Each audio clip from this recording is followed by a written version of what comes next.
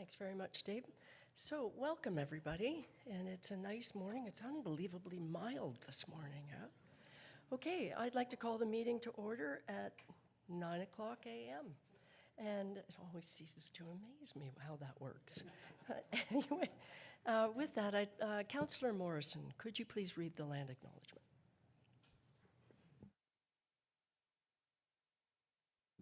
Thank you, Your Worship. I would like to respectfully acknowledge that we are on the traditional territory of the Anishinaabe under the terms of the Robinson-Huron Treaty No. 61 of 1850 and the Williams Treaties of 1923. We commit to acknowledge, learn, educate, create opportunity, honor sacred places, and take actions towards real truth and reconciliation in support of our commitment to walking the path together in respect, peace, and harmony for future generations. Thank you. Thank you very much. With that, I have a motion moved by Councillor Stone, seconded by Deputy Mayor Armour. It is recommended that the General Committee meeting agenda dated Wednesday, October 25th, 2023 be adopted as printed and circulated with the following deletions.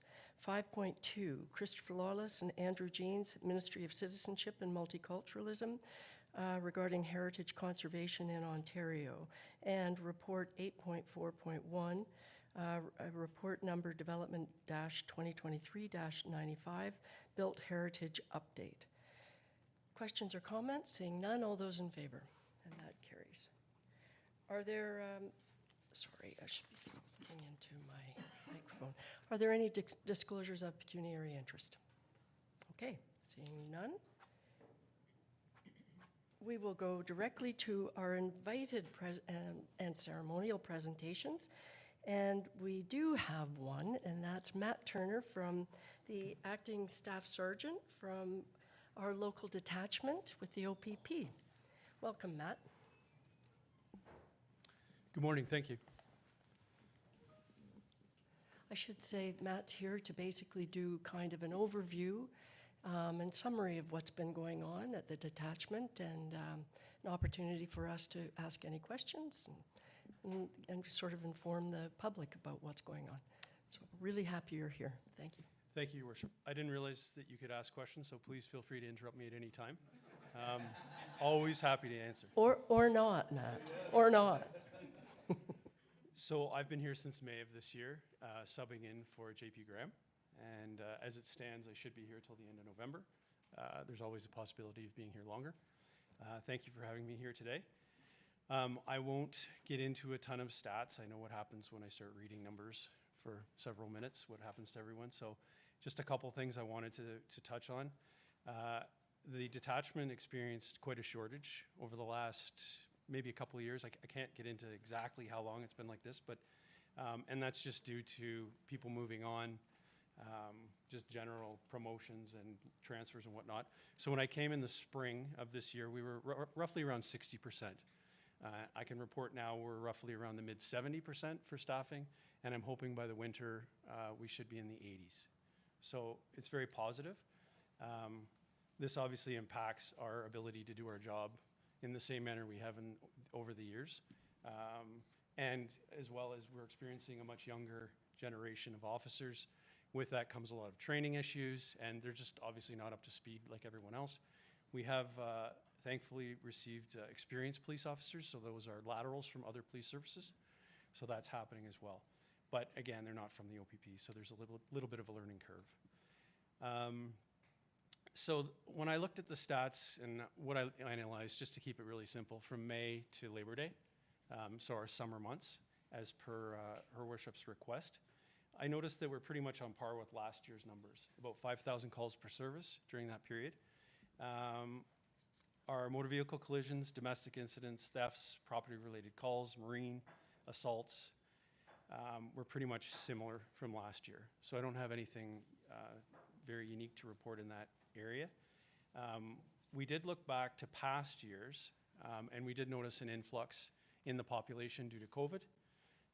And with that came an influx of calls for service. So we notice now, and this is between Bracebridge and Huntsville, that things are starting to level out back to our normal numbers that we've experienced in years past. We did notice quite a spike in impaired driving, an increase of 63%. And then overall, we can say that the severity of the violence involved in the crimes has increased. So I can't say specifically a crime has increased, but the nature of the crime, we're noticing people are just generally more violent. And so that has happened, and that's pretty much right across the board. It's not specific to Muskoka.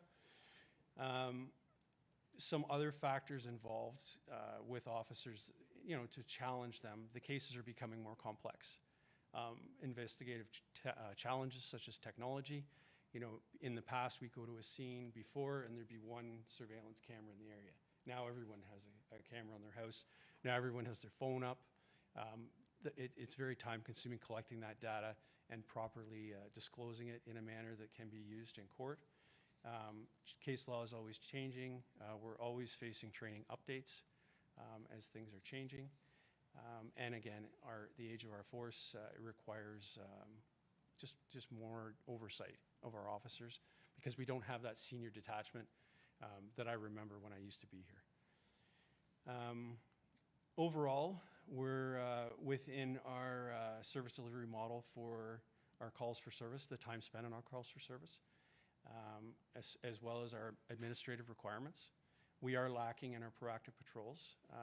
We're shooting for a 21% overall direction in that area, and we're only at 13. So that's something we need to work on.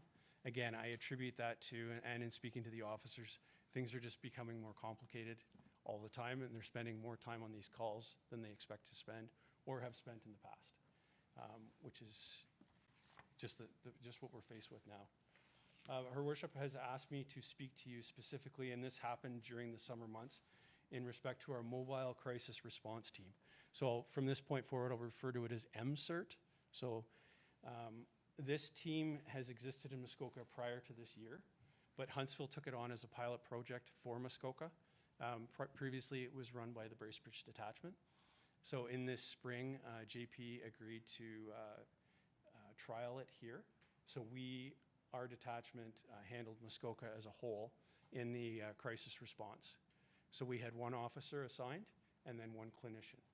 So just to give you a little bit of an overview on this,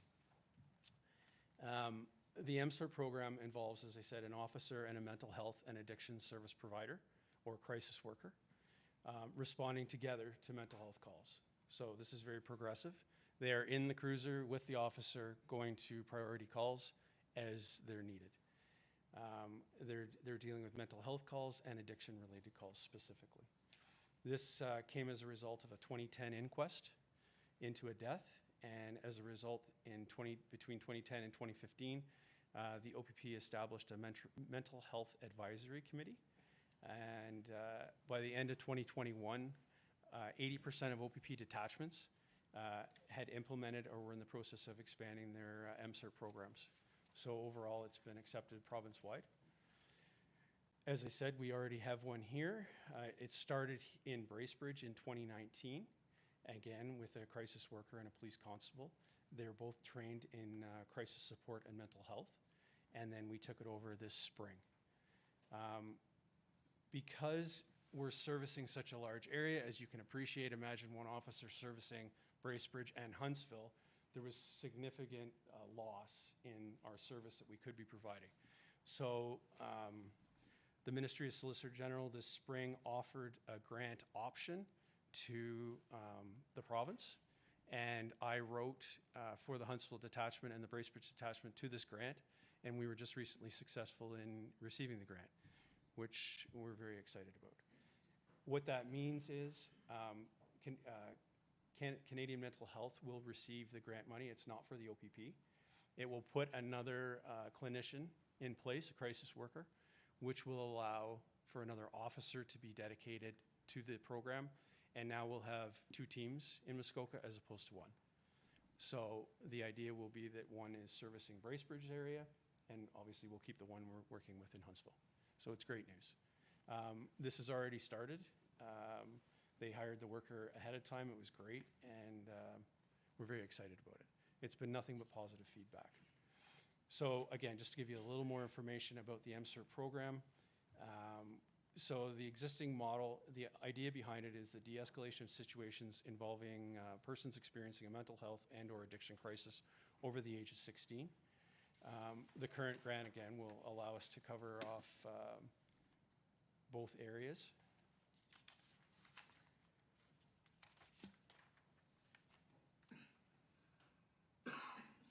The MCERT workers often assist with the education to other frontline members, as well as they have provided support in that capacity as well.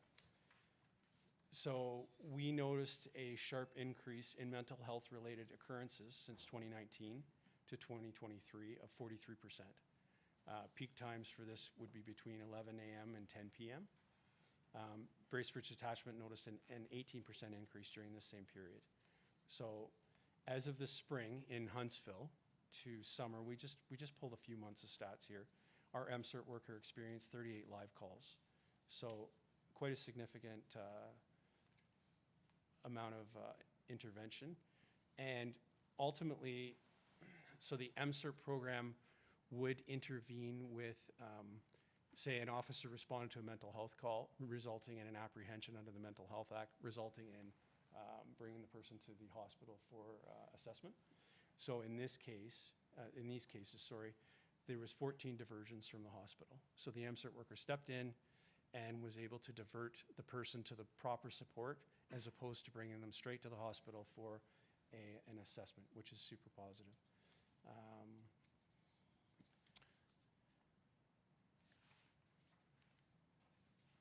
So overall, we are hoping that there will be an increase of approximately 20% of MCERT involvement with the injection of another team. So I am open to questions. I want to keep it very short, so everyone follows along with me, but we're very positive about this program. And like I said, this is a buy-in province-wide. This isn't just a local initiative. So please, if you have anything.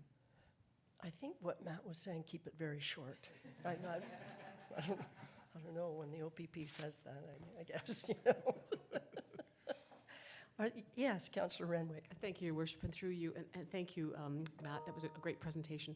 I guess my question would be that prior to having this MCERT, the ability to use this service before 2019, would cases have just gone directly to, would they've come to the, they wouldn't have gone to the hospital? What would have happened to these people if they weren't serviced in this way?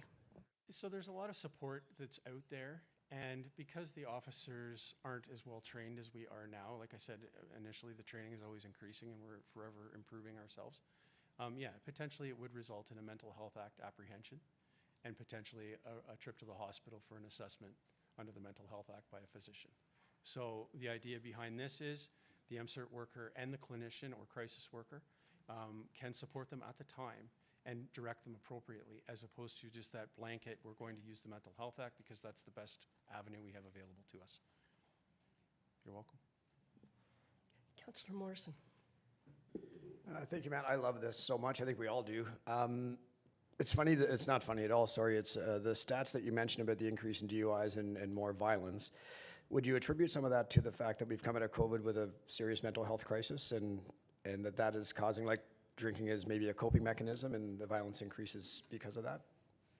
I think that there's a lot of factors that attribute to why people are becoming more violent, potentially social media, what they're seeing, just the world in general. There's a bit more of uprise, protests, whatnot. But certainly addictions and abuse for sure, that would have an effect on it. I don't have the stats in front of me, so I hate to speculate, but overall we're seeing an increase in violent crime. The nature of the crime is more violent, I should say it like that. Follow up? I'm hopeful because you guys have been so successful, the fact that you're doubling the program, that the province sees that.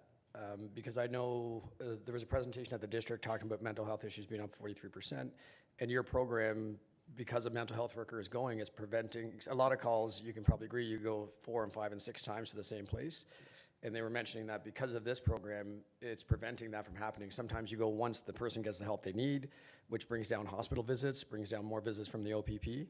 So is there a bigger vision from our detachment as well as the province on top of just this MCERT on how to deal with the mental health struggles to help our OPP? We're in talks all the time with Canadian Mental Health and with Muskoka Algonquin Health Services to address issues. If we have a person that is in crisis that can't be supported through this program, there is the roundtable that we formed, and we do a specific assessment if someone comes up as flagged, for lack of a better word, as requiring that. So we're always evolving with this. I don't think there's a specific plan in place other than to continue with it and continue to support it. I know, I can't remember municipal services down south. I think some of them have up to upwards of 9 teams. So I think it's just a case of expanding the program would be the best solution. Which is interesting. That was sort of, I was going to follow up as well, just saying at what point do you increase or double the number? And clearly it just, I like your response around it's evolving. And so make that decision. Councillor Stone. Thanks. People don't usually ask how the police are doing. And so I will ask. I know you mentioned you had 60% capacity for staffing for the summer, which is presumably our most busy time. And so that's slowly growing. How are the police doing? Are you healthy and supported? Yes, so as I said, it helps tremendously to increase our complement to where it should be.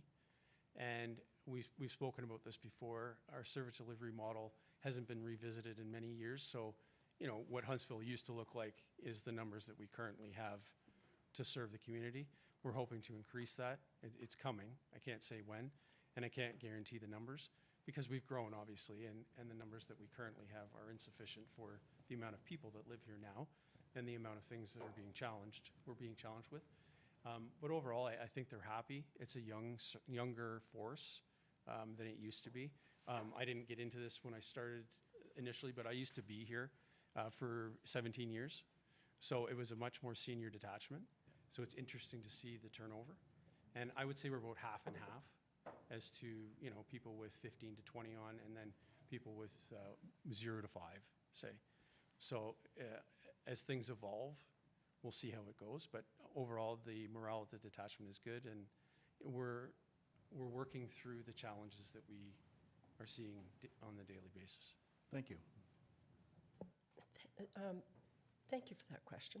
I just to follow up, one thing that I think that what you're referring to, Matt, as well, is as to service changes and things like that. Our detachment's been very good at engaging the municipality in discussions. And I think that's really having that sort of healthy relationship is a good thing. Sorry, Deputy Mayor Armour. Thank you, Worship, through you, and thanks, Matt. Great presentation.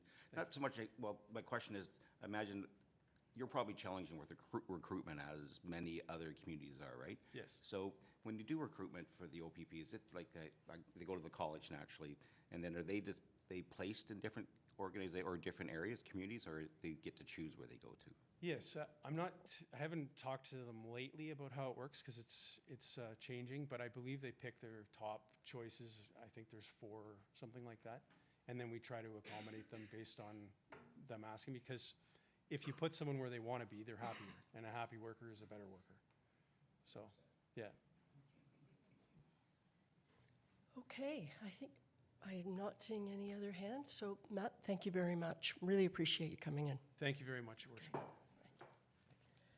All right, with that, we are moving along to the start of section 6, which is our deputations, and we have a number of them today, and we're starting with 6.1, which is regarding the Medill Church Presentation Society, and on the reconstruction of Medill Church, and I'm so excited. Both Andrew and Carolyn are here to speak to this.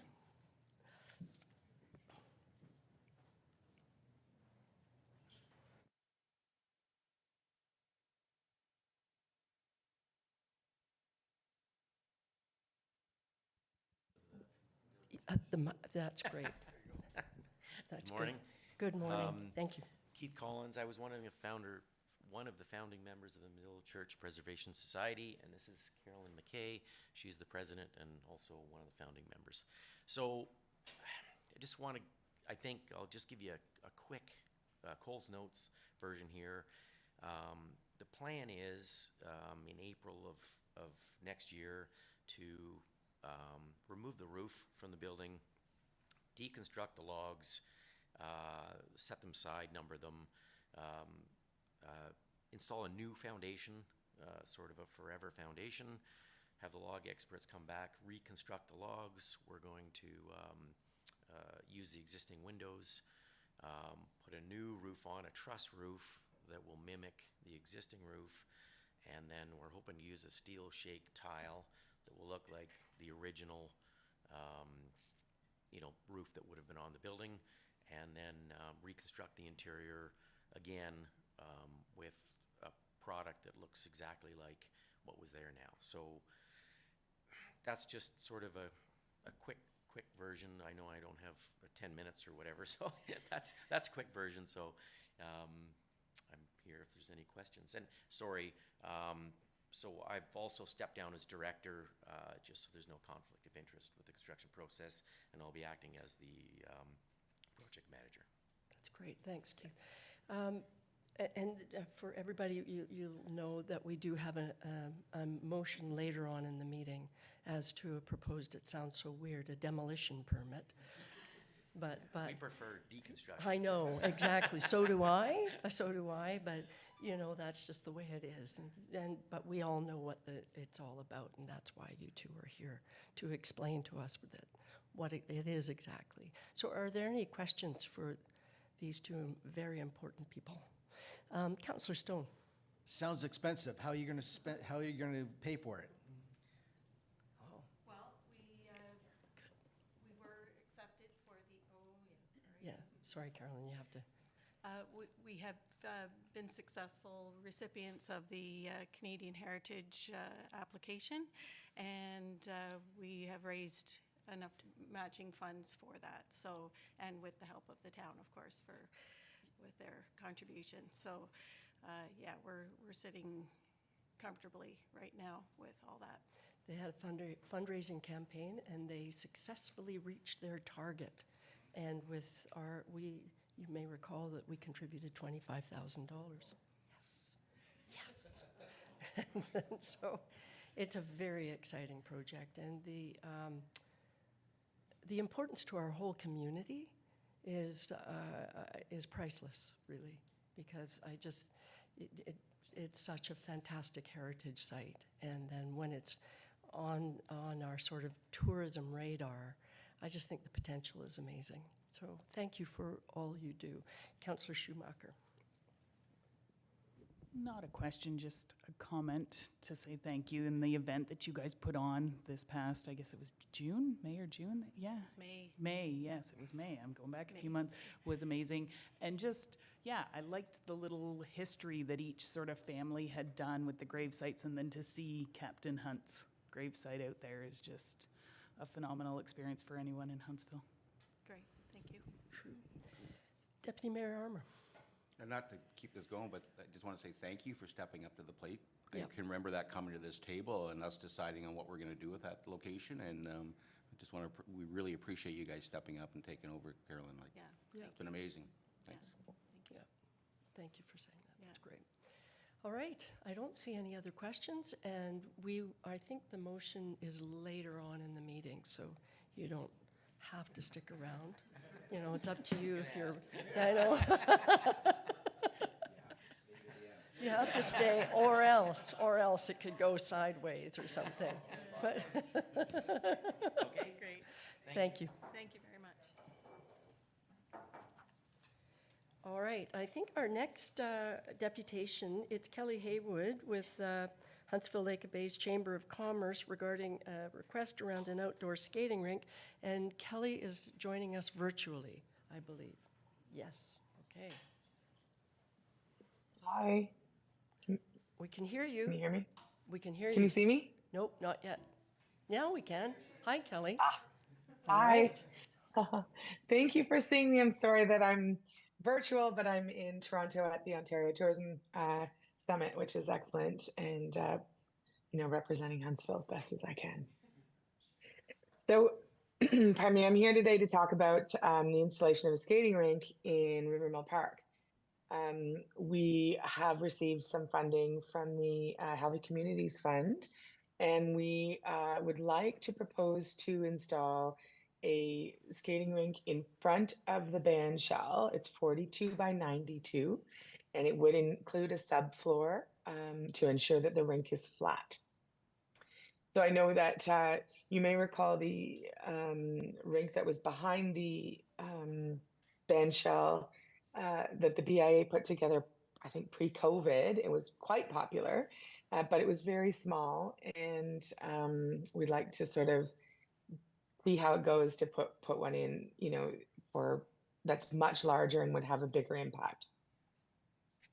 We've chatted with Dan Watson from the Festival of the Arts, and Dan is keen to work with us to develop a bit of a snow village around the skating rink. And as we all know, with the weather the way it is, we're likely not going to start, you know, until, well, infrastructure-wise would start likely in December, but not until January would we necessarily see skating.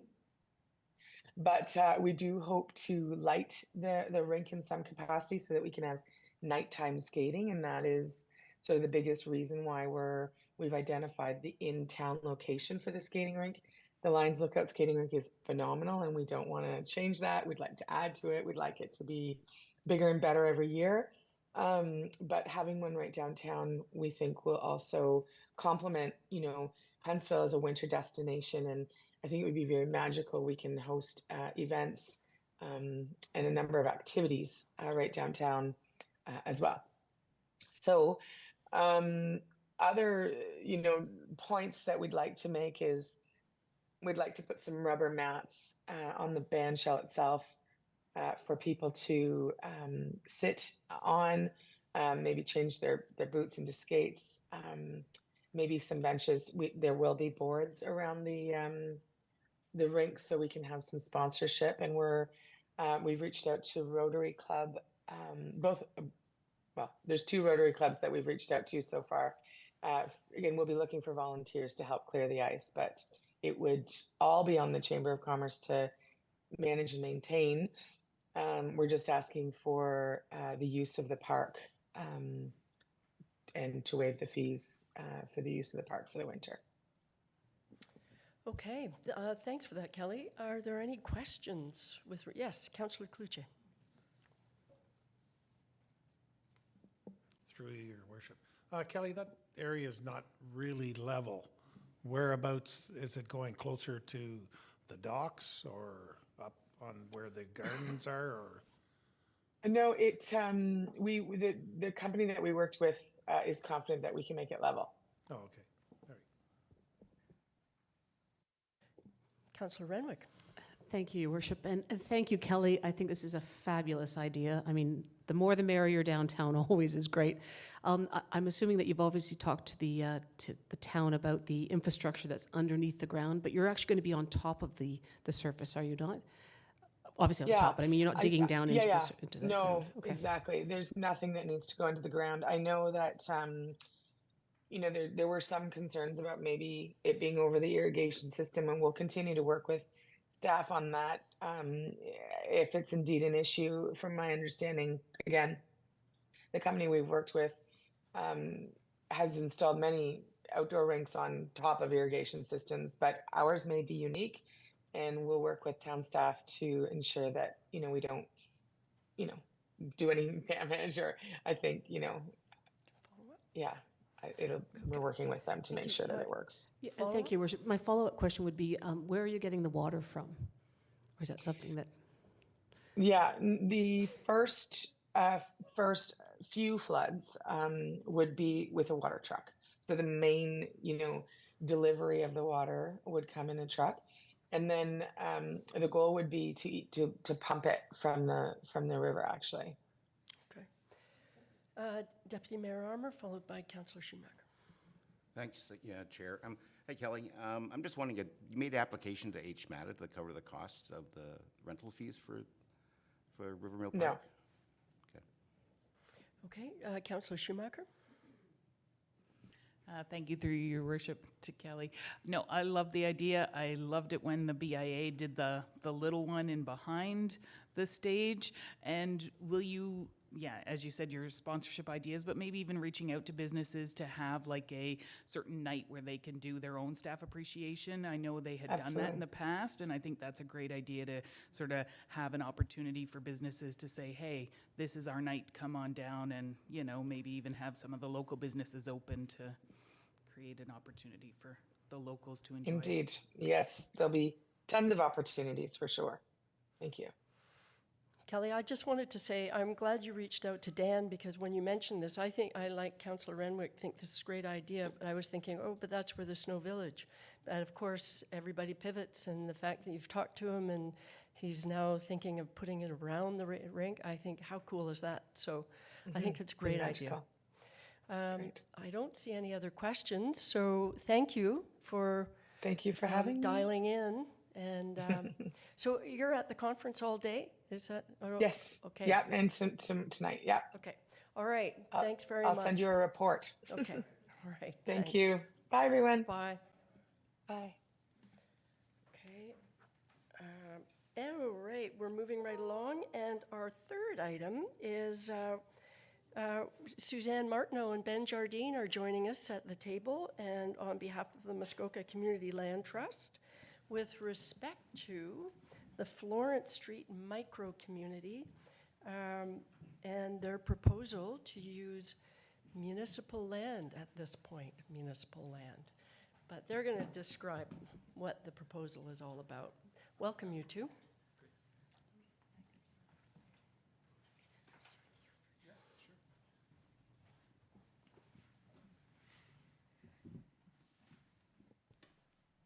Thank you, Meryl Alcock. I'm Suzanne, this is Ben, and we are very happy to be here today.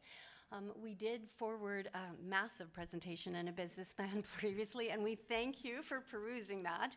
We're going to try and keep it short and sweet, so we've got a shortened version of the presentation.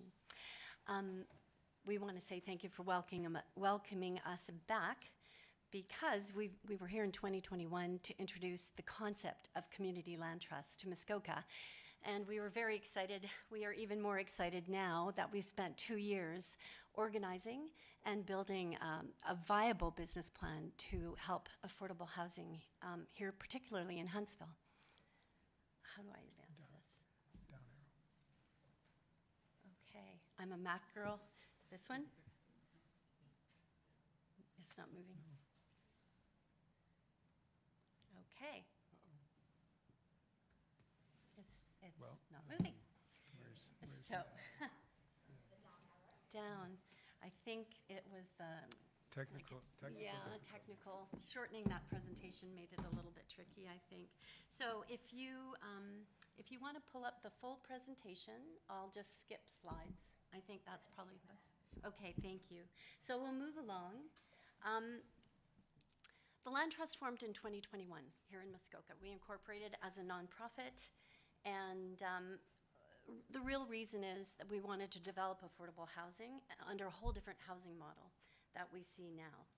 We have a board of directors. There are 8 people. We've organized to the point where we could even hire a full-time business development leader by the name of Sandy Martin. So we're very excited about that.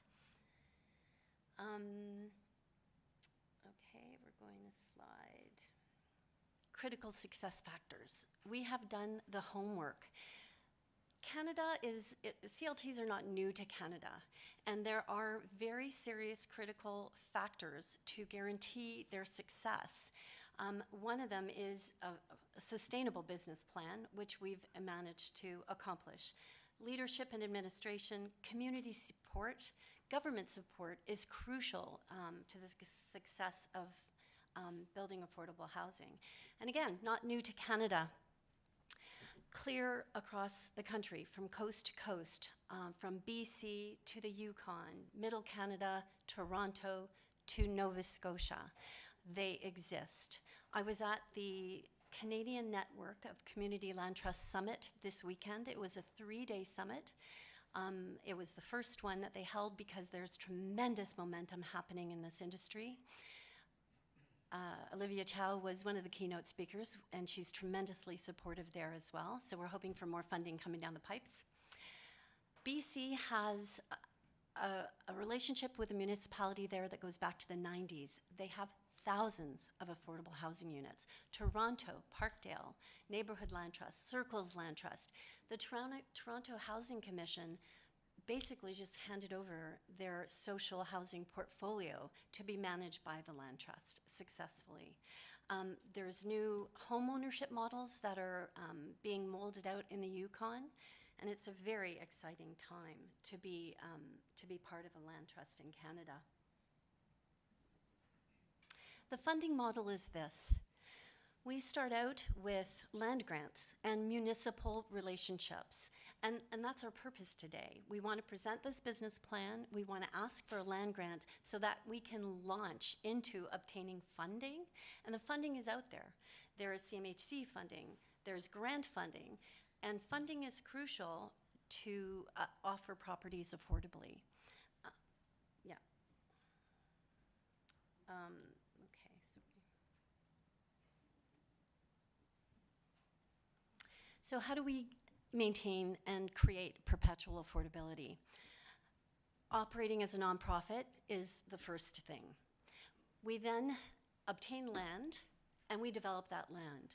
We take the development on that land and we separate the land from the structures. We maintain that land in perpetuity, and therefore we can control pricing and we can control resale values. We remove it from the real estate market so that it's not influenced by market fluctuations. And when we offer it affordably at the onset, we can continue to offer it affordably to the target markets thereafter because of all of the restrictions that we have in place for moving property. So, housing in Huntsville, why are we here? I know that you are all well aware of the landscape of the housing crisis in Huntsville. 50% of the demographics here are trades and seasonal workers and service industry employees. Businesses suffer, we all know that, because housing issues for their employees. And the list goes on and on. This is not new. Just imagine, you know, you're working, a household who's earning between $70,000 and $80,000 a year cannot afford to buy a home. They can afford to buy a home at around $300,000. They don't exist. There's no rental stock. So everyone who's out there working hard, they can't even save for a down payment because they're paying 50% plus for their shelter here in Muskoka. The housing prices are driven out of control. The barriers are great, and it's a vicious cycle that highly affects the health of our community. We want to close the gap in the housing continuum. And that housing continuum, you know, there's homelessness to social housing and subsidized market rent. After subsidized market rent to actual market rent, there is a massive gap. There is a barrier to entry. There is no stock and no affordability. From private market rent to home ownership, there's a massive gap. We want to put people in houses. We want to promote home ownership, but it is unaffordable to a good population here in Muskoka. So on that note, our initiative in Huntsville is for a 7-acre parcel on Florence Street, which Ben will speak to.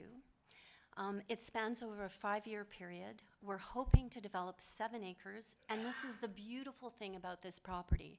It's a real reflection of a micro-community in that we're hoping to house elderly people who are in homes now who need to right-size, who have nowhere to go, first-time home buyers, young families, even subsidized and socially supported housing. We want to be able to build a home ownership model. We want to build a rent-to-own model. We want to build rental complexes to the tune of 72 units between one bedroom or studio units that are desperately needed in this area.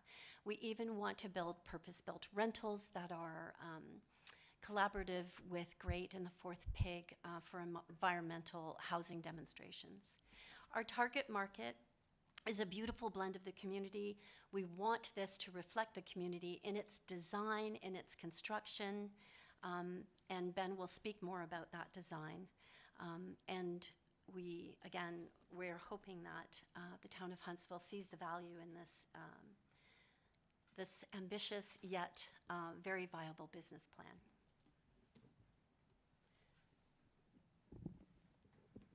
Thank you, Suzanne, and thank you, Council. If I could kindly ask that you go to page 24 in our business plan, we'll pull up the graphic as soon as we can. We have a site plan overview of the parcel of land that we're referring to. It is on Florence Street, and you may recall that we were here last year, approximately 16 months ago, to discuss a different parcel of land. As a group, we worked with town staff to evaluate different considerations on the original parcel, and we deemed that it wasn't suitable for a variety of factors. In turn, then, we turned our focus to a different piece of land, not far from the original piece, and there's a bit of a silver lining. This piece is much more suitable. We're able to develop many more affordable homes, and flatter, easier to service in a way, so we're very excited about it. The parcel that you see in front of you, as Suzanne mentioned, is 7 acres, and we believe that we can affordably offer up to 110 units or so, possibly even more as we work with town staff to look at higher density down in future phases.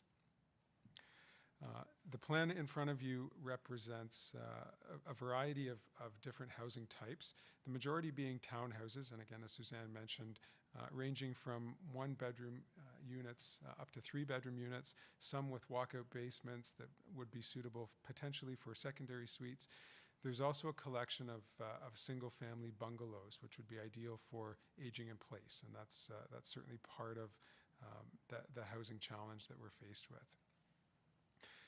The nice thing about this plan that we've designed and that we're proposing right now is that it's designed in full compliance with Huntsville's new community planning permit. So the original plan, when we were here a year ago, we were asking for some concessions. We were asking for some reduced rear yard setbacks and front yard setbacks. That's not the case anymore. This parcel of land is much more accommodating. In fact, we're here proposing a plan that is offering greater setbacks. It's offering greater opportunity for buffering, more open land, green space, community gardens, play area, more space for technical work such as stormwater management, snow storage, waste and recycling collection. So we're quite proud of this plan, and as Suzanne mentioned, we're very hopeful that council can see the benefit. Page number 27 has a list of the site plan features and the community benefits, many of which I just spoke about, but I'll highlight just a couple. The homes that we're proposing are smaller in nature to help deal with affordability and very much accessible. We believe that the vast majority of these homes can be designed to accessibility standards, minimizing stairs, having wider corridors and certainly more accessible doorways and such. Landscape pathways connecting all of the phases and all of the entire development to town infrastructure at large, sidewalks and supporting the active transportation initiative that the town has. As I mentioned, lots of green open space, play area. There's a very generous space for community garden and lots of other amenities that can be designed as we go. We have designated space for storage. We know that that's a problem, especially in smaller homes. Lots of buffering and lots of technical attributes as well. So yeah, kindly welcome any questions there. The last slide that I'll draw your attention to is page number 25. Sorry, going backwards here. This is the color-coded site plan. It's conceptual right now, but it's simply a phasing plan that the MCLT is proposing it's breaking up the massive development into smaller chunks so that we can really hit the ground running. There's no reason with staff and council support that we couldn't have shovels in the ground in 2024, immediately contributing to a solution, a housing solution. So using the colors on screen, we're proposing that the green, blue, and purple areas would be some of our first phases. Those are easiest to service. We propose townhouses there, very likely in a sale freehold model. So these homes would be designed, built, and sold at well below what we're seeing as average market sale prices right now. And we can come back to that more. The future phases, so the red blocks represent the single-family bungalows. We would like to reserve those for a future phase, quite simply because they cost more to build, and so we need to build earlier phases to gain a little bit of equity that we can put towards those. And then very neat, the later phases, so the orange, the brown, the yellow, we don't have, although we're showing blocks on there now, we don't have rigid plans for this area. We're hoping to work with council and staff to develop multi-residential, higher density units here, really contribute to more housing in the urban center. And that would take our proposed number of 100 units and drastically increase it. Again, we push those to a little bit later in our phasing plan because we see those as ideal candidates for rental, the rental model. And so we need the equity from our earlier phases to put towards those units. So that really concludes the land piece. Suzanne, did you have anything else to add before we open to questions? Yes, I think that at this juncture, there's flexibility in what phases or what blocks are going to be developed at what time. Is that working? Sorry. So there is going to be, at this juncture, there's flexibility in what blocks and what phases are going to be developed when. It really does depend on financing. There's funding for rent-to-own models. There's funding for rental models. There's no funding for home ownership models. But the way that we have structured this is it's in its entirety about a $55 million project. Once we have the ground ready, those soft costs ready to go, the entire construction is pretty much self-financing. There are financial institutions like Van City that specifically fund projects like this. They are highly popular out in Vancouver, and we've already been in touch with them. We've managed to actually reach out to CMHC, and we're going to go after any kind of funding we can from a construction loan standpoint, but we're going to pay off those debts. And the idea here is that, again, we start off with grants, land grant, and some subsidies for those soft costs. But moving forward, the land leases from this development should carry the cost of operating the MCLT. This is not a continuous grant application process. This is a viable, long-term, affordable, and repeatedly affordable complex. So that's basically what I wanted to know. Thank you. Thank you both. I get very excited about this, and before I turn it over, because there'll be lots of questions, one thing I really love in the presentation, I'm going to go back to where the original proposal in former councillor Wiebe, Jonathan Wiebe, talked about we need to use some municipal land for small homes, small and started tiny, small, whatever. And that's where I think from our perspective, the idea came forward and then went to the task force, and then the task force, you appeared, and it all came together. And I just am so pleased that we're at this stage, and an impressive board. Thank you to the entire board. So with that, I have my own questions, but that's not for me to do, so I'm going to ask council if there are any questions. Councillor Morrison. Thank you, Mayor Alcock, and through you, we're all very excited about this, I think, and I need to thank you for focusing on Huntsville for now, and maybe, I think, really that comes down to Mayor Alcock's involvement from the beginning and the task force, and also Director Maxwell has been heavily involved in this file, so I know you're getting a lot of support from us, but you guys are doing the work, and the fact that you're doing such a significant development in our town, I think we can get behind. The social housing component, I wish people could see the slide, but that housing continuum that you talk about, it's from homelessness to emergency housing to social housing, but it's not just a gap, it's a brick wall. Like, to go from there on to affordable housing, there is a brick wall, you can't get through it. Without a development like this, what people don't realize, this is gonna affect the people moving into it, but there's also a backlog. We only have, I think, 3.5% of social housing in our communities, which is not nearly enough. So they're filled with people that don't need to be there, so the people that really need it can't get in. So I think what I love most about you guys is your pace. You're not stopping. Every day you're focusing on what you can do. And you've gone to conferences, so that's a big compliment, but my question is, the fact that we only have 3.5% social housing, what have you seen from your research and knowing that, I think in BC you said the Land Trust took over the social housing component for a building. Is there more that we can do through the government to get more social housing in our community? I know we were turned down, unfortunately, for one recently. The district's working really hard. But have you seen something we can do as a town or a district to get more social housing on top of what you guys are doing? Thank you for your question, Councillor Morrison.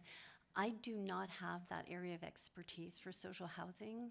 I do have some real estate background, but I have been so entirely focused on making this model work that I haven't done the research on how to make social housing, how to better the social housing system. But I have to agree with you. I think that creating this development will open up 161 housing units. We're talking about 400 people, and opening up that space in the housing continuum and moving and shifting things along. This is a desperately needed component to our housing, and I'm hoping that that in itself will have a major impact. And to that, in the development, there will be eventually a phase 2 or wherever it is, the multis, and that's rental. And that will be, I'm sure, given the model in general, much more affordable than other rentals that are coming on the market. So it doesn't get to the deep subsidy, but it certainly is it's subsidized, much like a housing cooperative, right? So there is that band that's being addressed in this particular model, but I hear you, Councillor Morrison. Yeah. Okay, Councillor Schumacher. Thank you through you, and I've loved this since you guys have brought this forward at the last term. And I love the involvement you have, like community living, Christian Horizons. My background is in developmental services.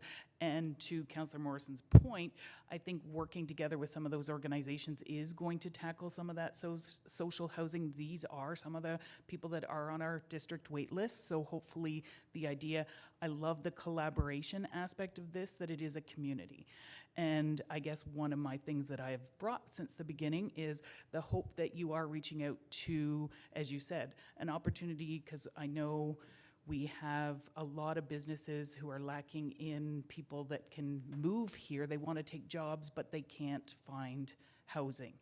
And we have Fairvern being built with 160 beds.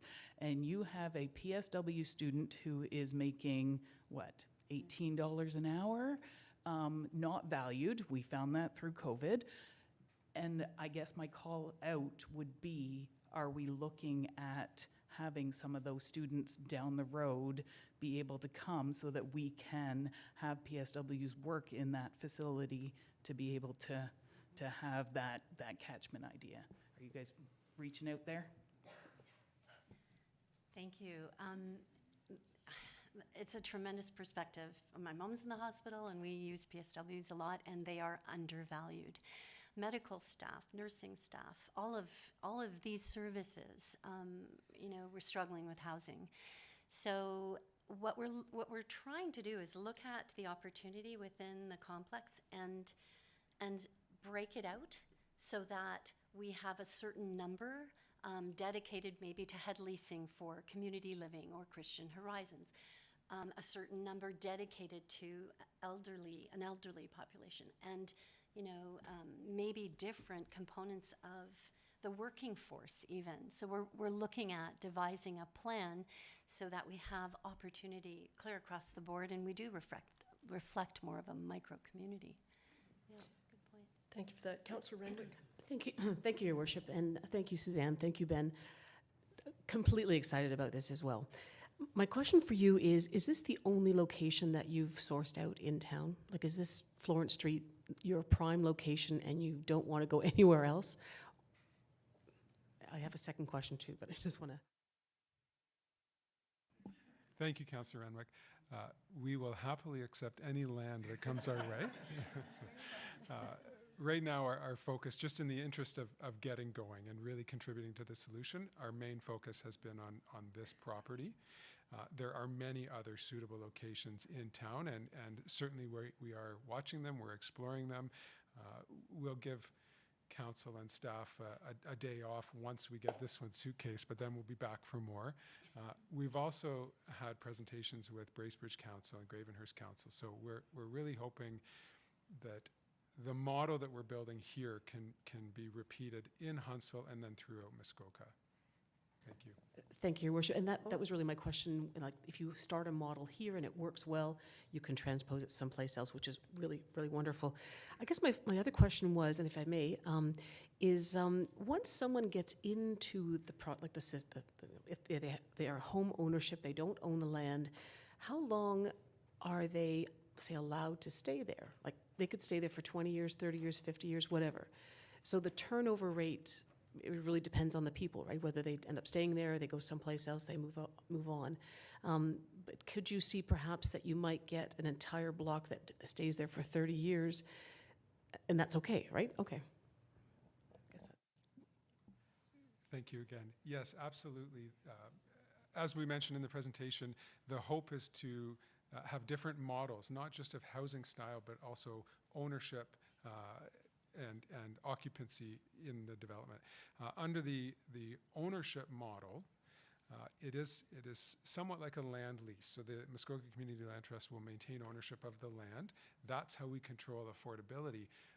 But our hope is that purchasers and residents that live here will stay for a long time. We want them to be able to build value and equity, and in a perfect world, ultimately be able to someday move on from the development to a more traditional ownership model, and free it up for others. Thank you. Councillor Clark. Thank you, Mayor Alcock, and thanks, guys, for this report.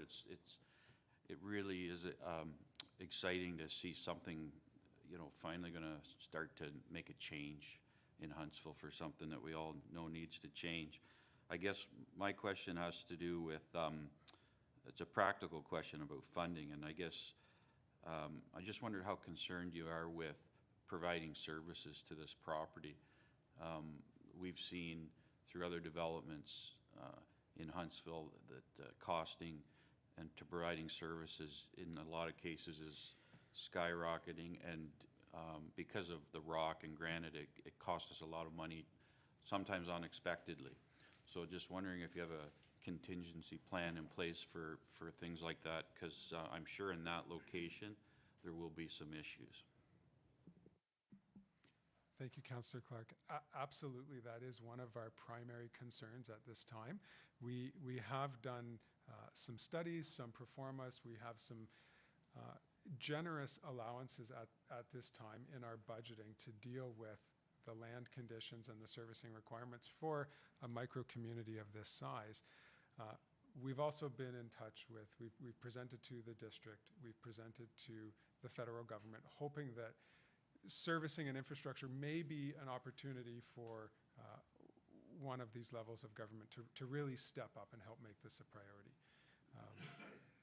We're not into the weeds yet, if you will, on the technical aspects, but we certainly anticipate some challenge, and that's our main roadblock to overcome. It's not going to stop us. We have solutions in play already, but we certainly appreciate any help that we can get with servicing infrastructure, roads, and the hard development costs of a property like this. Thank you for that question. Councillor Schumacher? Not a question, just a comment I forgot to mention. With all the lovely stuff you got us to look through and read and everything, I happened upon a global show on October 14th, The New Reality, and it was on the Kensington Land Trust. And it was, if anybody hasn't seen it, look it up. It was quite a good little thing, and I guess I just kind of thought that appropriately this is the new reality, what you guys are presenting. I'm going to have, I have one unusual for me, but another practical question. We have, in fact, you know, it's the unusual for me, whatever. Huntsville, the town has some experience in transferring municipal land. And unfortunately, it hasn't been the best experience from a legal perspective for us. So, and I think there's a lot of enthusiasm around the table. I'm going to look to Suzanne on this one because I'm assuming with all of the information, the research that you've done, and other community land trusts, there must be some really well thought out legal agreements that are you know, have been used over and over again that will allow us to take from that experience rather than rehashing what we've already done in the past, which we never want to repeat. So, sorry about that long-winded. What have you done on the legal side? On the legal side, I'm pleased you brought that up. So we are drawing from Vancouver. I've been in touch with the executive director, and they are very, very open to sharing. That's what I love about being in a nonprofit sector. We're all hoping to support each other, and they have many legal agreements we can draw from with the municipalities that they have tried and implemented and tweaked, so to speak. So we do have access, and I will get you a few copies of that to protect both the municipality, which you know, it's priority, and the land trust as well.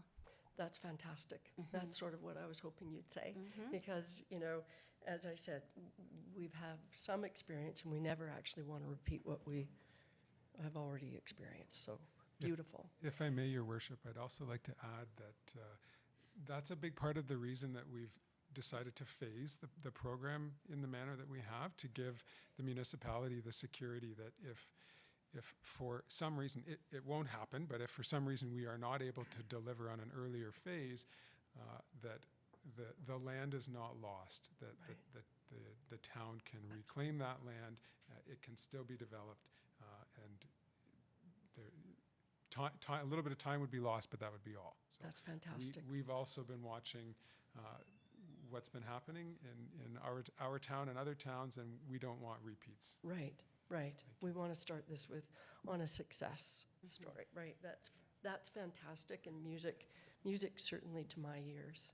I think I'm not sure I'm seeing any other questions, so that means we're all comfortable. Thank you so much for the presentation, and you know the drill. Later, at the very end of our meeting, we run through the various motions that will deal with the deputation requests. Thank you so much. Okay, thank you. All right. It's exciting. Are you happy about the legal? I knew I was sitting there. Sorry. Well, yep. Okay, next we have Rebecca. Welcome. And is Melissa there too? Okay, you see, it helps to put my glasses on, then I can see, right? Our next deputation is from Hospice Huntsville. Welcome, Rebecca and Melissa. And you're just doing an update and overview of the current expansion plans. Very exciting. Okay. That is correct. Okay, We have a PowerPoint All right. presentation that Rebecca will be going through. So thank you, Your Worship. All right. Welcome. Did I get it? Oh, good. Good morning. So we're here today to just give an update a bit about what has been happening at Hospice Huntsville. I am fairly new to the role, so I took over the role of Executive Director at Hospice in 2020, and you may recognize Melissa from previous deputations, so thank you for having us here today. We just wanted to give you a bit of an overview about what's been happening with us and our plans for the future. So you will know our hospice residence, Algonquin Grace. It's located on the MAHC campus of care. We have 5 beds in our residence. These beds are staffed 24/7 with professional staff, so nurses and PSWs. And we are very fortunate in our community to have a model where we have a very robust community palliative care team that provides care alongside our primary care teams. So people who've had their family doctor care for them their entire life can still have their care in our hospice, which is wonderful. Just a bit of data for you. In the last year, our occupancy was 93%, so just under 100 individuals were cared for in our residence. The average length of stay is about 2 weeks. And since we've opened in 2012, we've supported over 1,100 individuals and their families, so very valued service in our community. We are also fortunate to operate several community programs. So our visiting hospice services, we employ trained volunteers who support clients in their home with companionship, respite for caregivers, which we know is so vital, and end-of-life vigil support. These volunteers in the pre-COVID era provide almost 3,000 hours of service in our community, so very vital. And we are very lucky in our community to have grief and bereavement supports. So these are groups and one-to-one supports for children, teens, and adults. We do support children in sort of typically in family groups, and we have trained volunteers who offer this support. Since 2012, more than 450 grief journeys have been supported. So in the pre-pandemic world, we were very lucky to have a large pool of trained volunteers, lots of interest from our community in providing the support to fill any gaps that we were having. We're always surpassing our funder targets for this program. We have successfully accredited this program through Hospice Palliative Care Ontario on a 3-year cycle, so we just went through that this year, and so hoping to hear the results shortly. We're well known in the community. We're well established partnerships with our local schools, faith groups, and our other healthcare teams. We've always prided ourselves on having a no wrong door referral. So any call we get, we're able to connect people with the service they need in our community because we've done a lot of legwork to make sure that we're known and our partners know how to find us. In terms of grief and bereavement, again, this is a very skilled group of volunteers who've dedicated a lot of time to be trained to support people who are going through a loss. Especially our children and youth program requires special training, and so we're very fortunate to have these wonderful people in our community. We offer groups biannually, so spring and fall, they're always full, and the children's groups are offered ad hoc, either at our hospice facility or in schools, whatever makes the most sense for that family. We've certainly always enjoyed offering this support in person, and again, our service volumes are always well above the target set by Ontario Health. Then came the pandemic, and certainly we're all aware of the challenges that presented. So we had to sort of shift gears quite quickly from in-person support to virtual, knowing that the grief and bereavement demand increased significantly. So we didn't want this service to not be available, so training our volunteers on how to use Zoom was quite an experience, and certainly I think they were really surprised by how well they adapted to it, which is great. We certainly also noticed a reduction in our volunteer pool. Many of our volunteers are older adults who might be vulnerable, and we're very wary appropriately about continuing to provide the support in the way that we had previously provided it.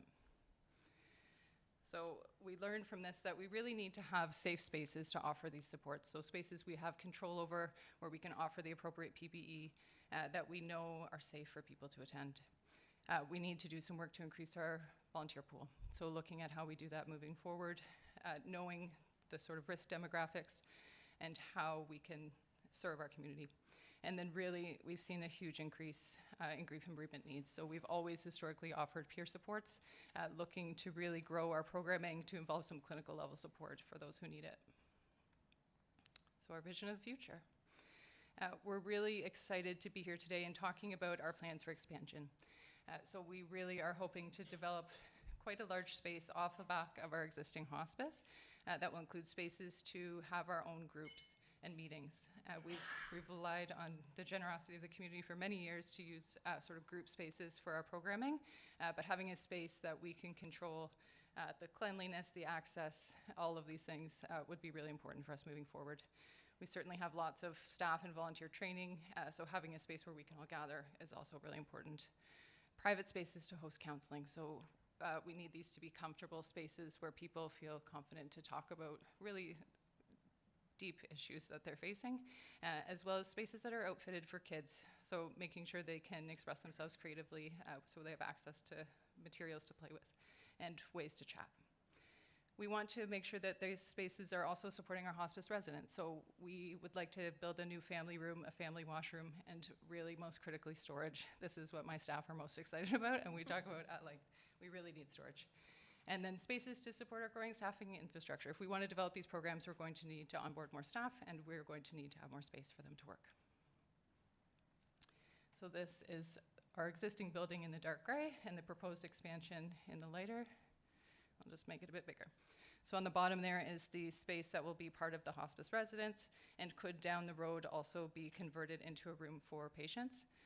We have a washroom and dedicated storage space. There's sort of a breezeway area between the two spaces that will be sort of all windowed and open out to the garden. So in the winter when people can't get outside, they can be in a space that allows them to look out. And then the upper portion, you'll see sort of the gathering area. We'll have a kitchen and can run sort of a supper club, which we would love to do. And then the one wing to the side there has 4 sort of pods where they can be used for counseling space or for staff. Lots of storage and washrooms, and then a separate entrance and parking area. So we're not sort of all walking through the residence to access this space. So we're very fortunate to have high-performing community programs that are of great value here in our community. The post-pandemic area is a great opportunity for us to grow and develop. So we're really excited in terms of growing our space and also our staff and volunteer resources. And pandemic certainly, with all its challenges, gave us lots of insight in our ability to provide care and what is really needed in our community. So it's really helpful for us to know this and give us this opportunity to evolve to meet the community's needs. So we really need this dedicated space to operate, and this expansion is our vision of the future. Thank you. Thank you so much, Rebecca. That goes without saying. This is why I love General Committee. Seriously, because we get to hear about all of the wonderful organizations and things that are happening in our community, and it always blows my mind, and hospice is right up there. So really exciting to hear about the expansion plans, and I will ask committee if there are any questions. Councillor Cloutier. Thank you for your presentation. It was very good. I just looked at your design. Why the breezeway? Why, I don't know if you can answer this, but why the breezeway? Why not come right off the outside walls to utilize more of that area?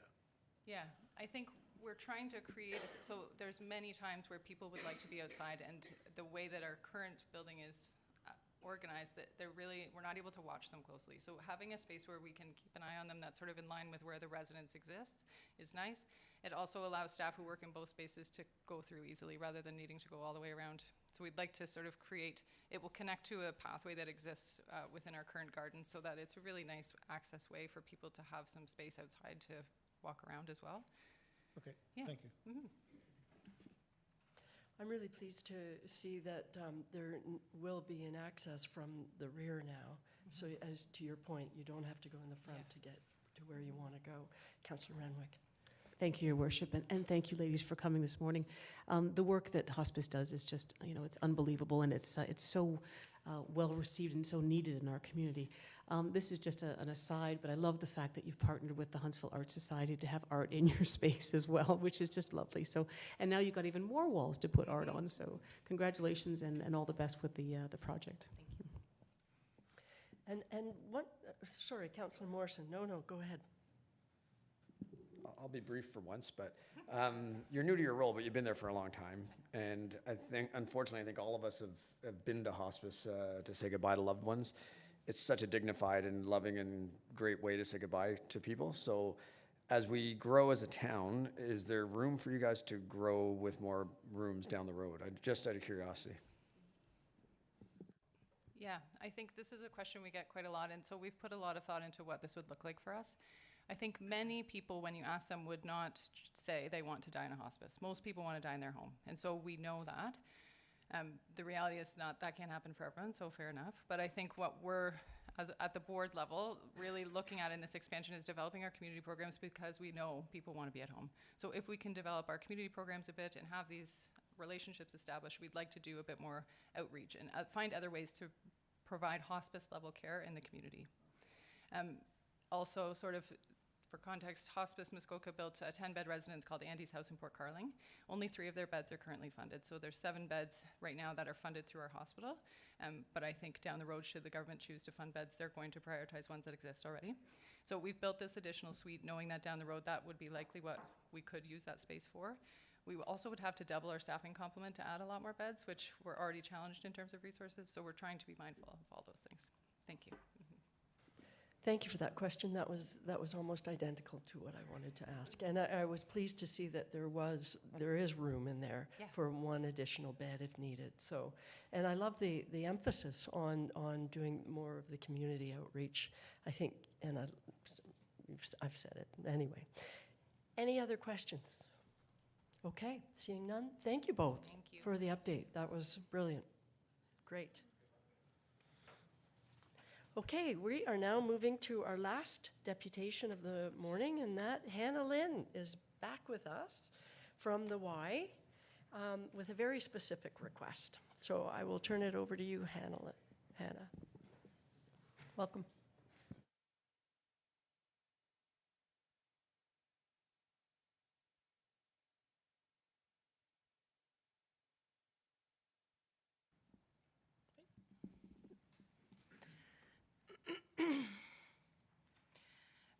So good morning to all the councillors, to Mayor Alcock. I'm back. I was here, I think the tail end of September, and did a presentation and deputation at that time. Right shortly after that, we wrote a letter, which I sent in on October 13th, and I believe you all have that. So I'm here today to ask for $8,000 towards supporting Girls Unplugged and Quest in Huntsville schools. And it's part of the funding, not all of the funding. This is, I believe, the first time we have ever specifically asked Huntsville, the town, to fund our youth programs or help fund our youth programs. And I'm open to questions. Okay, that was short and sweet. Yeah, really No, short. I mean, no, I had a don't- longer version, but think I just this thought, was- let's talk. Right, okay, so, and I think everybody had the letter in their package, so are there questions with respect to this? Yes, Councillor Stone. So perhaps it's through you to staff, how many funds do we have in our community grants program that might help this? I'm going to ask Director McKenzie. Oh, no, sorry. To Director Frame? No? Okay, they're sort of going back and forth over there. So Director McKenzie. If the request is for 2024, then we were looking at putting $10,000 in the budget for all of the community for the year. Which is currently in our draft, but right, okay. That answers that question, Councillor Stone. All right. Councillor Renwick. Thank you, Your Worship, and thank you, Hannah, for being here. The total on the letter is $6,000. So this is a sample. That's a sample budget Gotcha. of what it looks like if we go into a school and deliver Girls Unplugged in the fall and Quest in the winter.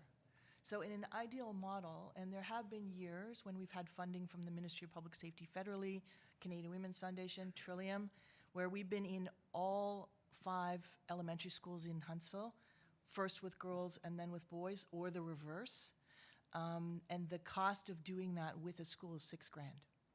Right? So it's simple math for me. It's like we've been investing about $30,000 from fundraising across 8 or 9 or 10 different sources every year for the last 25 years.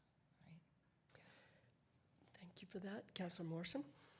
Thank you, Mayor Alcock, and through you. It's funny, Hannah and I were trying to figure out how we remembered each other, and she reminded me where we first met was I had my own child and many other friends' children that I knew had gone through Girls Unplugged, and the confidence boost that the kids got and the life building and everything else they did was insane, but then they were going to lose the funding, and we worked together and organized some grassroots corporation, like BDO was involved, David Corr, Coldwell Banker, and we raised some money to keep the program going, which was, what, 10, 12 years ago? Yeah, quite a while ago. So I just want to speak to the fact that this program is invaluable. For us to run something like this ourselves and have Director Babineau do it through community service would cost us a lot more than $8,000. I think we'd be getting 5, 6, 7 times the return because we know how lean Hannah's organization runs and how much they do with such little money. So from experience, I just want to let everyone know this is an unbelievably smart spend, and I can get behind it for sure. I have a quick question. Are you making the same request to Bracebridge and Gravenhurst? Yeah, so we made the same request to Lake of Bays. Lake of Bays, We did a okay. deputation. Right after that, they asked us to write a letter before the end of September, and they have passed a resolution to be included in the, how does this work? Passed a resolution to be included in the discussion around budget deliberations for 2024. Right. Right? Right. That's the first, hey, it's the first step. That's the It's first the step. absolute In the first case step. of Bracebridge, they have a community grants program and they have a community events program. The community grants program last year dispersed 17 grand, just over 17 grand to Okay. local, what they call community development. And they also dispersed 26 grand to community events that provide economic benefit and drive tourism, right? So they have a program that's on their website, very easy to find. You apply. If it was a bigger ask for them, for them, we've applied for Quest specifically, and we also do the same hustle where we go to different Kawartha Credit Union, in Gravenhurst it's a Lexicon, Right. different partners. Today we're submitting an application to Trillium to help us revitalize the curriculum Right. because it needs a reboost again after COVID or Yeah. through COVID based on Yeah. that. So That's great. there's never a point where it's like, okay, only one magic funder is going to give us 100 grand for Muskoka, right? And in Gravenhurst has the Terrence Haight Fund, which roughly they invest about 25 grand every year into community asks. And it's, for us, it's matched with funding from the Rotary Club and also a Lexicon, which is the hydro company in that area. Okay. Yeah, so it's it's like Really probably helpful, 4 yeah. different players in Yep. Gravenhurst. Yep. And in Muskoka Lakes, they also have a small community grant you can apply for. It's usually matched for us with a little bit of funding from the Bala Cranberry Festival, which just happened. Yeah, it's a puzzle. Like, it's a puzzle for It's a sure. big puzzle. Okay, thank you for that. I don't think there are any other questions. Thank you. And the drill is at the very end of our general committee. That's when we go through the separate motions from all of the deputations. Okay, so I heard You- you say you don't have to hang around for You that. don't have to Do hang I around. follow up with Denise? Is that the way it works? Or I have to follow up with absolutely, Tanya? or Jessica, or Jessica. we'll follow up with you. Oh, nice. How about that? That's We'll follow up with you. All right, maybe I just Thank you did very things much. out of order and, I've great. set a new precedent. The Okay. process is great. Either Thank way, the connection will be made. Thank All you. right, okay, okay, good. Thanks, Hannah. Okay, so we have finished. It is almost 10:30. I'm suggesting we take a break before we start going into reports from committees and the rest of the thing. It's 25 after, so how about 25 to? Is that 10 minutes too much? 10 minute? All right, it's perfect, good. 25 to.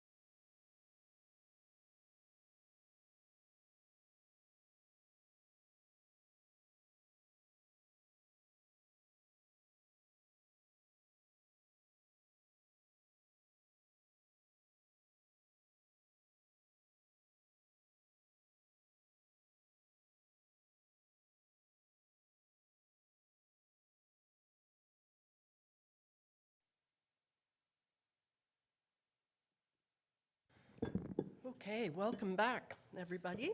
And we are now moving into reports from committees, as start with meeting minutes. We're starting with 7.1, the Active Transportation and Public Transit Committee, October 10th, 2023. And I do have a motion. It has been moved by Councillor Fitzgerald, seconded by Councillor Renwick. It is recommended that the Active Transportation and Public Transit Committee meeting minutes dated October 10th, 2023 be adopted as printed and circulated. Councillor Stone. Not too much to report. The two buses that I talked about last month, the information for that, we need to do a lot more investigation. So it's not possible to include it into the 2024 budget. So we're excited that it will be definitely in the 25 budget, but for now, we're getting information. Okay.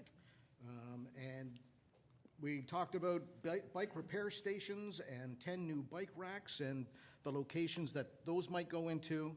And we talked about the new connection that everybody has heard about for Highway 60, getting people off of there. And that's it. Great. Are there any questions of Councillor Stone? Seeing none, then I will call the question. All those in favor? And that carries. Okay. And moving right along, we have a motion moved by Councillor Clark, seconded by Councillor Stone.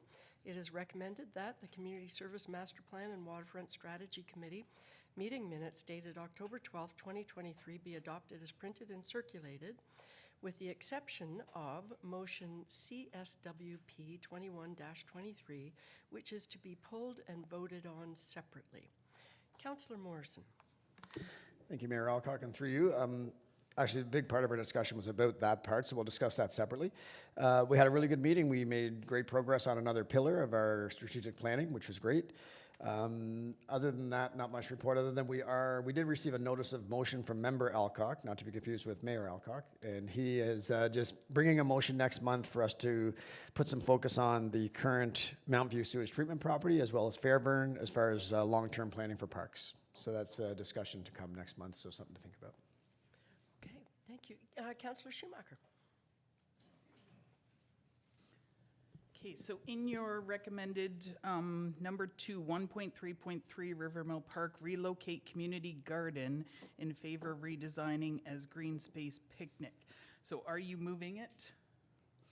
Is that a yes? That's a very loaded question, and so the discussion. So the short answer is no, but we wanted that to be moved forward as a discussion item because right now that community garden is not being taken care of properly because we didn't put the fence up.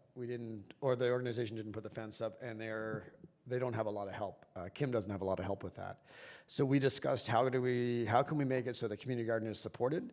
Does it have to go into another location like Muskoka Heritage Place, where it could be a working and educational garden? And if so, it would change the premise of the community garden. It would be a different format.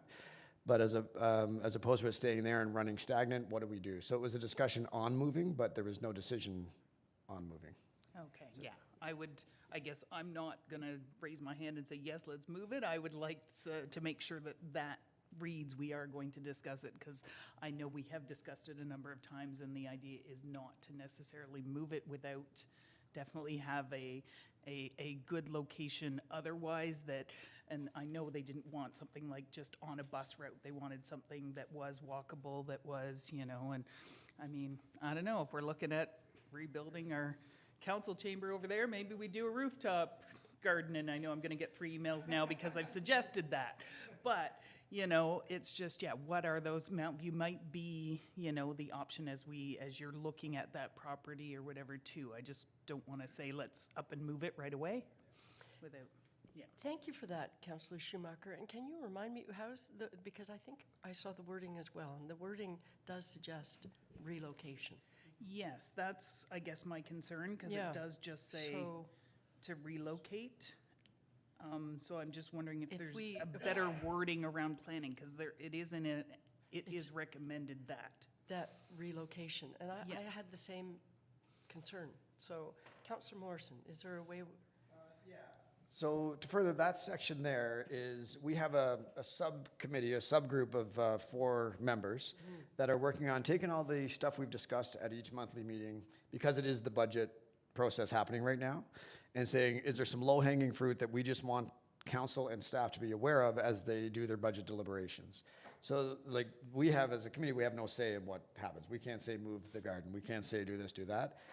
We've just identified these as initiatives that we think merit discussion, and we're asking for these initiatives to be considered by the senior leadership team as well as council as we do our budget deliberations. Okay. So that's essentially what that came out of, so. and- Essentially, back to your original point, which is we're moving these along as part of a discussion during the budget deliberations. Absolutely. It's not necessarily in principle supporting all of the items that are in that list. Yeah, the members around the table, I mean, there's even discussion about having more community gardens, and even some rural community gardens, and Okay. like, because we think they're very valuable. Okay. It's just a matter of where should they be, how should they be run, and who's going to operate them. Okay, thank you for that's that. it. That's No very problem. helpful. And Councillor Schumacher, that fits. Okay. That's great. Are there any other questions? Okay, seeing none, I will call the question. All those in favor? All right.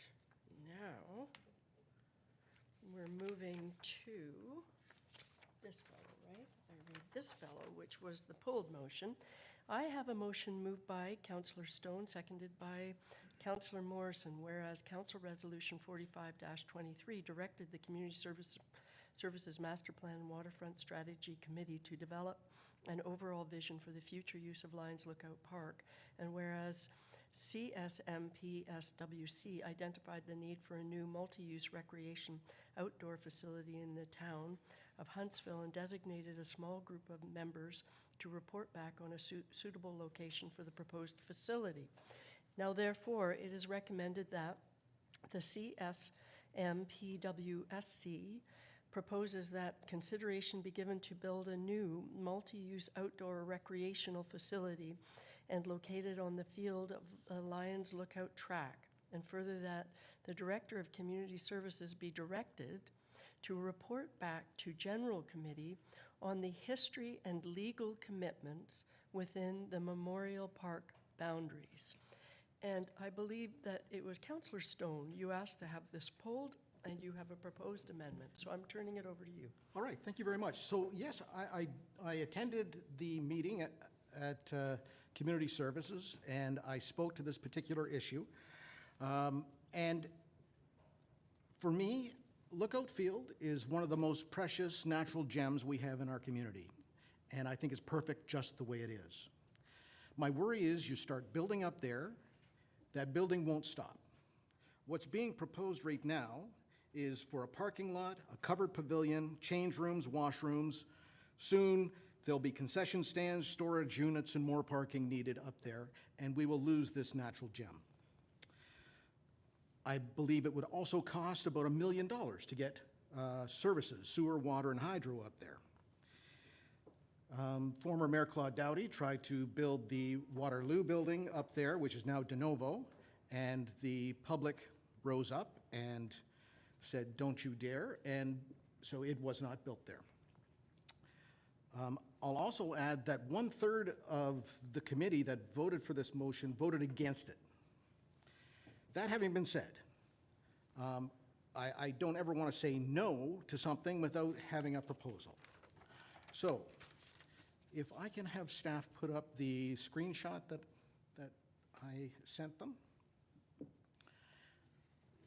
So in 2017, Council had a report called the Lord Report about Muskoka Heritage Place come to Council. And there was all kinds of different proposals, suggestions of things that can be done with that area. One of the proposals in that report is to have a covered pavilion. So that is what I'm proposing, that this covered pavilion not go on Lookout Field and yet go to Muskoka Heritage Place. Councillor Morrison and I went over and walked the site the other day, and it's absolutely viable, and there is a wonderful flat area. 2, maybe 3 of the displays might need to be relocated on the property. What you're looking at here is, I just took 30 seconds and drew this on our GIS mapping, but that rectangle right there is larger than 2 NHL hockey rinks. So more than enough room to do everything that was suggested in the motion. It's closer to sewer, water, and hydro as well. It would be absolutely beautiful looking over Can Lake. I do have an amendment to the existing motion that directs staff to not only look at Lookout Field, but also look at the possibility of Muskoka Heritage Place. So that will be my amendment that I'll put forward. And so all I want to finish up with, Lookout Field is the most beautiful natural gem that we have, and it's perfect just the way it is. Thank you. Thank you for that. Yes, Councillor Morrison. Thank you, Mayor Alcock, and thank you to Councillor Stone. He came to our committee meeting, and we had a really good discussion, and it was great to see another opinion on it. I'll be honest, originally when I got into wanting an outdoor facility like this, I did not want it at Lions Lookout. I wanted it at MHP. I started doing some research, and it didn't seem like that was possible. Now Councillor Stone and I are looking, and it may be possible. So I'm not against it going at MHP.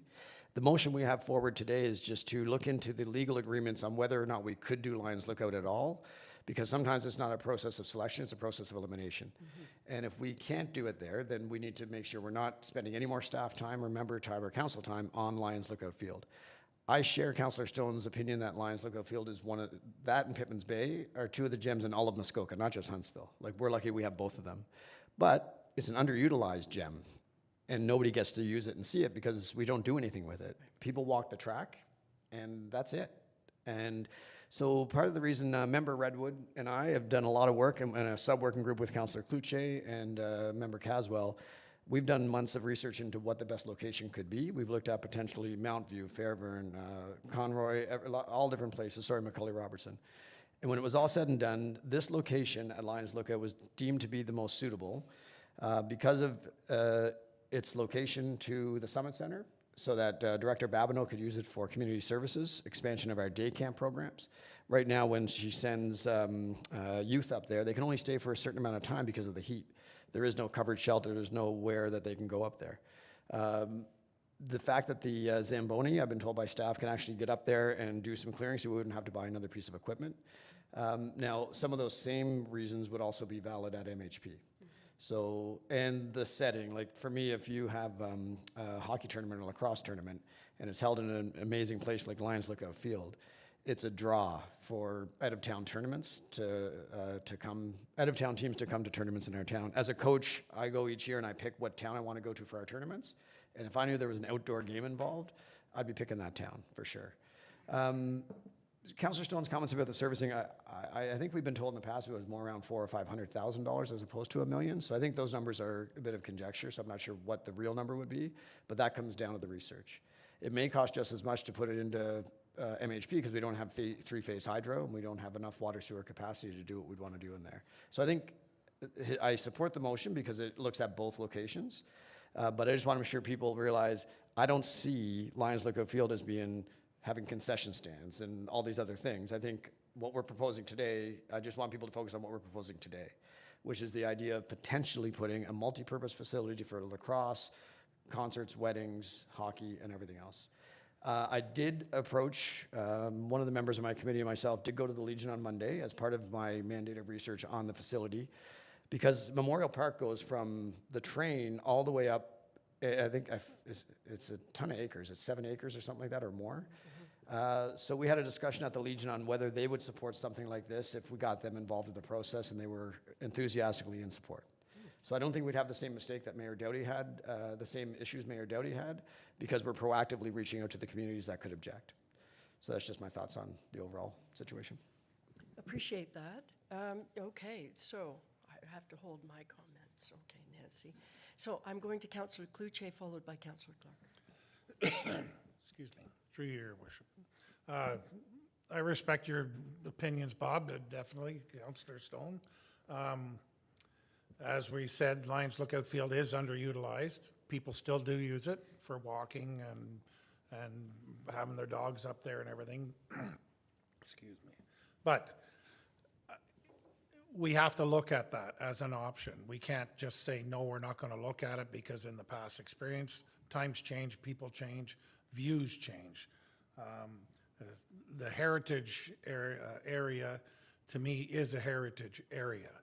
And if you take, all of a sudden, you're taking, say, 30 or 40 different people continually through that gate to get to it, how do we decipher whether they're going to Heritage Place or or to the multi-use facility? One thing to look at is, if we're going to put it there, if it decides to go there, we have to bring an entrance in from the Nova end, so that it's separate and complete then from the entrance that the Heritage Place is. I don't believe in moving buildings. That's a big cost.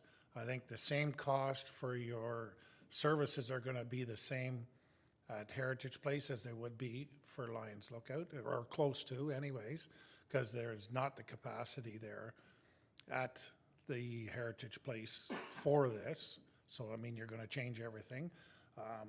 As I recall, when we had the eclipse in the last few years, the Heritage Place was very concerned about lighting as far as on the older buildings and that. So we put a large building up there with the lights on at night. It takes away from the heritage aspect. That area, to me, is a heritage place. It should stay that way. We should even, in the future, expand it, not go in and start moving buildings around and cramping their space. I think, as we've seen with the Medill Church, history is big in this town, and it always will be, because we have a good heritage. I don't think we should encroach on that with this building. As far as anything going in the future, if it ends up at Lions Lookout, we already have our parking there, so we don't have to worry about parking as far as if it's at Lions Lookout, because we're not expanding. The parking at the facility itself would be very minimal, but we do have the other parking that's right up at that corner by the memorial. So, I mean, that's a 50-50 draw. There is parking at the Heritage Place, but it's also there for Heritage Place. But I think all areas, we just can't throw it out saying that we're not going to look at it. This is the number one priority that came back, that this facility is needed in this community. It's been asked for it. So when people ask for something, I think they can expect that they have to pay for it, that it's going to cost them money. So I think we should do what the people want, and if we do get an uprise about Lions Lookout, well, then we do, but we wait and see. We have to explore that option.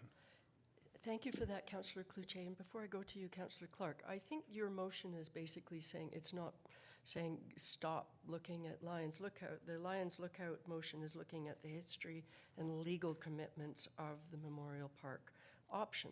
So it's there, and you're saying, could we also look at if there is an appropriate location at MHP, can we identify and also do a similar thing as to agreements and commitments and whatever? You're sort of, it's not one or the other, it's both. So just to clarify, I think that's what I had understood. Okay, thank you for that. And Councillor Clark. Thank you, Mayor Alclock, and I think we're clear on that, what you mentioned. I understand that. I would tend to agree with Councillor Stone's comments about Lions Lookout. I'm not in favor of changing or doing anything up there. I think it should be left the way it is. I've received a lot of feedback on past reports that have came to this council in regards to that from folks that were concerned about anything we would change up there. So I'm not in favor of changing anything up there as far as a multi-use facility goes.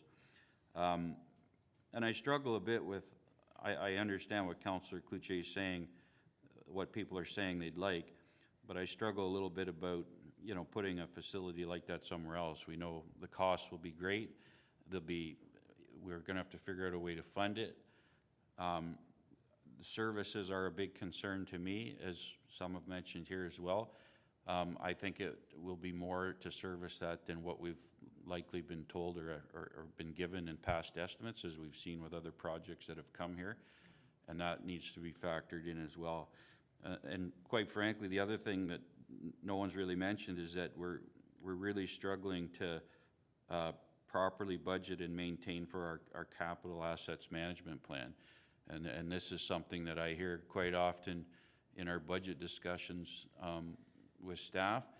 And we're putting a large chunk of money into that plan again for this year, and it's still underfunded. So every time we add something like this would, again, we just add to that existing issue of being underfunded for that capital management asset plan. So I don't think I'll support the motion. Oops. Thank you for that. And you're referring to the first motion, not just the proposed amendment. Right, okay. Thank you, Councillor Clark. Deputy Mayor Armour. Yeah, thank you, Worship. Interesting, for sure. I think it's something our community does need. I'm not in that favor to have it up at Lions Lookout either, because I think it is a piece of green space that we need to maintain. I'm just wondering, if I remember at the council table, do we still own a right-of-way at the end of Marsh Road?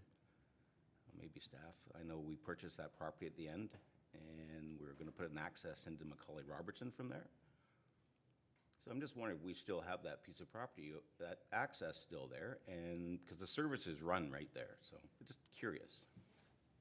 And how large is that property? I believe we bought the property, and then we severed off access to Macaulay Robertson Park, which accesses that whole field in that corner there. We have a huge field. Kirsten's just looking. Just another, it could be just another option. If we're going to look at options, I think we should look at all of them. So, very helpful, thank you. I'm going to Councillor Fitzgerald and then. Thank you, Your Worship. Do we still have another lot on Forbes Hill Road as well? So why would we limit it to two possible scenarios when, as Deputy Mayor Armour alluded to, that maybe there's other options? So I think just to look at two maybe limits our best situation that's available to us. I think we're just going in a general, I'll go to you guys in one sec, a direction that we're sort of adding other options, which I think is fine, but we might need a little bit of time to sort of recraft the direction, because in the proposal, it's very specific about, it's not necessarily saying council buy into this, but it's saying look for history and legal commitments within this one site. And Councillor Stone, and I know everybody knows this, Councillor Clark, but I do this as much for my own edification to be sure that I understand. You're saying we should also look at MHP from that preliminary, is there a site? So, and I think I would support that, absolutely, because if we're doing one thing, we're doing, it's like very preliminary analysis.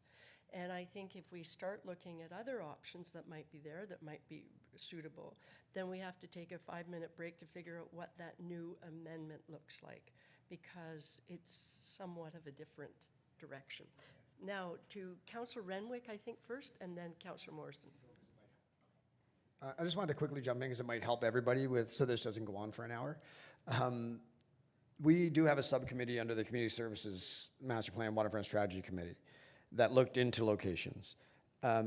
We did a lot of work, and Member Redwood and I drove around parts of Ontario looking at facilities. So there's been a lot of work gone in there, and we have considered many, many locations.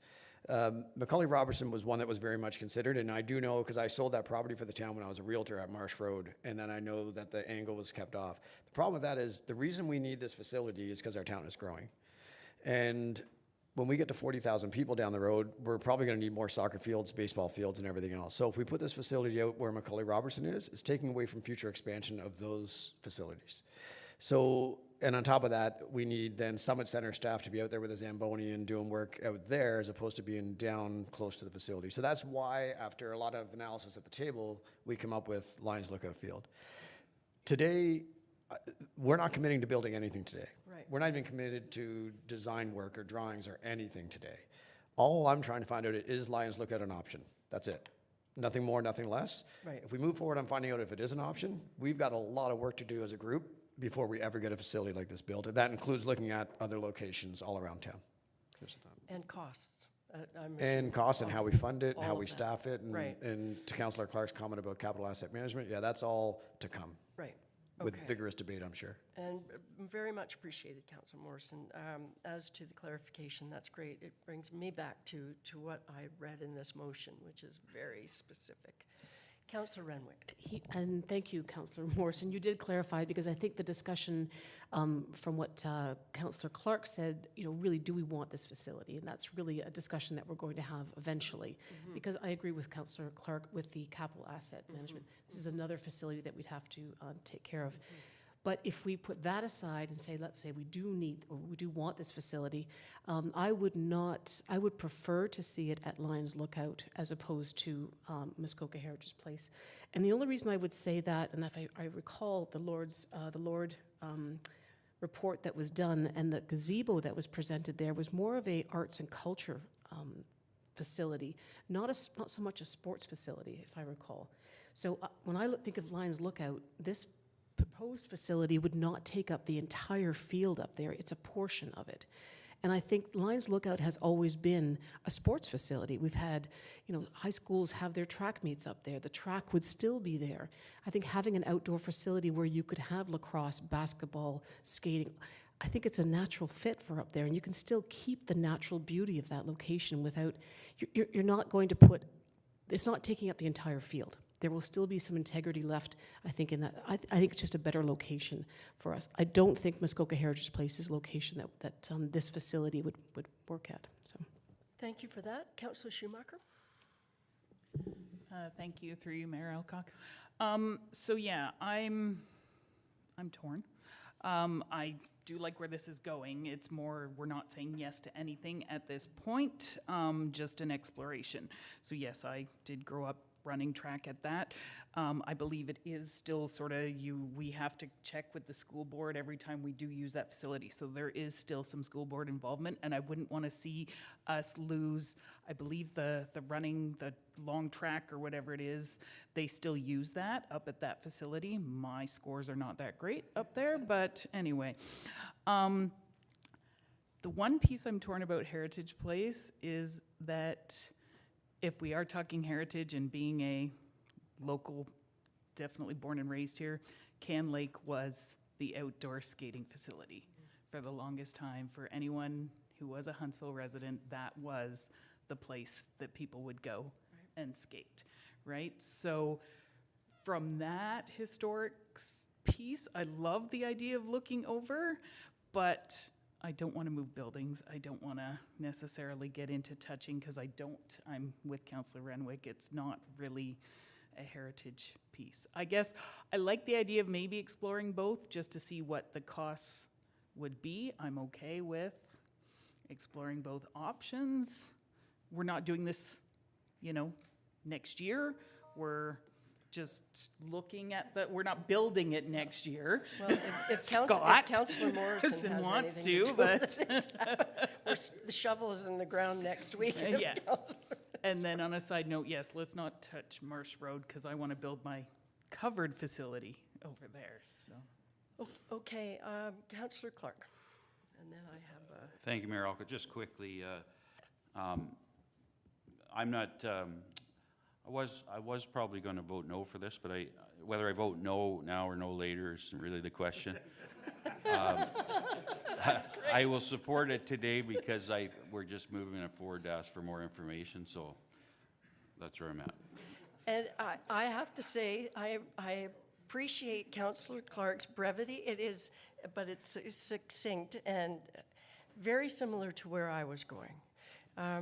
Great comments around the table, and I think from my perspective, we're drilling down on it today, and today's not the day to do that. The question is, Councillor Stone has put it on the table to say, if we take that first incremental step of exploring the agreements or whatever else it is with respect to Lions Lookout, could we at least add the possibility, and I'm not sure the current wording, the way we have it, is of the amendment. I think I would slightly alter it, so it's, because the wording is, General Committee also wishes to pursue the location of Muskoka Heritage Place. And I'm not sure it's actually saying that we're pursuing, but we could look at if it's an option. And it's just exploring, is there a location there? So it's similar to this in the saying, investigate. And to Councillor Renwick's point, you know, if it's displacing buildings and it's very a different use, then probably it's not ideal. But then Councillor Schumacher said, no, there's a history of some sporting activity in that heritage area. So I think that's the thing. We want to investigate. We need a seconder. Who would second? Councillor Schumacher will second Councillor Stone's amendment. And so, do I have to read the whole thing? No, I just need to read. And further that, General Committee also wishes to investigate the location of Muskoka Heritage Place. Deputy Mayor Armour. Thank you, Worship. I just feel if we're going to be putting our foot in this water, we should stick the whole leg in and investigate all possible options. Why should we limit ourselves? And if they do all this work on these two locations, they come back, no. I think we're just going to revisit the issue. So why not get it all done at once? Just my thought. So, and how many, okay. CAO Corey, thank you. Thank you, Chair Alcock. So with respect to adding multiple locations in, that will expand the amount of time that staff have to invest in order to find the information. So the reason this is before committee today is because this is now diverting staff from working on what they're working on to focus on getting this information to committee. So I do actually feel if there's multiple locations, that's feasible, but we will require a lengthier time to complete the work. So just in discussions with staff, obviously this will take some time to bring back, which we obviously will. But I think multiple locations might take more time. And if I may just answer Deputy Mayor's question, yes, we do have access through Marsh Road. When we sold the property, we maintained an access point. And to answer your question about the property across from De Novo, yes, we still own a piece of property across from De Novo. So just to provide that information. Before I go to you, Councillor Schumacher, another response I would have is we set up these three committees to review, in this committee in particular, to look at our community services master plan and our waterfront strategy. And they've come forward with a particular resolution, even though it wasn't unanimous, that they have drilled down on this. And if it comes back on the two, if this amendment passes, on the two sites, and there are issues around that, then maybe that's the time we consider, well, maybe we do have to look at an alternate site. I'm really cognizant of what CAO Corey said. We have to recognize that what we're asking is staff we're taking this very seriously, and we're asking staff to follow up, to give us this information, to allow us to move this conversation forward. So I'm inclined to go with, I certainly support the amendment of including a second location at Heritage Place, because there has been some background work on that from previous studies, as Councillor Stone pointed out. So that's just my take on that. And Councillor Schumacher first, and then Councillor Morrison.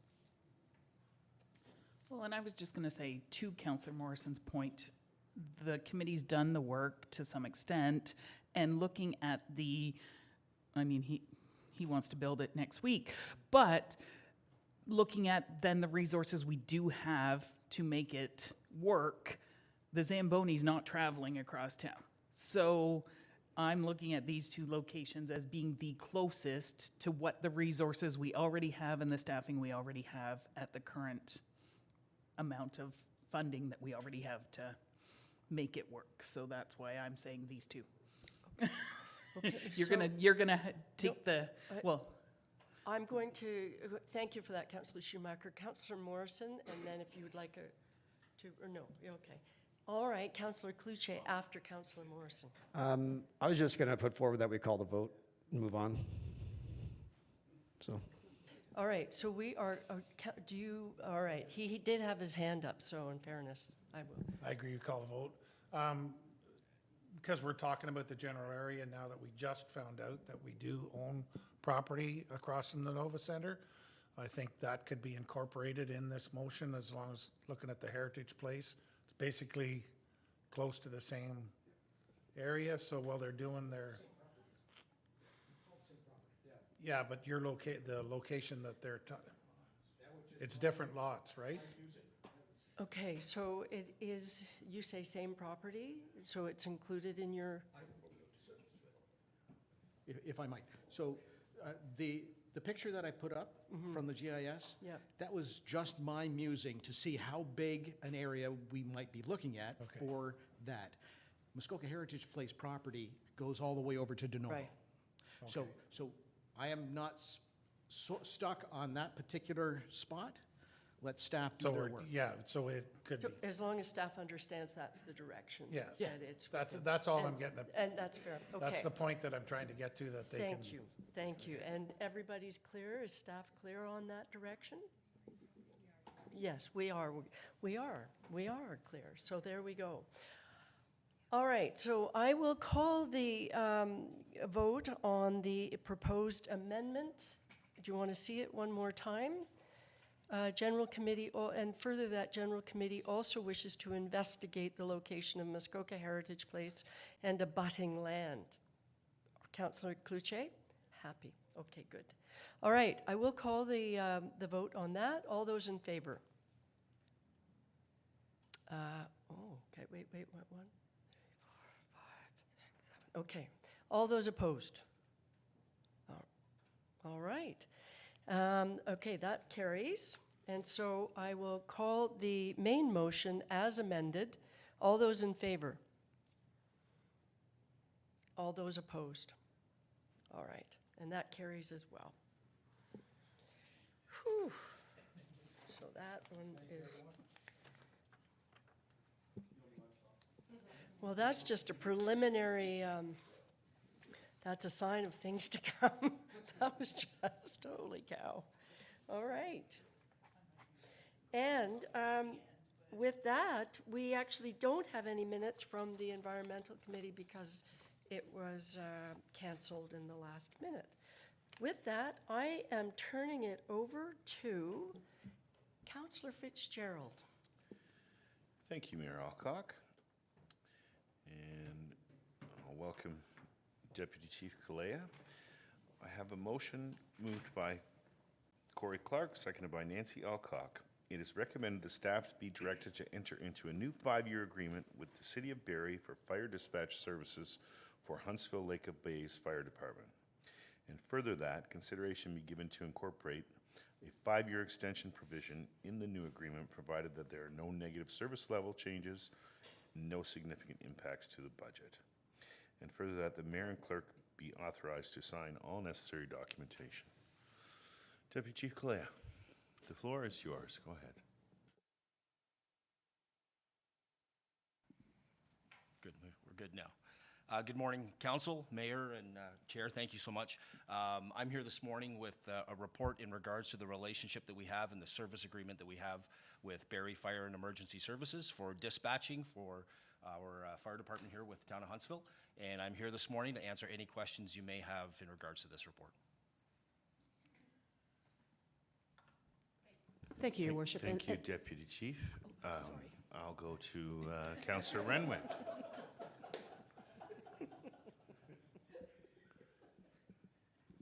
My apologies. Chair Fitzgerald, it's just habit. And you fell right into it as well, so thank you. Does the chair recognize the speaker? Go right ahead, Councillor Renwick. Thank you so much. Thank you, Paul, for the report. I guess my question is, how often do we actually need the services of the fire department from Barrie? Thank you for your question, and through your chair. It's a 5-year agreement, a 5-year term. The question is, how often do we actually use their service? Like, they're supporting us. So Barrie Fire supports us with every call that we run. Every call. They're the dispatch service for us, and this year will be anywhere between 900 and 1,000 calls. Yes. My apologies for not understanding the question. Are there any further questions? Any follow-up, Councillor Renwick? Or? Oh, Deputy Mayor Armour. You need to reach out so I can see it. I do actually have a bad eye today. Thanks, Chair. I appreciate that. Through you to the DC here. I know the answer to this question, but I just want to ask it. We have a dispatch center in Muskoka that looks after other fire departments. So I know the answer of why we use Barrie, but maybe you could explain to everybody why we use Barrie Dispatch instead of using a local company. Yes, thank you, and through you, Chair.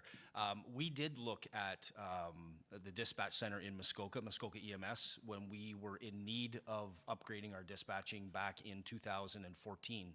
At the time, they were at capacity as well. There's two reasons why. One, they were at capacity and really couldn't meet our needs once we included the call volume that we were going to provide to them. But second, they predominantly are a dispatcher for EMS and not for fire necessarily. And because of that, we really wanted to move more towards a dispatching center that was fire specific, and that's what we were able to obtain with Barrie. Any further questions? Thank you, Deputy Chief Galea, and I will call a question.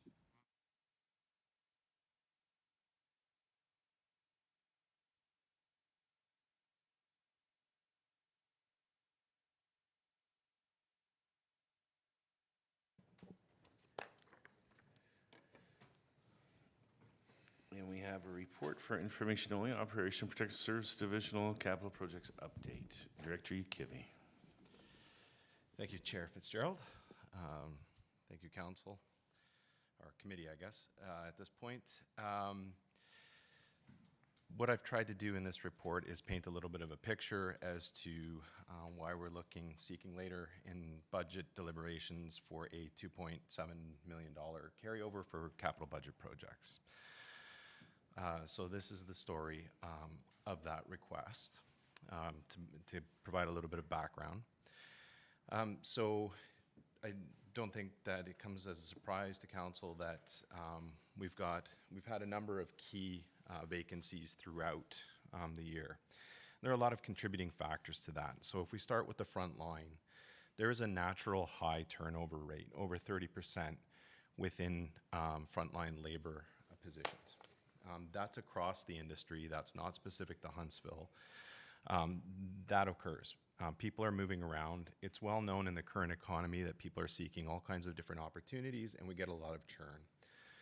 With that, our frontline team is new and fresh, and we're constantly filling positions. It takes a lot of time out of a day, week, month, and a year to keep those positions filled. Not just from our division, but from across town services, including finance and HR and a lot of our support services. So just that recruitment and selection process takes up an inordinate amount of time for our managers.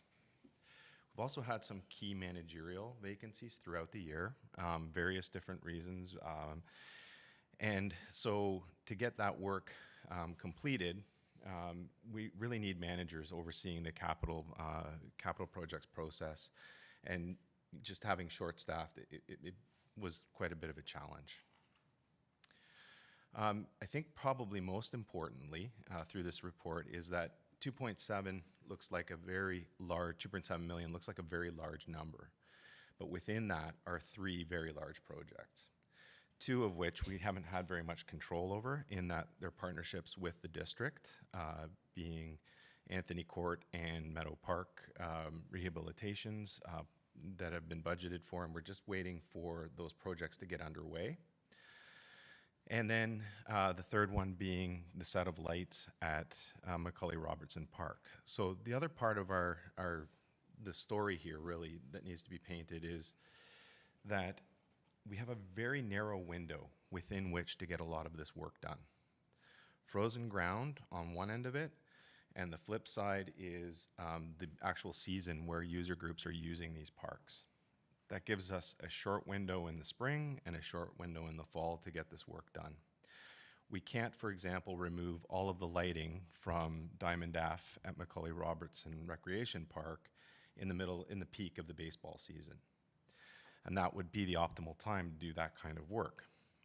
So finding contractors, having the managerial team in place to actually be able to manage those projects, it becomes a bit of a challenge. So that's a large ticket item that's been carried over as well, or requested to be carried over as well. I will say that a lot of these, all three of those big ticket projects have work underway.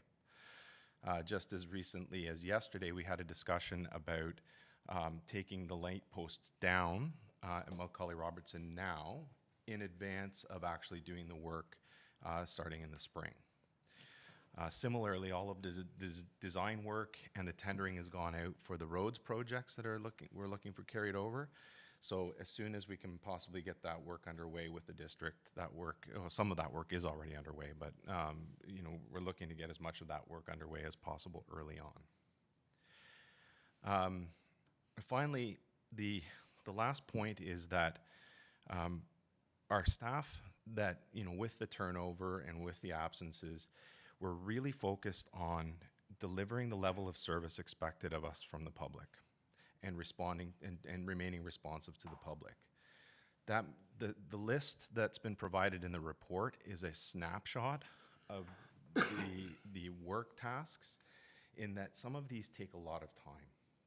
We have up to 40 parks spaces that our parks team, with a team of basically 5 full-time people, looks after.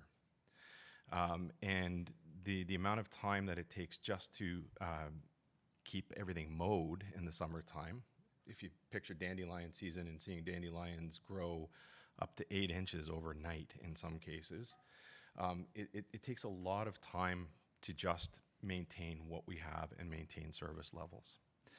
So that's the story. That's the reason for the request. We have been extremely busy throughout the year, making sure that we're trying to tackle absolutely everything that we possibly can.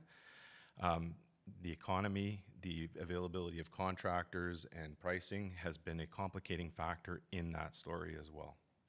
So, Chair Fitzgerald, I leave it for questions. And we'll go to Mayor Alcock. Thank you, Chair Fitzgerald, and through you too, Tarmo. Thank you for the report. I'm just curious, and this might maybe be directed to a later report, but I am curious, since you made reference to the fact that 2.7 million is being carried over to 2024. And I'm curious that in addition to all of the proposed projects for 2024, are you concerned that we'll be able to deliver on a much larger envelope, given we couldn't on the 2.7? Through you, Chair. Yes and no. So I think that the first part of the story is that our team is back. We've got most of the key vacancies filled. I am incredibly proud of the work that they do every day, and they're performing now at a level that I haven't experienced yet. And that has just to do with capacity. We actually have the capacity now, thanks to some of the support I've received from my colleagues and kind of getting places filled. So I think that there's additional capacity where we can do that work just with existing team members.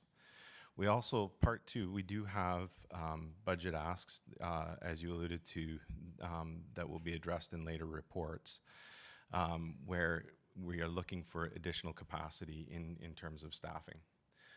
With that additional staffing, we should have no problem addressing this. And then the final part to the question would be that a lot of the work is already underway. So the groundwork is there for the carryover projects, so the new projects should not be an issue in the coming year. Thank you, Chairman. Councillor Stone and then Councillor Morrison. Thank you. With the change in the shift, the hours and the shifts that staff are working for the coming winter, are we fully staffed and ready to go?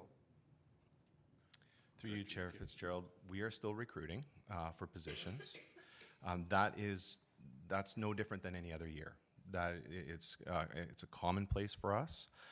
We do have a couple of vacancies that we are trying to fill, particularly around the seasonal operators to support the full-time contingent.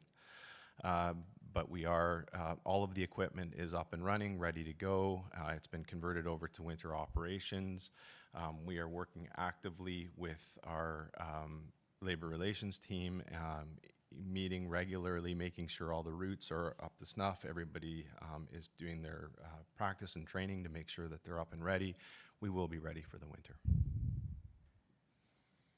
Councillor Morrison. Thank you, Chair, and through you to Director Ukivi. I guess what a lot of people don't realize, a lot of these delays are outside your control, right? You're dealing with outside entities and like Anthony Court and on and on and on. And even to the point where the lights at Diamond F, you need approval from the MTO because of the proximity to the highway. So it's not just manpower that's carrying things over.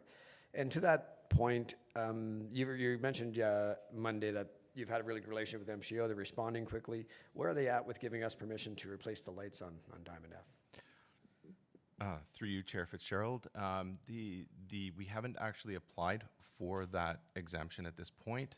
We have no reason that there will be any kind of prolonged delays. That will be the responsibility of the contractor largely that we pick up to get all the required permits and permission to do the work. Thank you. I'll go to Councillor Schumacher and then to Councillor Renwick.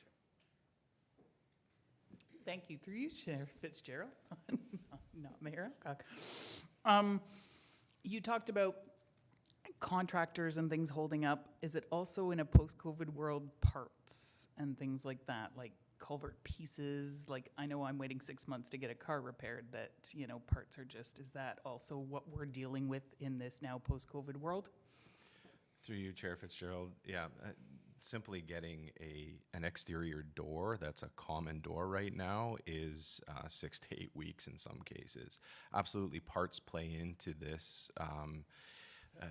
Even, I mean, if we look indirectly, the impact of having equipment operating, we need the equipment to do the work, and if we're waiting for vehicle parts to fix the equipment that does the work, we're seeing delays there as well. Thank you. Councillor Renwick. Thank you, Chair Fitzgerald, and through you to Tarmo. My question would be in regard to the 2.7 million, and as Councillor Morrison stated, that some of it's outside of your control, in particular with working with district. But and that in particular is Anthony Court, because that project really needs to get done. I'm sure you're very aware, and the residents that live there are just waiting to have that done. But Meadow Park is not a district road. Like it's a, what's the holdup with Meadow Park? Through you, Chair Fitzgerald, that's a great question. It is a town road, as is Anthony Court. These are, when we're working with the district is the provider of sanitary sewer and water services. When we go and partner on these roads projects, there is very little point to the town going in, fixing the road and the storm infrastructure, and then at some period later, the district coming in, tearing up the road again to do the sanitary and the water services. So what we do is we work with the district in partnership to identify projects where the district requires work done on the underground infrastructure and the town requires work done on the surface and the storm infrastructure, and that's how we prioritize those projects first. Follow-up? Yeah. Thank you, Chair Fitzgerald. The other point I just want to say, or just comment I want to make, but thank you so much for in your report, just giving a breakdown of the different departments and how many people you actually have full-time, seasonal, and operational. And in particular, we have 65 parks that I wasn't aware we had that many, but trying to do 16 gardens, 4 full-time people. That snapshot really does help. I understand the amount of workload that they have. And I think we'll get into this a little bit later about the actual request that you have for more additional, but I have another question later on, but thank you. Just a quick comment. You reminded me that, I will go to Councillor Clark next. At one point, we had a printout handed to us. It might have been in our staff, Meet Your Staff Day. I forget the actual process, what it was called. But we had got a list, a breakdown of all the positions. And it was very handy and very enlightening. So I might suggest that each council member gets that again, because I think sometimes we forget or lose track of how things go in the departments by operation and how many people we have. So if we could make that happen, and sorry to digress there, I'll go to Councillor Clark. Thank you, Chair, and thank you, Director, for the report. And I just wanted to mention very quickly that I had an older gentleman contact me today that was quite concerned about all the snow operators out on the roads. He was concerned that we were going to get an unexpected snowstorm. So I reassured him and said that the staff is just out training. So, and I'm glad to hear that they're out training and that we're ready for winter.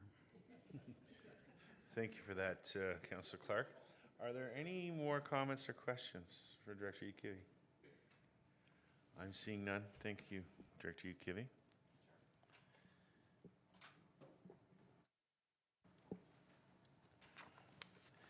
And moving right along, I have a motion moved by Scott Morrison, seconded by Bob Stone, whereas Council Resolution 22-23 directed staff to provide options and recommendations for improving the road surface of the gravel portion of West Street South. Now therefore it is recommended that no changes be made to the surface of the gravel portion of West Street South until such time West Street South is reconstructed or resurfaced. Brandon Hall. Thank you, Chair Fitzgerald. As always, it's a pleasure. So what we have is we're trying to follow up on a previous motion to look at improving the surface condition at West Street South. I do apologize for not having a map. I do remember Councillor Wenwick asking for one in my report, so I apologize that it's not here, but it is up here. So where it is at the top of West Street South. There's a little gravel portion of road. It's approximately 60 meters in length and 5 meters in width. It is year-round maintained. During the summer, they may be grade it maybe once a summer for all that it needs, and in the winter they back the grader and plow it out. So through this year, what we actually were able to accomplish is we did add a 3-inch layer of gravel to the surface, so it is improved that way. What we've also done in this report, you'll see that there's further options. So really 3 things that we can do on a road surface. One is maintain it as gravel. The second one is turn it to high float. And the third one is obviously asphalt. So there is prices in there and there is options. And what we're looking at now is the surface has been improved just with the gravel lift. We're recommending to relook at that road once we do West Street South. So when we do West Street South, we can include the asphalt portion of that and tie it all in together. So that's where we're at, and happy to discuss this. Thank you, Mr. Hall. Are there any questions, comments, concerns? Councillor Clark. Thank you, Chair, and thanks, Brandon, for the report. Also, thank you to council and staff for getting the gravel portion of the road fixed up for the residents. I know they really appreciated it. I spoke to some of the residents about this report coming to council, and they were, at this time, they were satisfied with maintaining it as gravel, provided that we were able to provide regular maintenance to it, which I think we will be able to now that it's on our radar. They would like it to be absolutely looked at the point in time where we go to redo West Street. But I think for now, they're happy with it as is. Thank you. Further questions, comments? Anyone? I'm looking. All right. I will call the question. All in favor? And that is carried. Thank you, everyone. And I believe our CET, Brandon Hall, is staying again. I have a motion moved by Bob Stone, seconded by Nancy Alcock, whereas Council Resolution 219-22 directed staff to evaluate service levels on Ripple and Pallet Lake roads and report back with options on road repairs. Now therefore it is recommended that committee selects service level option. Brandon, take it away. Thank you, Chair Fitzgerald. Again, so staff are directed to evaluate service levels and provide recommendations to help expedite the road conditions on Ripple and Pallet Lake Road. A little bit of history with Ripple and Pallet Lake Road. It is 1 kilometer long, 5 meters wide. It is constructed in its current condition is like a cottage area road. So it's substandard to the town's rural road standard. It's 40 kilometers an hour. It is an LCB road, which is low class bituminous, so that's a high float road. Low average daily traffic. And through the minimum maintenance standards, it is a class 5 road. So you'll see in the second page of your report, it lays out what the town of Huntsville is mandated for through the minimum maintenance standards. Please don't get discouraged. You know, you might read that potholes could potentially take 60 days to fill. That is on the shoulder, but although that is the minimum maintenance standards, we do try to meet the needs of all people involved. So with that, you know, to keep it short, there's options in here. Again, as I mentioned in the previous report, 3 ways to improve your surface or to improve your road. One is high float, one is asphalt, one is leave it gravel. So also, they all come with costs. So you'll see that option 1A is leaving the road surface as a gravel surface. 1B is high float. 1C would be asphalt. And then obviously option 2 is to leave a status quo and perform your regular maintenance activities to that road. I just want to point out that there's scheduled upgrade to the section of that road in the next couple weeks. There is a culvert that has failed that connects the two, so we are undertaking that as we speak. So there is upgrades at that point in time.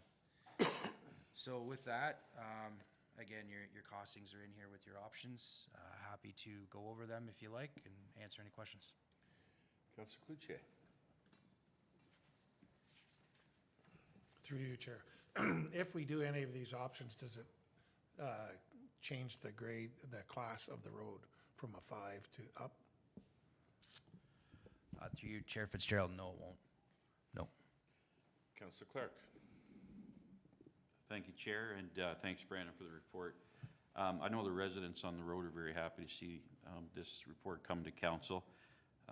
So I've reached out to the neighbors on the road, and the overall consensus was that the neighbors would prefer high float, and that's the bottom line here. I asked that they consider the gravel option because I felt that our ability to maintain gravel and grade gravel would be quicker than our ability to fix potholes, as that's always a challenge, as we know. But they felt that it's high float right now, and they felt it'd be a service change level if we were to change it from what it currently is to something other than high float. So it's been in poor condition for quite some time, and I know there was a petition that came here to council in regards to this road. So hoping to get council's support on this today. Thank you. Councillor Morrison, and then Mayor Alcock. Thank you, Chair Fitzgerald, and through you to Brandon. The 3 options there of 1A, 1B, and 1C. If we went, although it's a more expensive option today, if we went with the option 1C to asphalt, will that have any operational savings for you ongoing, or is there, or any of the 3 options better for you operationally? Through you, Chair Fitzgerald. With that, I did have an attachment to to the report. It showed a bunch of Class 5 roads that are gravel within Huntsville. We also do have a list of Class 5 roads that are high float. Very seldom do we have them as asphalt. There's really no asphalt out that way. That requires a different maintenance practice, so that would also increase the maintenance level if we went to an asphalt surface. So in my professional opinion, you know, Ripple Lane, that's just less than a kilometer down the road, it's a gravel road. So the grader's coming all the way out a high float road to deal with a gravel road. And again, it's a little bit different maintenance between gravel and high float. So, you know, gravel's ideal, but understanding service level changes and stuff that, you know, high float might be more appropriate. But either way, I think asphalt would be your more hard one to maintain. Your Worship. Thank you, Chair Fitzgerald, and through you to Brandon. I guess my question is around the volume of traffic. And I think what I've heard through you, Councillor Clark, is traffic is increasing. At the moment, we consider it somewhat low.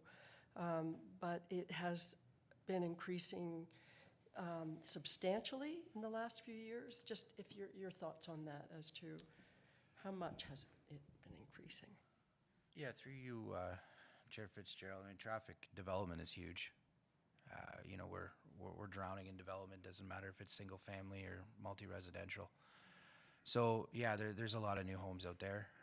On a cottage area road as well, you know, the more density on it could also provide a negative impact to your condition of road as well as the infrastructure. Now, with that road, it will be a little bit difficult to bring to municipal standard. You got a lake on one side and cottages specifically built right to the edge of road on the other side.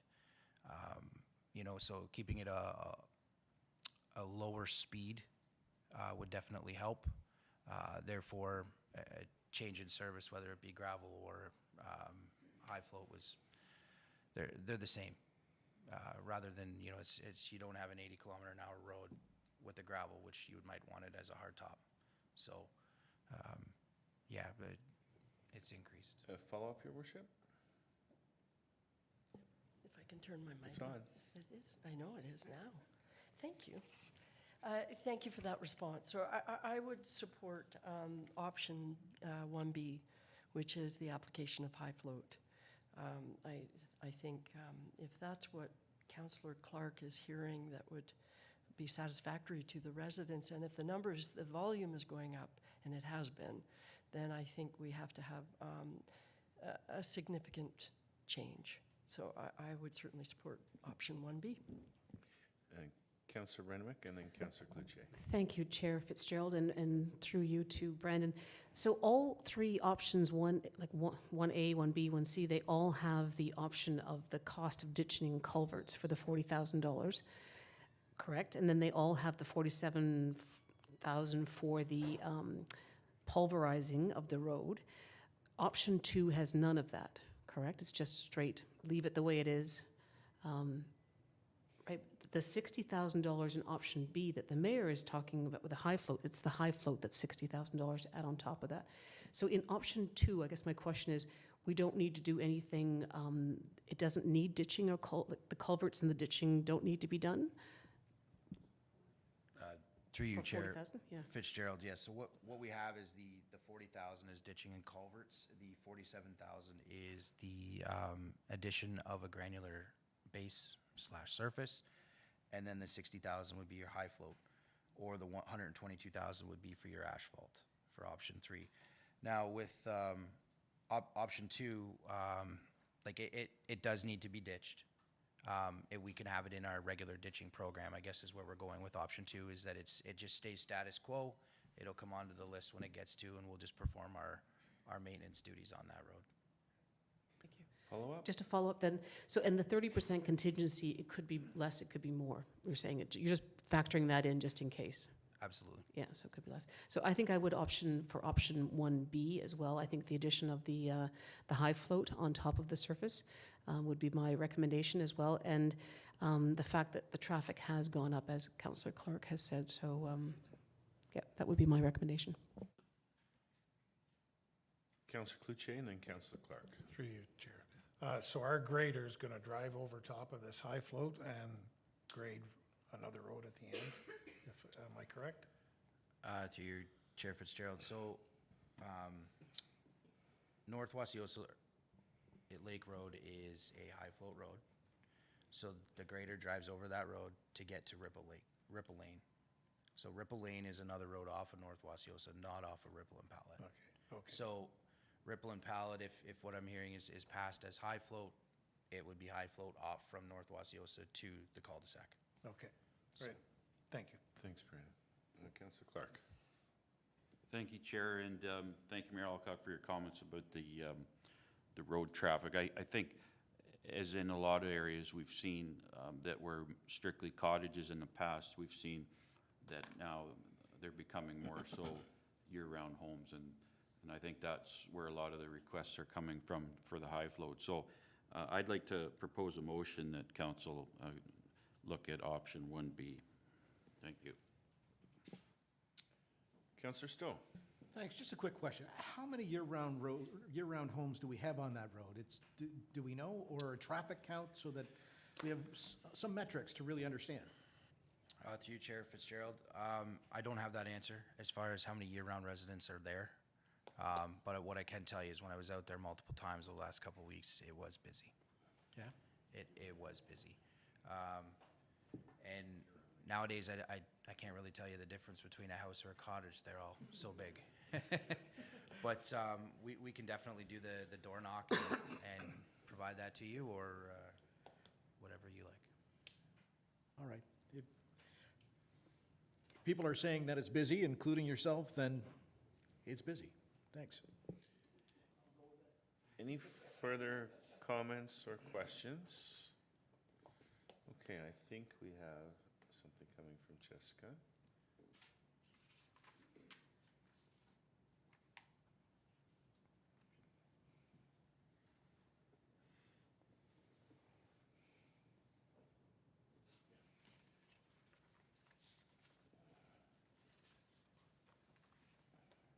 I can almost read it. I can read. I have a motion moved by Corey Clark, seconded by Nancy Alcock, whereas Council Resolution 219-22 directed staff to evaluate service levels on Ripple and Pallet Lake roads and report back with options on road repairs. Now therefore, it is recommended that committee select service level option 1B. Any further comments or questions? I'll call the question. Everyone in favor of the amendment? And that is carried, and everyone in favor of the main motion as amended. And that's carried. Thank you, everyone. And I will insert 1B here and sign it. Thank you, everyone. I do have the pleasure of passing this over to Councillor Morrison, and I'm going to gently suggest to him that do we start this whole budget thing before lunch break, and I'll let you have the power today. So, just a thought. It's 5 to 12. Do you want to break for lunch now, or do you?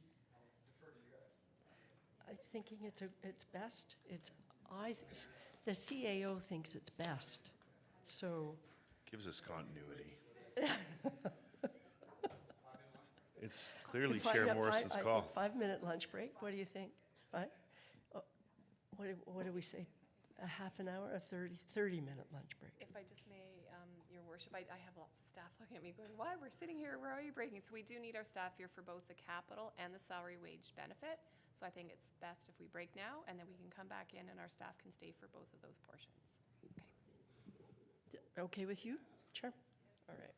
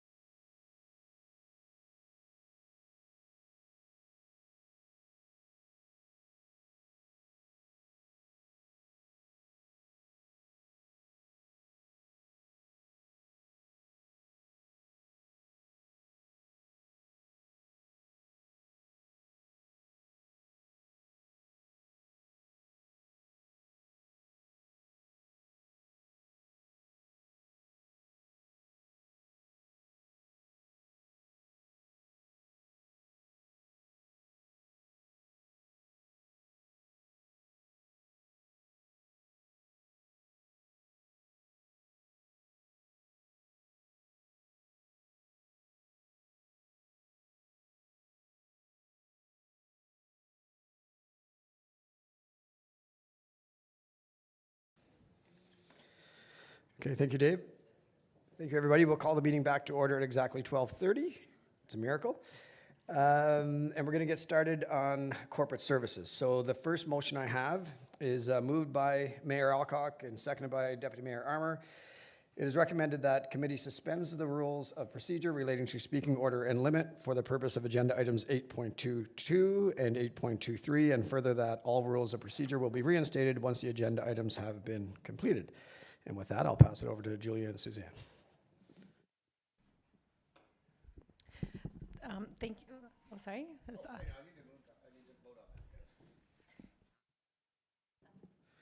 One last thing. Any comments, questions? All in favor? And that's carried. And now I'll pass it over. Thank you, Chair Morrison, for this opportunity to present the draft 2024 capital budget. The budget process has been split into different sections, one for salaries, wages, and benefits, one for capital, and then one for operating, and then we pull it all together. And this does allow us time for the councils to have a bit more time with all the information so we can dig into it.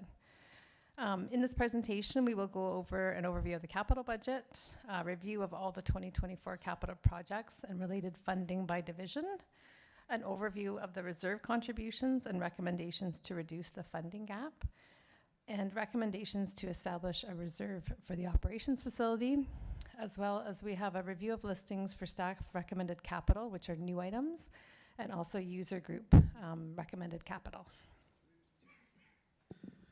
And Jessica, as a point of order, would you like me to read this motion before they get into the meat of this, or can I read it afterwards? I think I should read it now, right? Okay, so I'll just read this motion quickly before you get into the presentation, if that's okay. So rules are suspended, so I can do whatever I want, I think, so it's fine. That's what Dave told me. This motion is moved by Councillor Cloutier and seconded by Councillor Stone. It is recommended that committee approves the following to be considered in the Town Draft 2024 Consolidated Budget as outlined in Report Corp 2023-71. 1, the draft 2024 capital budget projects and department reserve contributions as presented in Schedule D. 2, the inclusion of an additional $277,300 reserve contribution to the amounts presented in Schedule E to reduce the town's capital funding gap. 3, a reserve account be established. Is this the right one? Okay, no, it's not the right one? Okay, good. So Helena looking at me, I thought I was in trouble. A reserve account be established for the purposes of funding the operations facility, Medill, and that an initial funding amount of $50,000 be added from the levy. And 4, the new staff recommended capital infrastructure identified in Schedule F and included thereafter as part of the town's asset management plan. And 5, the new community request for capital infrastructure identified in Schedule G and included thereafter as part of the town's asset management plan. Okay, that's it.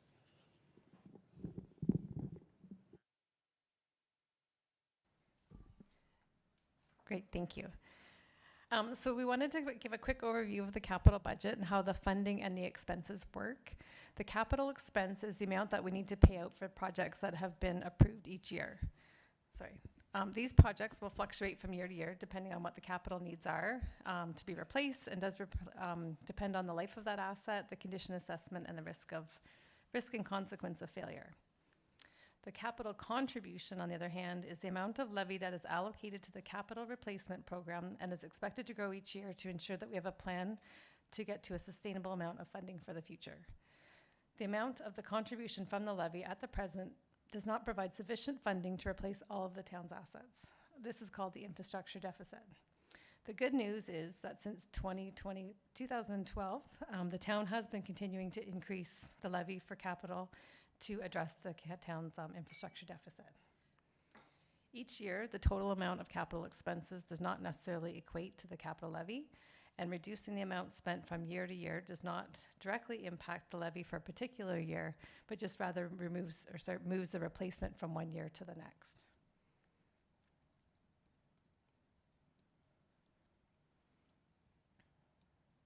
So there are many factors and pressures that impact the development of the capital budget each year. One of the biggest impacts over the past few years has been the impact on the price index, and in particular the non-residential construction price index, where we did see increases in 2021 of up to 15% and 17.5% in 2022. It should be no surprise that given the inflation we've seen in Canada, that the cost of rehabilitation and replacing our existing assets has increased significantly. New and enhancements to our infrastructure also put pressures on the cost of replacing our assets.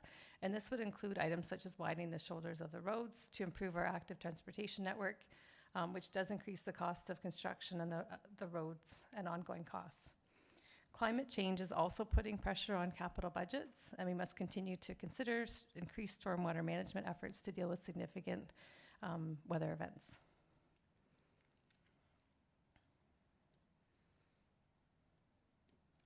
So the capital budget is funded from various sources. We use development charges that are for growth-related projects and can generally be used only for that portion of the project that does relate to growth. In the budget, we do have DCs of $350,000 to be used. Grants are also used to offset the impact of capital projects, and these includes the CCBF, which is previously the federal gas tax. And we have a total of $1.3 million in the budget for 2024. And that's because a portion of that was transferred over from 2023. We also have OCIF funding, which is an ongoing funding source from the federal and provincial government. And we have 973, which part of that was carried over from 2023. We also have deferred parkland that we also use, and that's 73,000.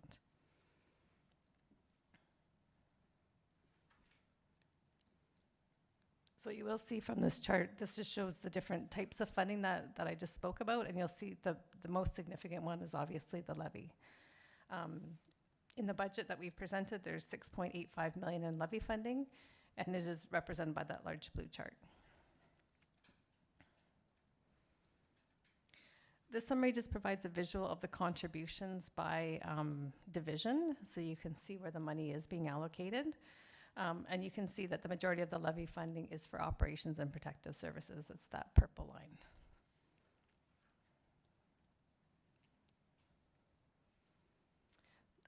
This next chart shows similar information, but it's just broken down by type of service. And so you will see, again, it's no surprise that the brown line there is the roads, and that does make up the majority of what we put towards our capital.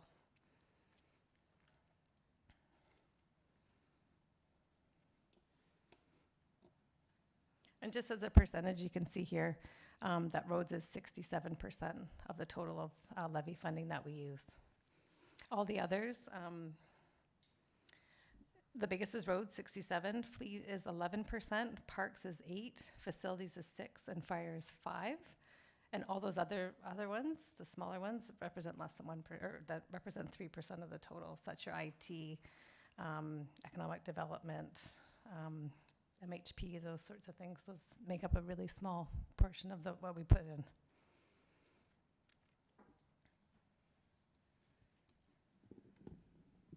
Based on the draft budget and forecast provided in the package on Schedule B1 and B2, it is expected that over the next 5 years, the reserve balances will be in a negative position.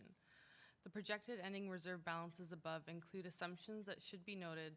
The placeholder for operations facilities is $4 million in 2025, is projected to be offset by debenture funding and therefore is not contributing to the deficit in the years 2027 and 2028. It is also assumed that the average cost for roads projects is set at $7 million. Even with the increase in reserves contributions of $612,000 included in the 2024 budget, you can see that the reserve balances will decline due to aging infrastructure and estimated capital projects required over the next few years. We don't currently, as of today, have savings set aside specifically for each of the capital assets in the town's inventory. This is a really good example of the funding gap. This chart presented here provides a snapshot. Sorry.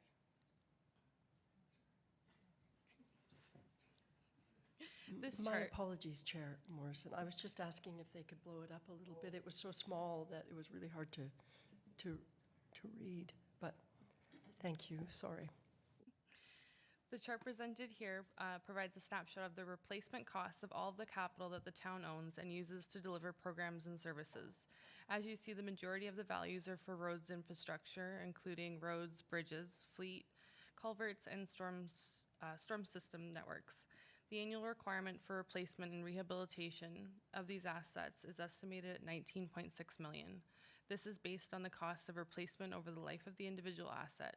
It is important to note that these values for roads and bridges will be updated for significant inflationary changes once the next roads needs study is done, which is scheduled for 2024, and significant changes are expected. This also does not include the impact of future inflation on the values of the assets in the years that they would be replaced. The far left column here shows the total annual funding required based on the town's existing assets. You can see that in 2023 and 2024, contributions are increasing. However, they do need to continue to increase to reduce the far right column, which represents the funding gap.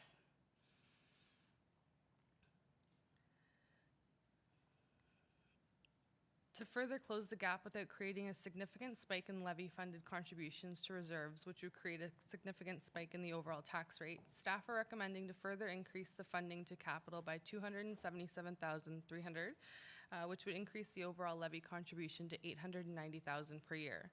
If the town increased the funding annually for the next 15 years by $890,000, this would get the town to a sustainable level of capital funding based on what we have now and know today. The increased contribution is represented here by the blue line. It should be noted that this estimation is based on the replacement costs that are currently projected and, as noted previously in the roads infrastructure, has not been increased for inflationary adjustments. This does not also factor in any new infrastructure that is being proposed or added in the future. Any capital should have a related increase for future replacement at the time the asset is added in the future.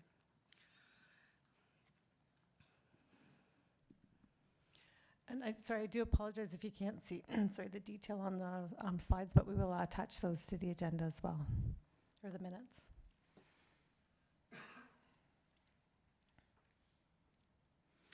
So now that we have gone through the funding sources and the recommendations for increase to capital levy contributions, we will now go through the 2024 capital projects.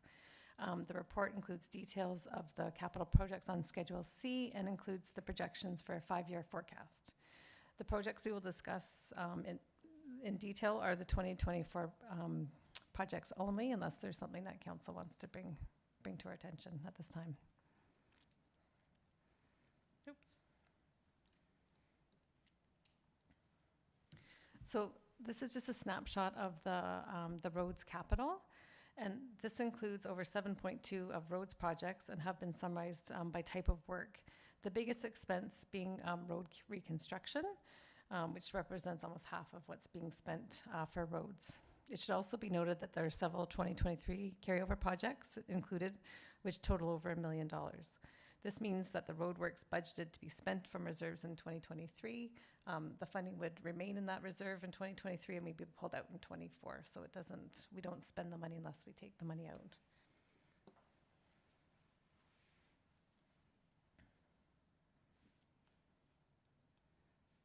So we are going to go through a section of the slides that have detail for each project. We do have staff that are here, so if we do go through and there's questions, then we're good to have them speak. So the first one is base stabilization, which is High Float, and we've got East Wasiosa Lake Road, Gun Club Road, Lynx Lake Road.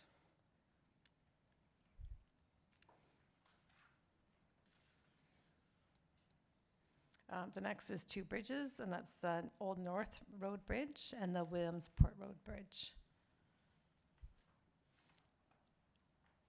And so, people allowed to ask questions if they want? Okay. Is that okay? Okay, everybody, we're going to take a minute here and ask for questions from committee. Starting with Mayor Alcock and then Councillor Cloutier. Thank you, Chair Morrison.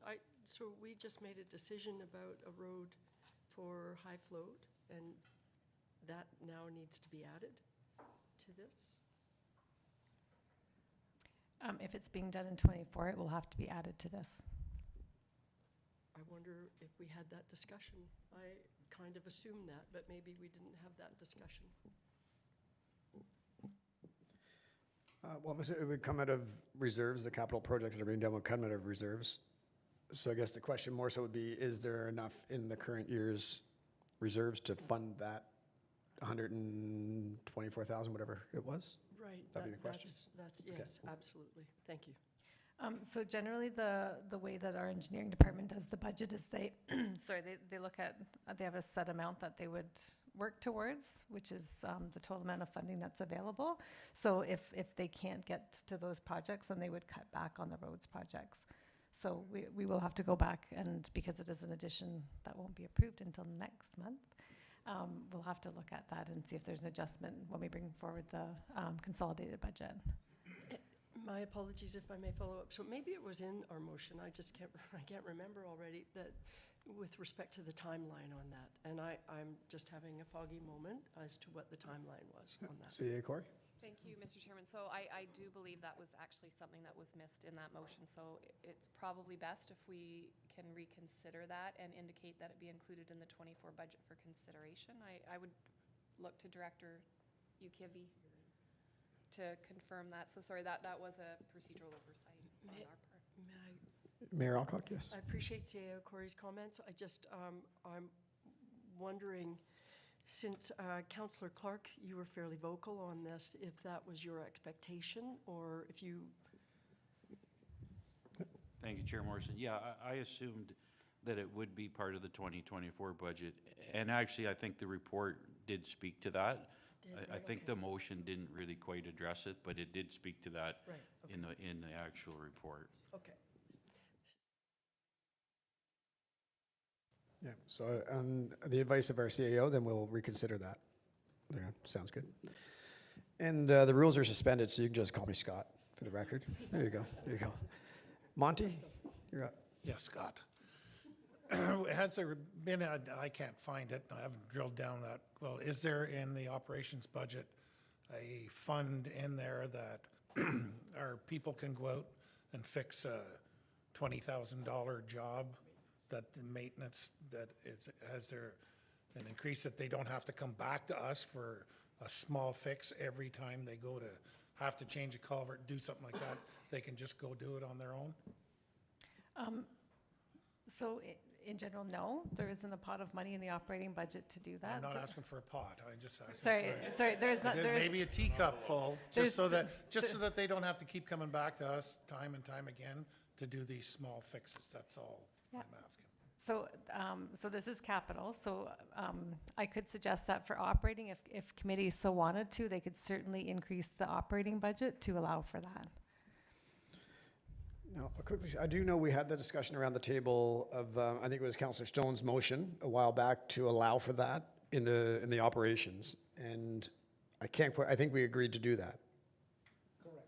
Okay. Staff are going to bring back a report. Okay, so that's already in motion. It's a great idea, Councillor Cloutier. Yep, for sure. Any other questions on what's been presented so far from committee? Councillor Stone? Thanks. So capital assets. Presumably with inflation, that goalpost keeps getting moved. Is that correct? The goalpost of the total spend per year? So to replace those assets, we say, okay, we've got to replace the Summit Center. We have to put away so much money, but the cost of replacing that keeps going up. That's correct? So that goalpost keeps moving? That is correct. In the numbers that we provided earlier, they haven't been adjusted for those significant inflationary adjustments. Not the particular projects, but the existing capital that we have, that 100 or 314 million.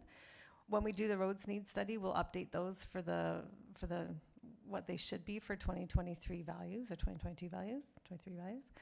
Also, we're looking at next year doing an assessment on our buildings so that we can look at what the value is for those as well. But right now, so that is keep in mind, there will be a bigger to move that goalpost, yes, for sure. Thanks. Okay, Councillor Renwick. Thank you, Scott. If I may ask, it wasn't listed there, but one of the streets that have been identified as Cora Street East at $765,000. Is that complete re-asphalt, Are we paving? I was just wondering if we could go through section by I haven't got to that one yet. So if we can hold it till we get to that one? Okay, if there's no other questions, we'll get back to the presentation. And maybe I can suggest if there is a question on any of the slides that we can just pause and answer them at that time. So again, the bridges, there's Old North Road and Williamsport Road.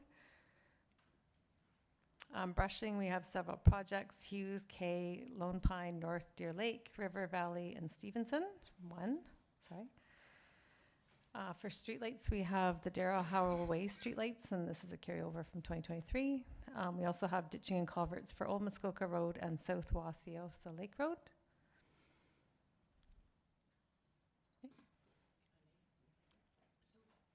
Sorry, the cost now for the Old Muskoka Road is $284,000, and we were looking at ditching before is $40,000. It's just, is it because of the size of the road or the length of the road that we're talking about? Maybe. Brandon? Yeah. We're going to bring Brandon Hall down to speak to that. Yep. No, you have to sit down. It's all right. That's okay. Squeeze on over. So yeah, the ditching is a per kilometer rate that we have, and due to the full length of the road, that's why you see that cost. So in the previous reports, the 40,000 spoke to per kilometer. Perfect, thank you. I'll stay right here all day. Stay there, Brandon, stay there. Over to Councillor Clark. Oh, sorry. Thank you, Mr. Morrison. Yeah, well, Brandon's here. Just very quickly, what's the scope of work on the Old North Road Bridge? What are we looking at doing there?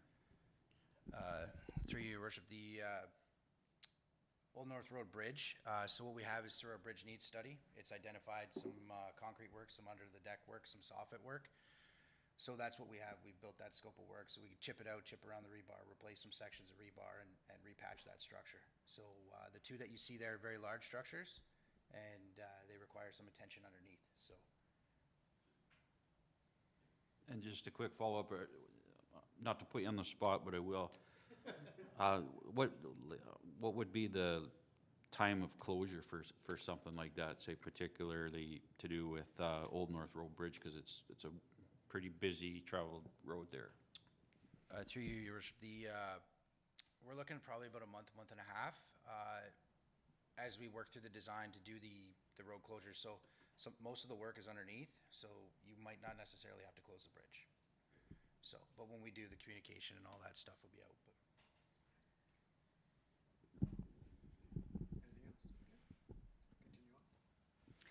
The next is a guide rail project for Stevenson Road 2 East, and then pulverize and pave stormworks for Bylock Acres and Gun Club Road. Sidewalks Howland Drive, and gravel resurface Buckhorn Road and Atwell Road.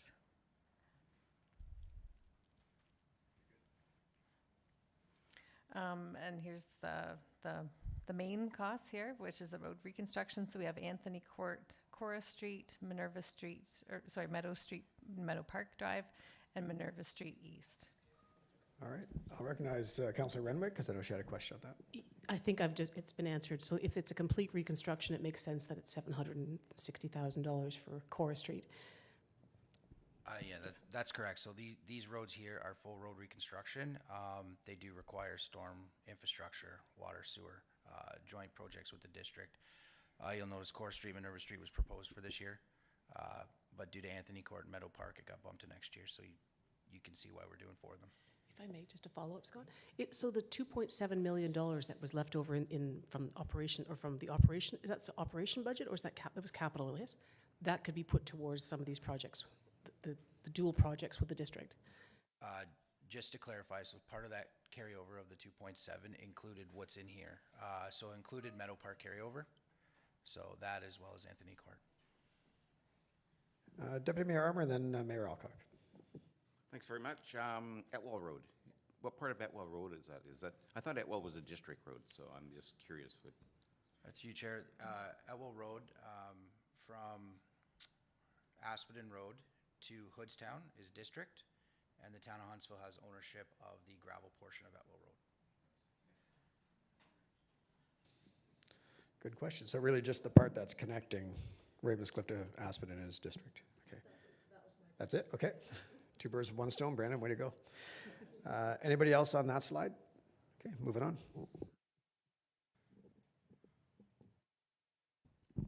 The next is Slurry Seal. So there's concession 4 and 5 east and west, Falcon Road, Stalls Road, and Williamsport Road.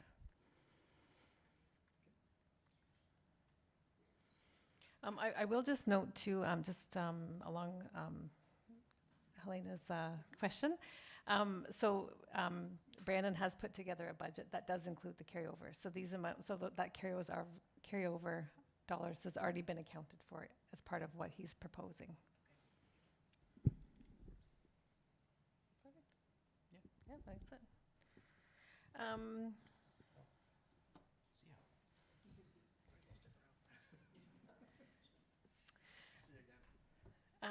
The last under operations, for roads, is also tools and equipment, and this is 26,500.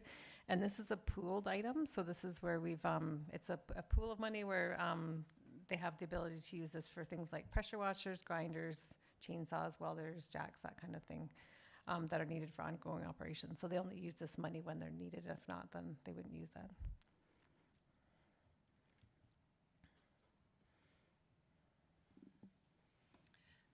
So this, excuse me, this slide here shows the fleet that we're hoping or planning, projecting to replace next year. So, sorry. The first on the list is a tandem combo plow and sander for $485,000. We have a few service trucks listed here. There's different values for the different service trucks, just in general, based on the equipment that's needed on each of the trucks. We have where we will be replacing a Ford F450, plow, sander, dump, and a building service car, a cemetery plow, and some fleet at MHP. The total projected for fleet over the next 5 years is about 5.6 million. We'll start with Mayor Alcock, Councillor Armour, and then Councillor Renwick. Thank you, Chair Morrison. I'm going back to that chart, the building service vehicle. We had a previous discussion around this, and my sorry? If you could put the list up, that would be great, yeah. That's, so there's reference to the building service car, and I'm not sure that we're talking about a big savings, but I think the discussion was that is to replace a regular vehicle. It's not a truck, it's regular. I think we currently have a Subaru or something like that.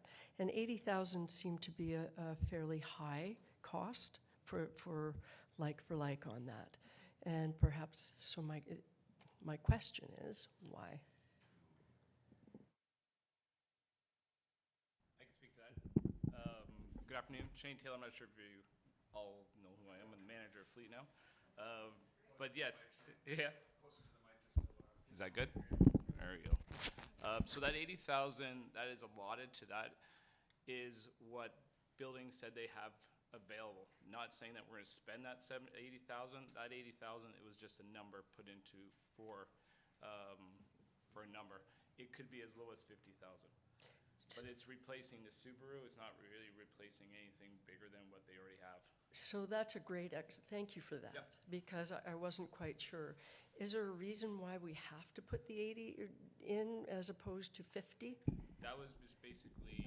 Because that's what they directed and said they have it. They said, okay, we have $80,000 in the pot, and it was just moved forward knowing that we weren't. That vehicle's not really replaced until 2025, but they said, okay, we have $80,000 in the pot. Do you want to, we can replace it now, and then it got deferred till next year. So that's kind of where we kind of got. Okay, Does that make sense? It makes me ask, it does-ish, for sure-ish. But it makes me ask a couple, maybe Julia, if you could, just because if we're looking at ways where we're trying to find some savings, bringing this down, at least from a visual sense, then that's helpful if we can decrease that by 30,000. I know it's not much compared to the big number, but every bit counts, right? So. Yeah, I'm gonna, if I can, move over to Director Maxwell on this. Thank you. Thank you, Chair Morrison. The building department was hoping that this could be a hybrid vehicle, and that is why the expense is a little bit higher as well. They're looking to do a pilot with a hybrid or full electric if we can get one, because it's more of an administration vehicle than a pickup. And if I may follow up, I think that's fantastic. I had heard that, and I totally support that. I would go back to it again, though. You don't have to spend $80,000 on a hybrid, all-wheel drive, for sure. So I feel like I'm quibbling, but just saying. Well, as chair, I would say quibble away, because we got to try to find some savings this year, because we have a tough budget ahead of us. So I think it's Deputy Mayor Armour first, then Councillor Renwick, and then over to you, Councillor Rich. Where'd our list go? There it is. Cemetery plow, does that come with a truck? 100% sure where that cemetery plow came from.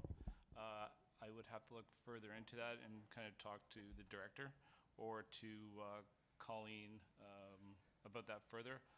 Fortunately, I'm not 100% sure where that cemetery plow was put in place. So that decision predated Shane's role as fleet. So does Director Ukivi speak to that? Thank you, Chair Morrison. Through you, the cemetery plow is a replacement of an existing vehicle that is used year-round. It is a pickup truck with a plow. It has to be the bigger 3/4 ton as a result of the plowing. So we plow the routes through the cemetery so people can access the graves to visit loved ones during the winter season. In the summer season, it is also used to tow our trailer and equipment used to maintain the cemeteries and work throughout the summer as well. Okay, and then we're going to Councillor Renwick and Councillor Clucci. Thank you, Scott. Just a question about looking at this list. We've got up to 8 vehicles that are all being replaced at the same time. And I did speak to Director Ukivi about this, that some of these trucks are 10, 15 years old, correct? Why are they all coming up for renewal at the same time? Like, could we not, like, is this just a portion of the trucks that we have? Or do we have to have a new truck for 8 new trucks in 2024? Why couldn't we spread it out 2024, 2025? Like, just bring down that bottom line a little bit more, because, I mean, a truck for $158,000, I'd like that truck. But, yeah. Director Ukivi? Through you, Chair Morrison. So let's start with the F-450. I just want to get sure. That is a large vehicle. That one is used by our works crews to do basically pothole filling, cold mix. They put the hot box on it for asphalt repairs of roadways. It's a heavy-duty truck. These trucks, all of them on the replacement cycle, are 10 years old or greater. So the actual truck numbers on there indicate the age of the vehicle. So the first 2 digits, let's say 1409, if you want to pick that out, that's a 2014 model year vehicle. Right, so each of those, some of them are 2009, 2 of them are 2009 vehicles, one's a 2010, the remainder are 2014 model year. In each of those cases, these are vehicles that are used in a heavy-duty way. They're subject to incredible wear and tear. We're also working with a number of vehicles. We could actually use more in order to be more efficient. We've got crews doubling up to go out and do work just because we don't have enough vehicles for everybody. The reason why everything's coming due in 1 year is because they were purchased all in 1 year. And this is only a portion of our fleet. This is not the entire fleet. This is just the section. So for example, the 2 plow trucks that are on the list represent 2 out of 13 plow trucks. So this is just a tiny snapshot of a significant sized fleet. Thank you. That was really my question. If this is just a small portion, then that makes it a little bit easier to swallow. But if it's not, then it'd be nice to be able to spread it out over a longer period of time. Yeah. Yeah, and I think it was either Shane or Director McKenzie that mentioned the 5-year plan is about 2.8 million. Suzanne did 2-point-something million for the 5-year fleet plan? Just under 5.6 million. Okay, so this is obviously the next 4 years we have a plan. But. Councillor Clucci. Do our fire trucks come under this? No, they're in the next. Okay. Okay, and keep in mind, I just want to remind everyone that this is just our draft budget. So the stuff we discussed today, if we pass anything today, goes into our draft budget. It's not our consolidated budget. Because I know a lot of us are thinking it's hard to say yes to X when we don't know the big picture, and we won't really know the big picture until we go through all components of the budget process. So just keep that in mind. Director McKenzie.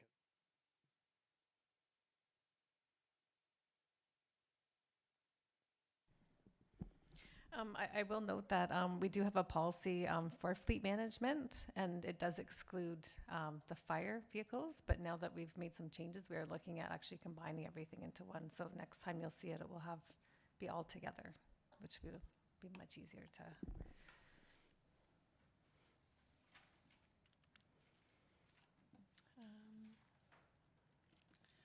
The next schedule here is our projected capital projects for cemeteries. This includes the Hutchison Chapel roof, the Hutchison Columbarium, Stevenson Archway, and some turf equipment. Okay. Are there any questions on these items? Okay.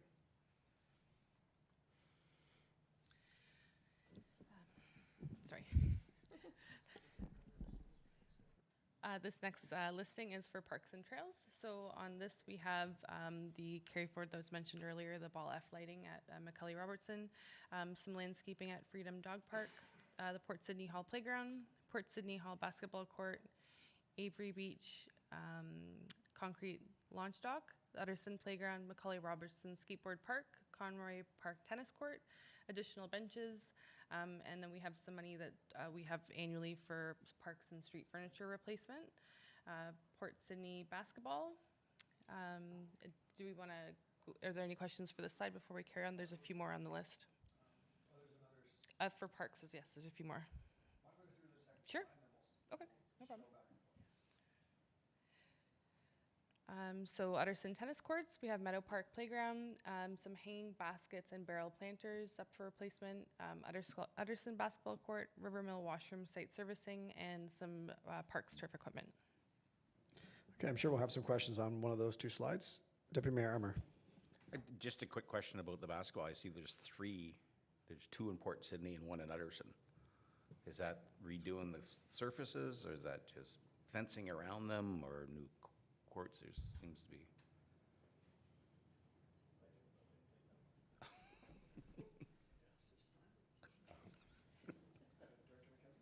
Director McKenzie, can you answer that, or Director Yukivi? Okay, which director wants to take it? It's a hot potato. Director Yukivi will take it. Through you, Chair Morrison, I don't know that I want to take it, but I will take it. Can I just say one thing? Just because there is one error on this. We do have one extra line in there, so I do apologize. That's the first line for the Port Sydney basketball court should be omitted. So I do apologize. Oh, so for that. that's twice there. I'm thinking, Yeah. they got a lot of basketball down there. We did transpose these over, so it did onto the slide, so we did make a mistake there. So I think that answers the question, yeah.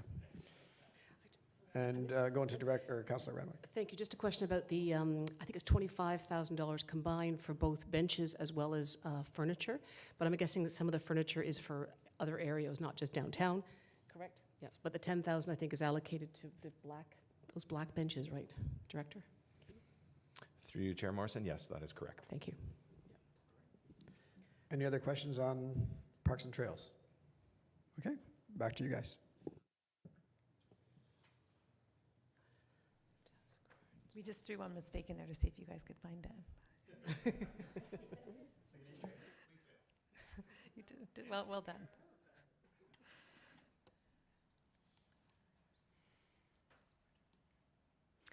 So for fire equipment, a lot of these items are pooled budgets where they have a set amount every year, and they may be up and down in each of the areas, but it depends on what needs to be replaced. So they do have tools and equipment. There is a pumper truck that is scheduled for replacement, the fire rescue truck, which has already been ordered, clothing and safety equipment, radio and pagers, air filling station. It is important to note that the air filling station will come back with a report just to explain why we're putting in a second one. as well as some trailers, emergency response vehicle, and replacement of hose. Councillor Cluche. So the new pumper truck is going to be ready for this year, like coming up, or I thought it was going to be, I thought we were 2 years away from getting that truck. Mr. Taylor will speak to that. Yeah,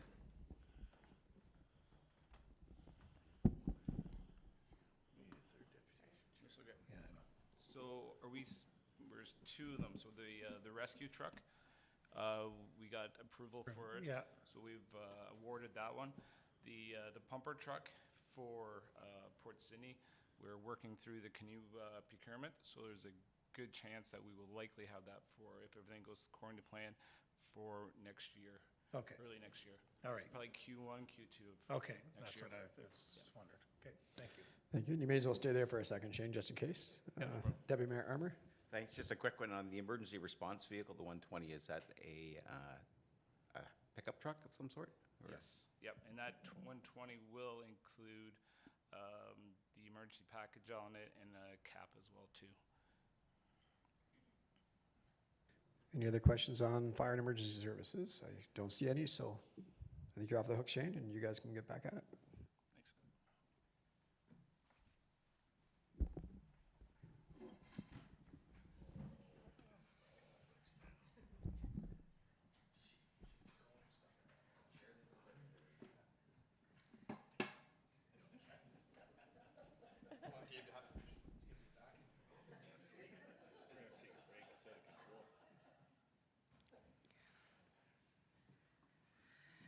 This next schedule is for Muskoka Heritage Place. Just note, there's a few of these items that are carried forward from 2023. So we have the Spence Inn, the sawmill, the rail equipment rolling, Sugar Shack, and open air structure. I just wanted to mention specifically about the rail equipment. That project would only go forward if we've had grant funding secured for it. Councillor Renwick. Thank you, Scott. I do have a question about the open air structure, the $15,000 for that. What is the open air structure? Director Babineau. Through you, Chair Morrison. This is a building that has been falling down. It's actually missing from our heritage village, and we brought it forward last year to be able to replace it. It serves a purpose. It tells a story. It's part of our living museum. It has fallen under great disrepair. So we were looking at getting it replaced with the heritage feel. We just weren't able to get it done in '23. Thank you. I guess I'll follow, knowing how costs are going, do you think we can do it for $15,000 this year? Through you. Yes, those prices have been updated. We have secured prices through our contractors, just not able to bring it forward in '23. It was one of the, we are bringing forward a few of the items that were on that list. We had a long list for MHP for '23. But again, working around our customers and our open hours, we've pushed as much as this to get done in '23, but there are a couple things moving forward. So just not able to get it done yet. Okay. Any other questions on MHP? No? Okay, moving on.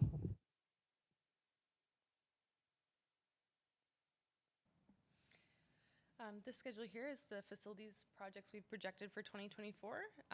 It includes the council room carpet that were in here, HVAC replacements at the Civic Center, floor scrubber for the Summit Center, sewage pump, and I believe that's two of them for the Summit Center, and some folding tables for Stevenson Hall.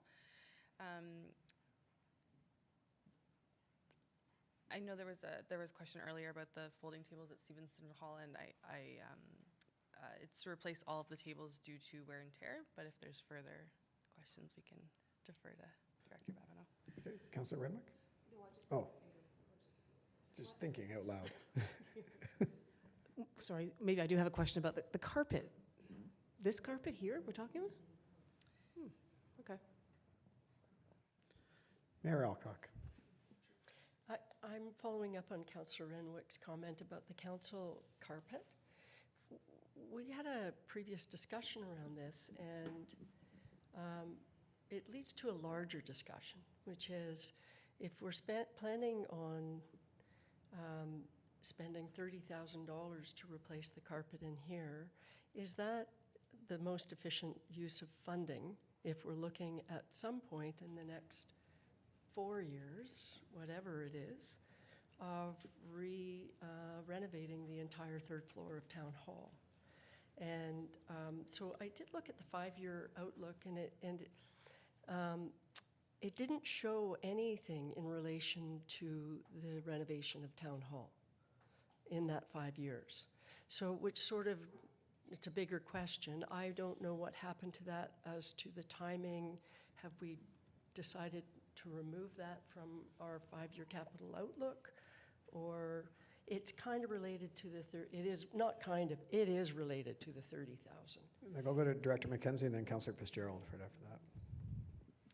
I was just going to note that this is just the replacement of our existing capital. It doesn't include things like the Medill facility revitalization or this building, because we don't have a council directive on that. I'm not sure if our CEO would like to speak to that as well. Okay. CEO Corey?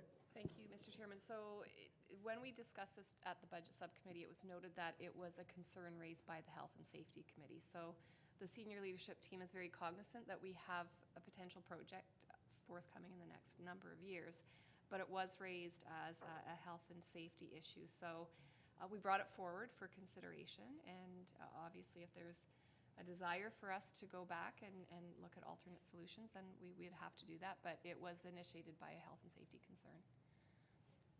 Go to Councillor Fitzgerald and then back to Mayor Alcock. Thank you, Chair Morrison. I was going to state exactly what our CAO stated. I know our clerk has had a note on the door about the uneven carpet. So safety from a health and safety staff point of view and public point of view. So I think we need to support that either way, but I'm not sure that the carpet needs to be replaced, so maybe we should delve into that a little deeper. Yeah. Mayor Alcock on that? Thank you. And I won't be redundant because I think Councillor Fitzgerald just said it. If we go back, it's replacing the carpet in here, right? And for 30,000. And I certainly am cognizant if there's a health and safety issue, but I would really love to go back and see what exactly the issue is, because do we really have to spend $30,000 to fix that particular issue? And I would prefer not to spend $30,000 at this point, given the larger discussion of what we're doing with the third floor. So that's what I think. And I guess I can speak to that. The main health and safety issue is kind of right under Councillor Renwick and I here, so you could take an insurance policy on us, and I think we'll be covered. But probably not the right answer, but I think I'm with Mayor Alcock and Councillor Fitzgerald. Let's address the health and safety issue for certain, 100%.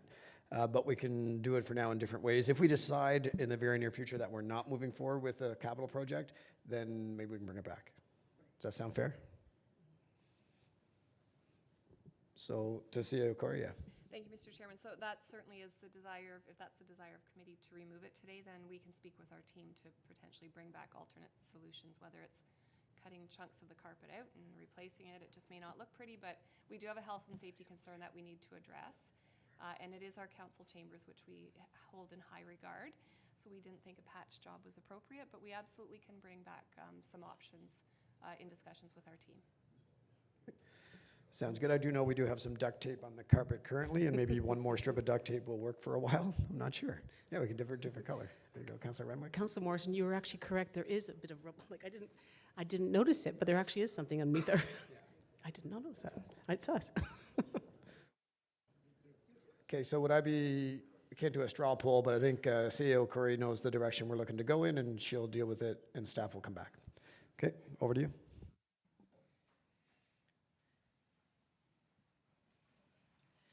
Okay, this next schedule is the Algonquin Theatre. So these items are pulled. So we have some lighting, sound equipment, audiovisual equipment, and some furniture on the list for 2024. Sorry, I'll just add that these were all carryovers from 2023 because they didn't get done then.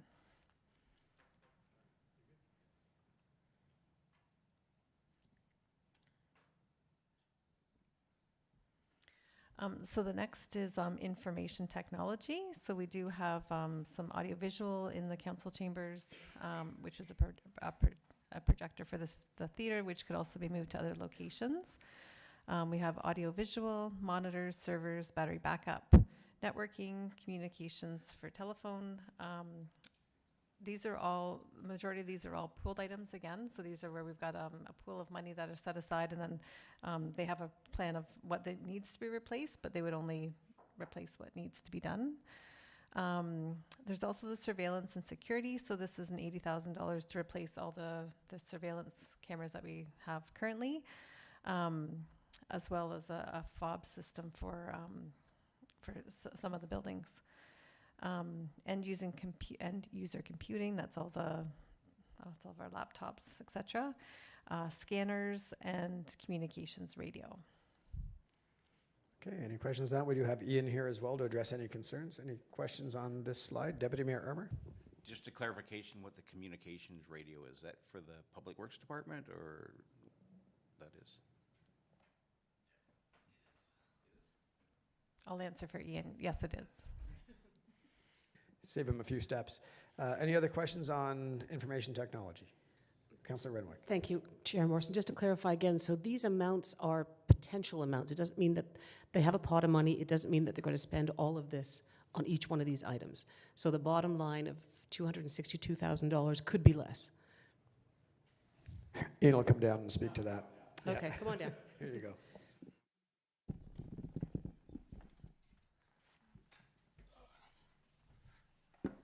Thank you very much. So on that list of what we got there is, as a general rule, a number of those items will be automatically replaced. So when we look at end user devices, that's dealing with desktop computers, desktop laptops, they're on 5-year cycles. So they will be hitting the end of their 5-year cycle, so they will be replaced automatically.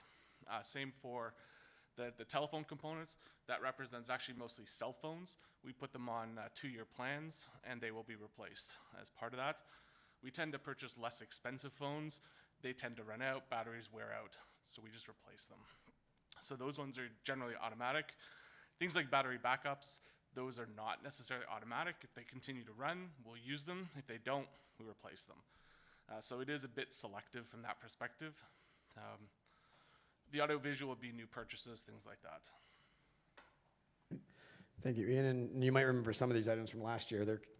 When they get spent, but we keep them in the budget so that they can be spent when they're needed. Deputy Mayor Armour, you good? Anybody else? All right, thank you, Ian. And back to Julia and Suzanne.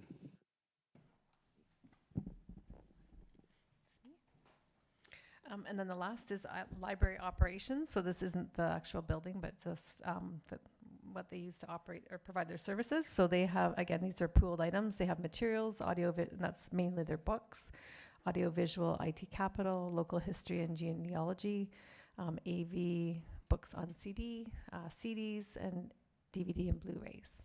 And our chief librarian is here as well if there's any questions. Any questions on the library operations budget? Deputy Mayor Armour? Yeah, thanks very much. Just a quick one, IT capital, what's that reference to?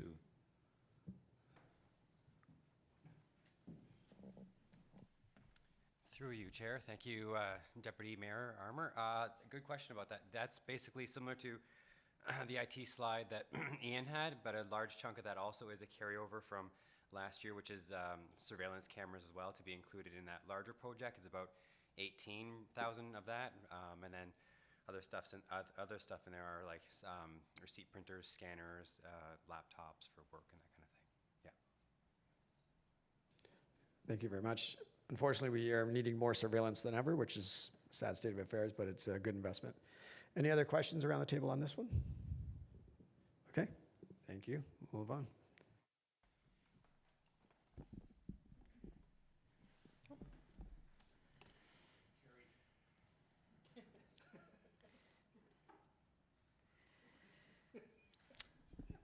Okay, so those are all the capital projects for 2024. So the next part is to discuss the recommendation of the report to establish an operations facility reserve account and start the reserve funding at $50,000.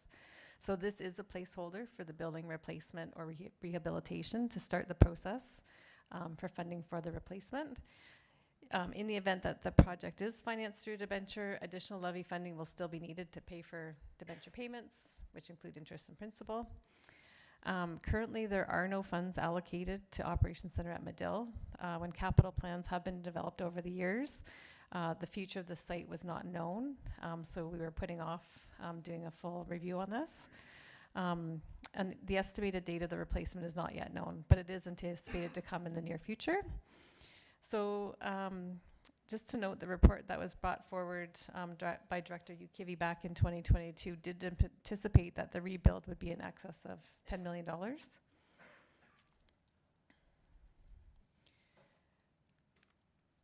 So once further cost estimates or plans have been presented to council, a funding strategy will be developed to fund the costs of the replacements of this facility.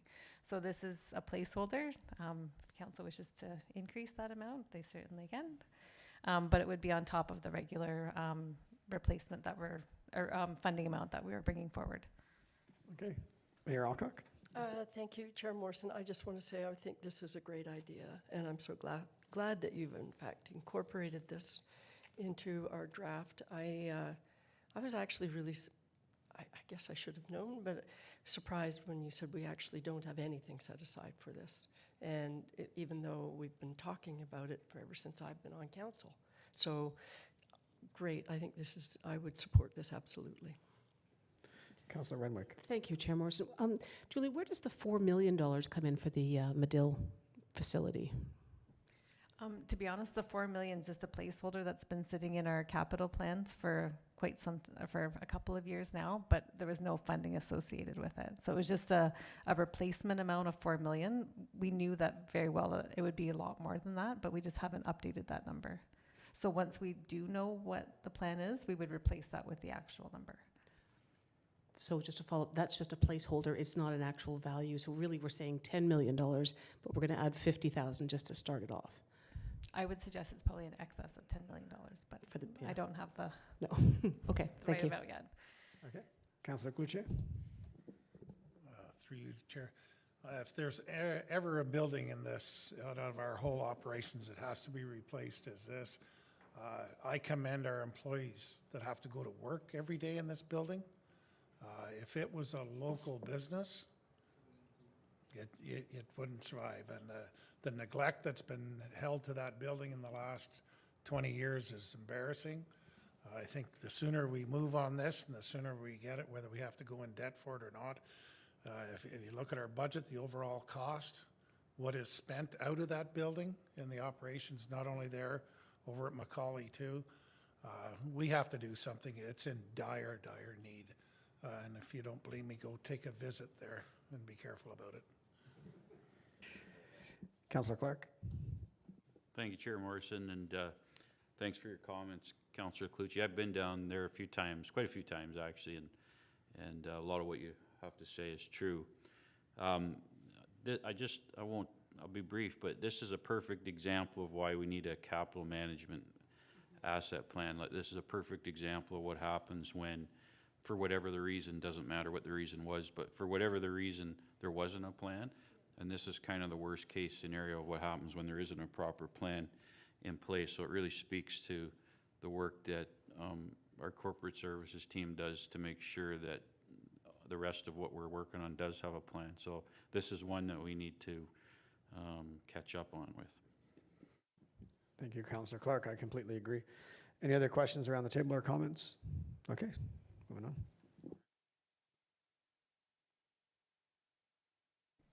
So before we get into any of the new requests for any new capital, I just wanted to give the overall net impact where we sit right now. If we do increase, I'm trying to do that. What was it again? I don't know. Shift. It's less? I couldn't do it. Oh, can Dave do it?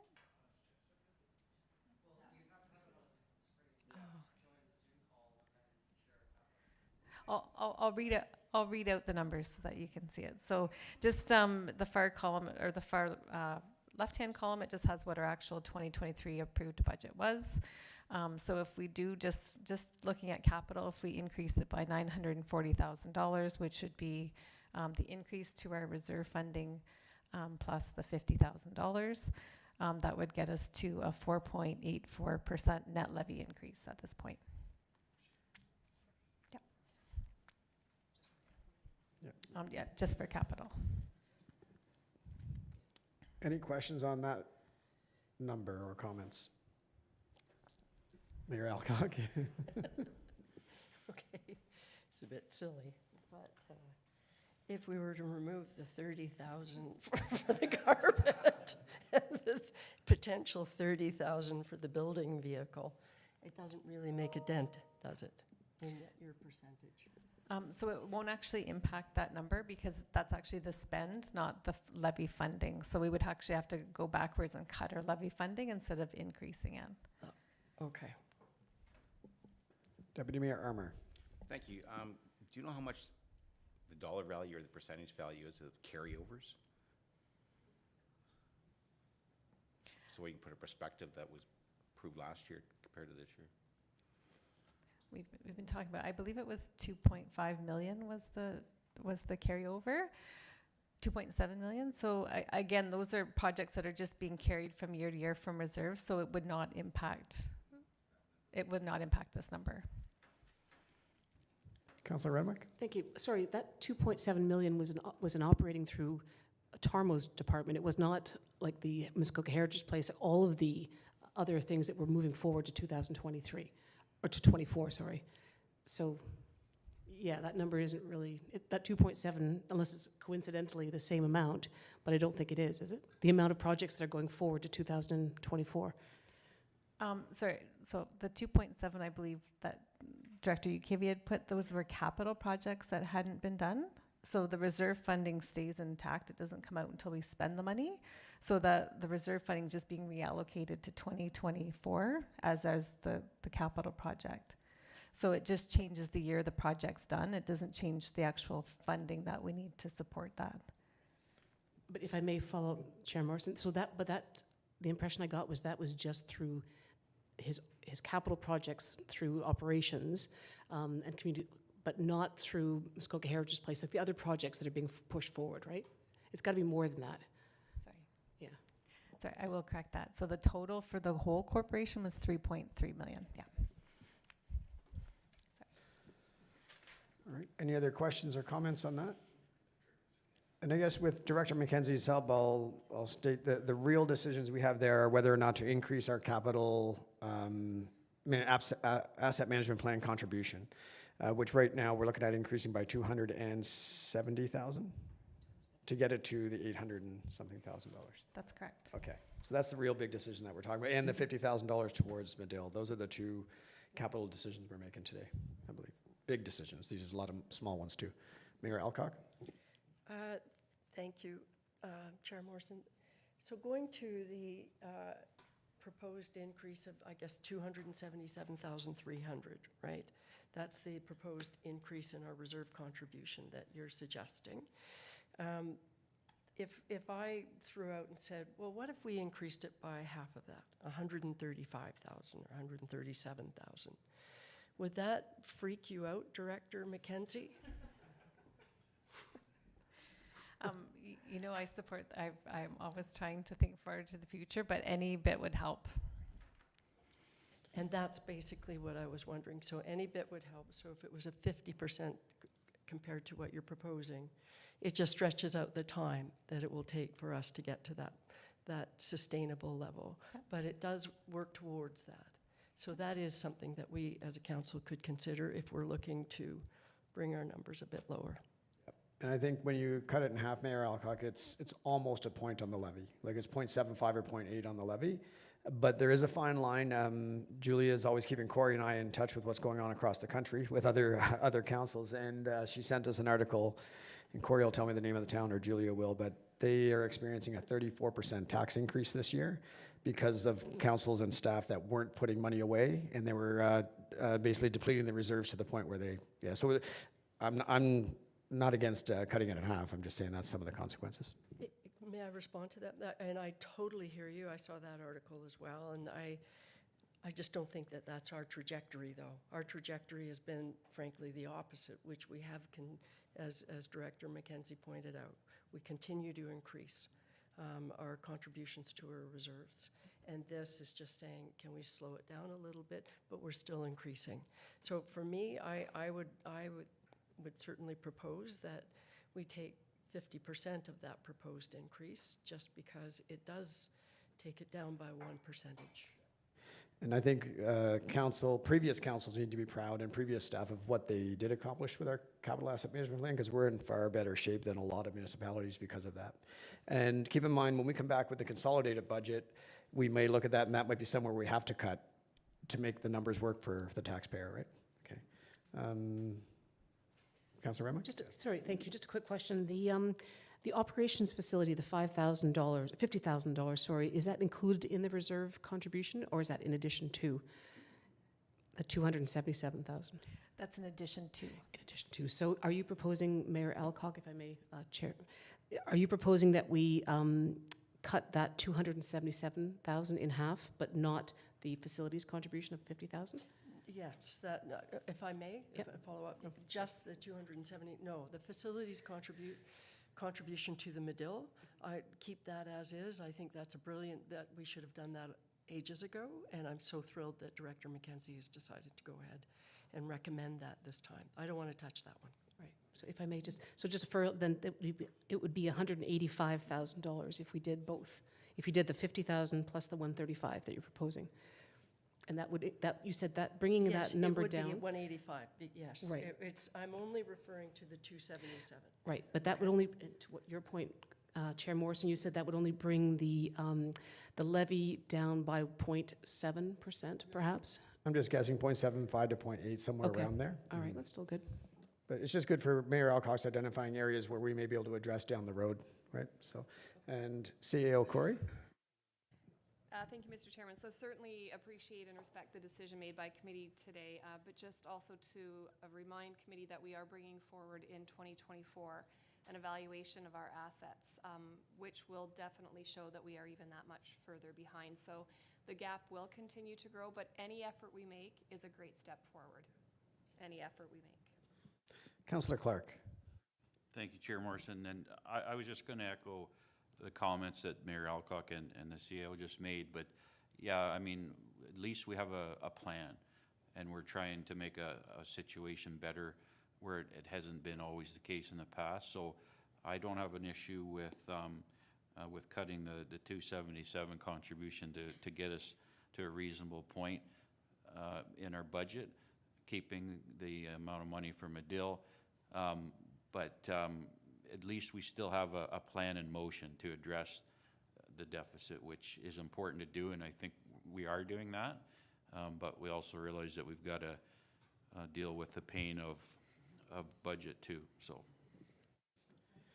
Okay. Any other questions on that? Okay. Moving on.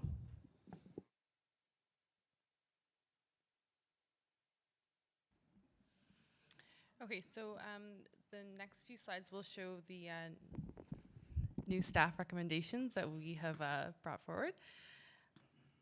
We'll go through each of these projects, and the motion currently sits to include each of these new capital projects in the 2024 draft consolidated budget and include thereafter as part of the town's asset management plan.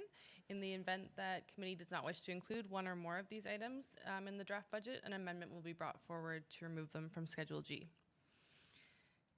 Okay, the first item we have are mobile message boards. So this request proposal is to purchase 4 new mobile message boards. These will be used to provide residents with timely and accurate messaging for road construction, closures, significant fire or weather events, and downtown events. The estimate is about $70,000 for capital costs, and we're proposing funding it from the town capital replacement reserve. Are there any questions on this one? Councillor Renwick? Thank you. Was that $70,000 per sign or just total for 4? Total Okay, for the thank you. Councillor Clark? Thank you, Chair Morrison. I just a thought, but I mean, I'd like to propose that maybe we look at renting them rather than buying them. I don't know how often we use them on a regular basis, and that's a lot of money to put out for signs that we might not always be using, right? Mayor Alcock? I would certainly endorse what Councillor Clark just said. I do think they're absolutely essential. Certainly when we went through the flood emergency, having them is absolutely essential. And we did, I believe, rent them, obviously, if we're looking at purchasing them. So it would be interesting to see what the cost of rental and how fast we could get them, because they're really valuable in times of emergency.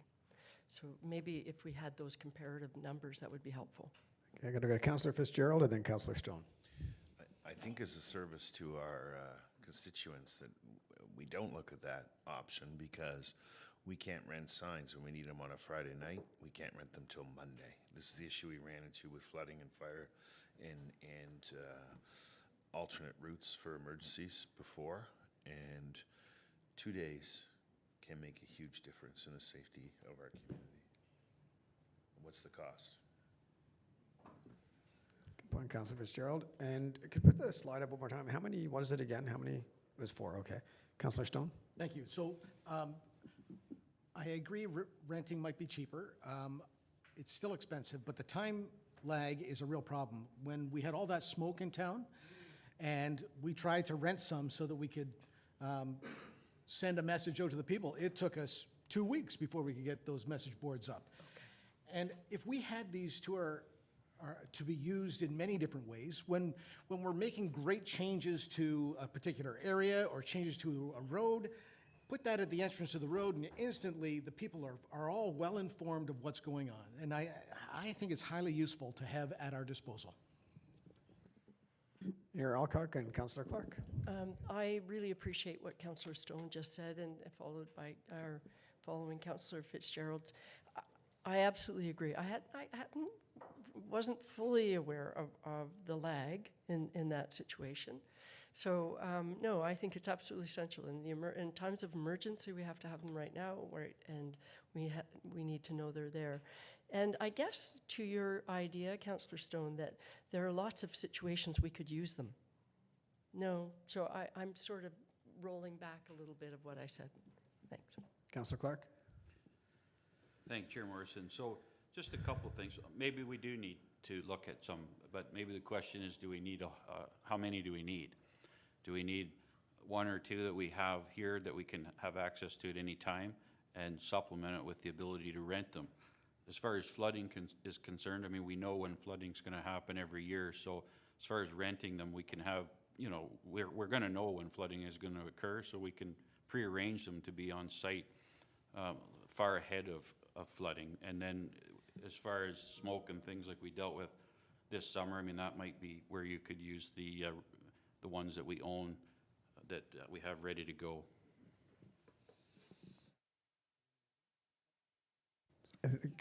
I'm going to go to Brandon Hall for a second and then over to Deputy Mayor Armour.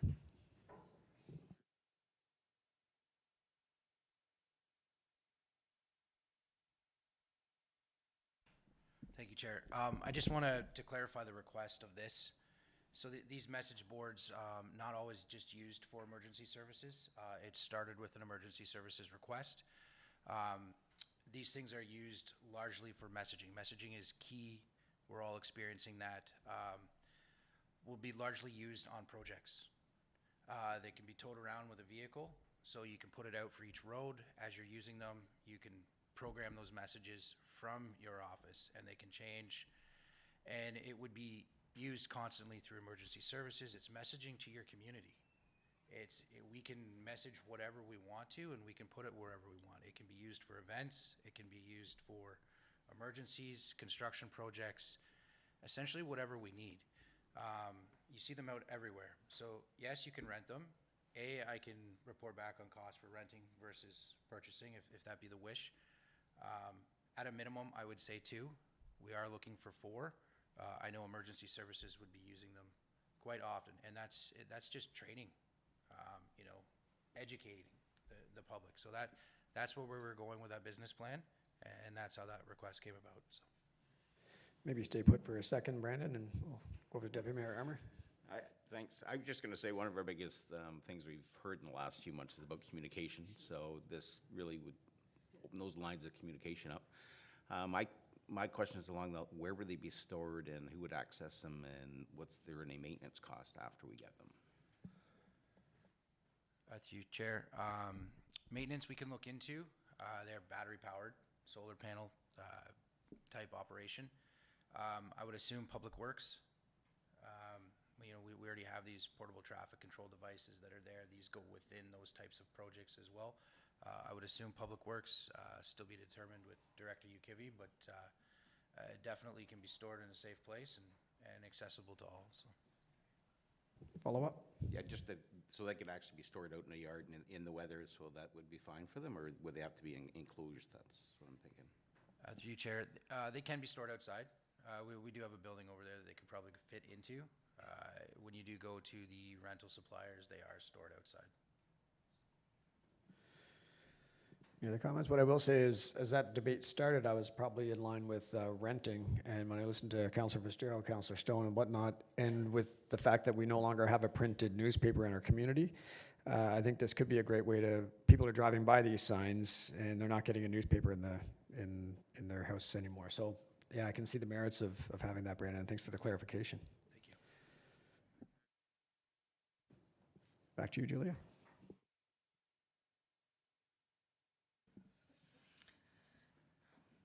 This next request is for computer hardware software for roads operations.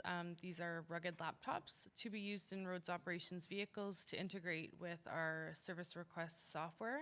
This will improve responsiveness and service delivery.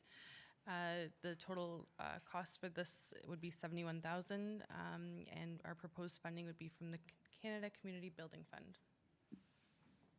Okay, I believe Ian and Tarmo will probably have a few questions from the crowd on this one, so I'll open it up. Anybody have questions on the rugged laptops? Councillor Cloutier. Would this fall into line with the new plow route thing and all that stuff? Good supersonic stuff we're getting? Through you, Chair Morrison, we'll only get the supersonic stuff if council approves it. But to your point, yes, this forms an essential piece of equipment, kind of central for supervisors and managers who are out there. This would be the initial rollout of this computer equipment that would allow the supervisors and managers to see where the vehicles are at all times through the GPS unit, but also when we're dealing with service requests, it allows for real-time updating. We've heard around the table the discussion around communications with the public. A lot of times when service requests are entered into the system, it almost seems like it's falling into a void, even though our division is working on the solution already. This will allow the supervisor or manager to real-time update that system so that we can better inform the public and get back and close the loop on items. So that's another example of where it's going to be useful. We're also moving into a bigger tracking in terms of using software that already exists in the town that council has already invested in, so expanded use of existing software to allow for better documentation of road conditions, road tracking, all of that, all of which needs to be done in a computer, and it's very hard to keep a set of handwritten notes. Then at the end of the day or the end of your route, go back and then update the computer software. It's kind of like a double entry. So this allows for real-time entry of all of that, including photographs and anything that need to support the documentation. Thank you, Director Ukivi. Over to Mayor Alcock. Thank you. Thanks, Scott. Just a quick question through you to the director. So this 71,000 is just for the supervisors and managers. This is part of the pilot. As I understand, we're rolling out a pilot. So this is associated with the pilot, not for the whole team. Through you, Chair Morrison.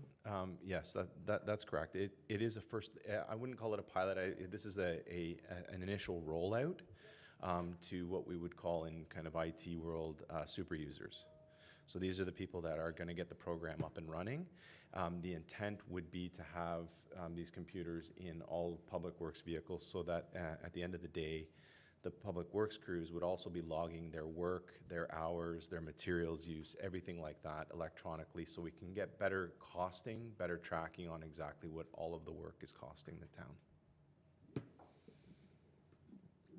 Okay, any other questions on that? Just as you keep in mind that when we do add stuff like this, it goes into our capital asset management plan. And when you see Ian asking for laptops every 5 years, this would add to that. So it's a discussion for maybe down the road, or whether this could hold off for a year, or if we do want that inventory or not. But it sounds like it would be extremely useful to our staff. So all things to consider. Over to Julia. The next item is a similar ask. It's for computer hardware software for fire and emergency services. So these again would be rugged laptops to be used in fire vehicles to integrate with our service request software and improve responsiveness and service delivery. So this one is for $48,000, and this would come from the town, be funded from the town replacement reserve.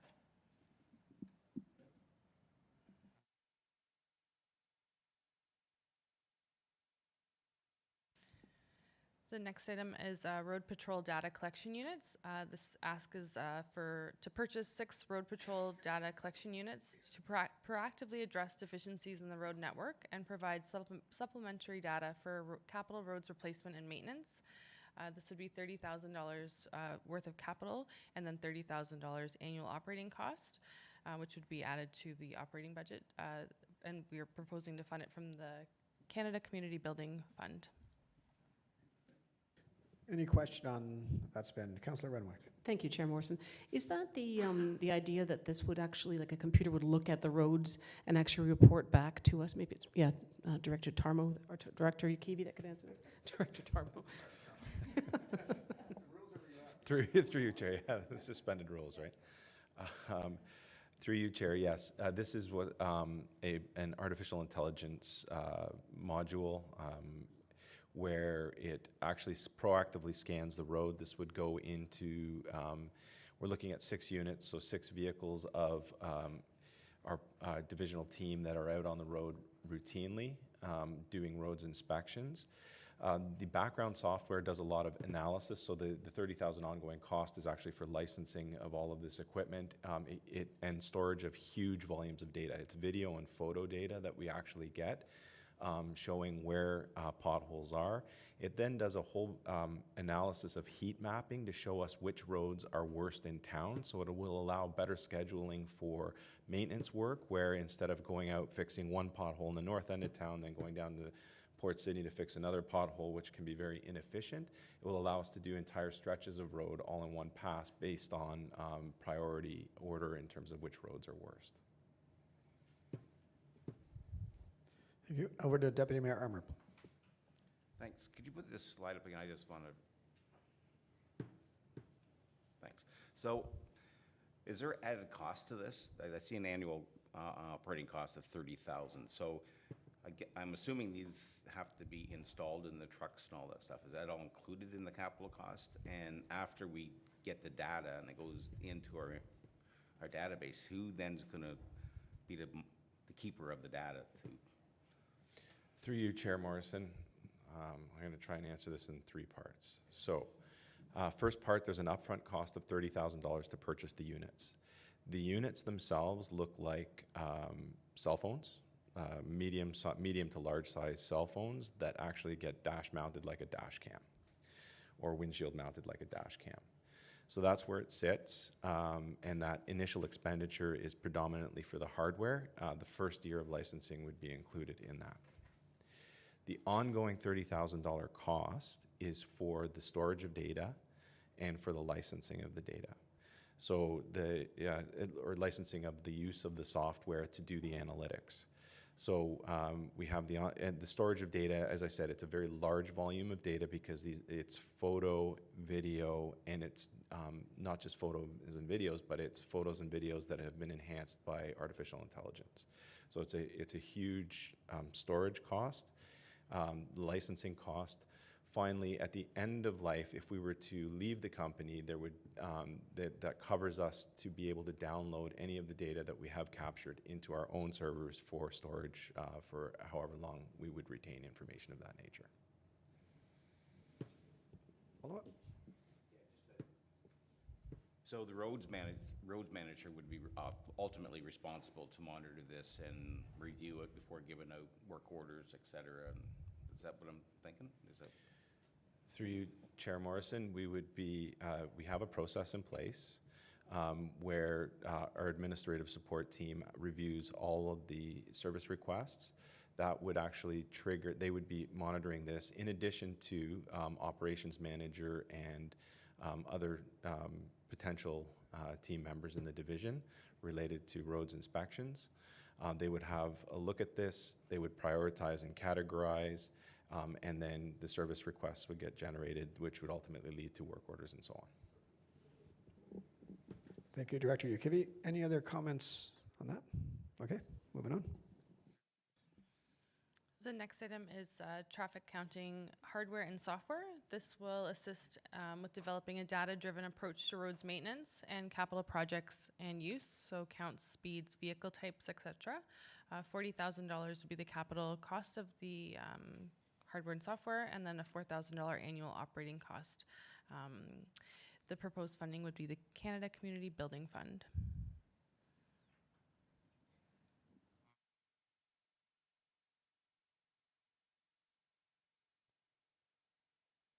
Councillor Stone. What have we been doing to date? Do we rely on the district to do this work for us? Through you, Chair Morrison, we have 2 boxes that are dated. We don't get around to all roads. We do supply, this is critical hardware for us at this point. We heard earlier in the discussion around Ripple and Pallet Lake Road, increasing volumes. We don't know the answer to that in terms objectively at this point. I'm not saying that it's not the case, but I just don't know objectively what the answer is because we don't have counters available to us all the time. So the counters would be used to inform the roads needs study. The intention is to have them rotate through all of our town roads throughout the entire year to capture the most up-to-date data possible.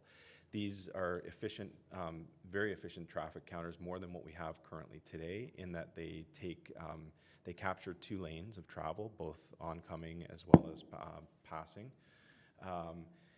They capture vehicle speeds, do an analysis on averages and percentile ranks for speeds. They look at vehicle size. They capture actually vehicle size, so we can categorize what size vehicles are traveling along these roads.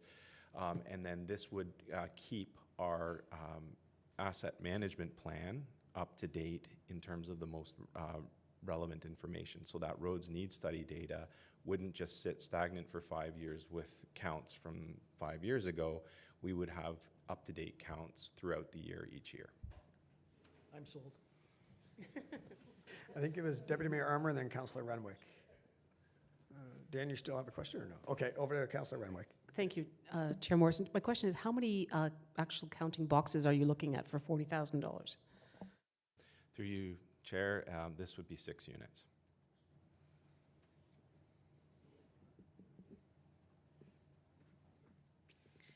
The next item is a portable vehicle lift. So it's a hoist used by town fleet mechanics to improve staff safety and efficiency. The cost for this would be $136,000, and the proposed funding is the town capital replacement reserve. Councillor Renwick. Thank you. Do we not have one of these yet? Through you, Chair. No, we don't. And the biggest challenge we have currently is the condition of the Medill Operations Center, as we've heard. For the mechanics, the actual garage floors that they operate in are in such poor condition that they can't actually use what's called the creeper. So that's the thing they lie on their back with wheels to get under vehicles. They're crawling, kind of pushing themselves along pieces of cardboard, making do, trying to get under the vehicles. The lift that we're looking at here that we've quoted is a portable lift. So if we were to go ahead with a replacement, it could be put into a new building on the same site, or it could be moved to a different site depending on what the decision of council is. Just a follow-up, if I may, then yes, 100% we need one of these. I cannot believe that we don't own a lift with the fleet and the new trucks we're getting. That just makes my jaw drop. Yeah. Any other questions on that? No? Okay. The next item is e-hydraulics. So these are electric-powered fire service hydraulics extraction tools for Station 5 in Port Sydney. The cost for these is $75,000, and we're proposing funding these from the town capital replacement reserve.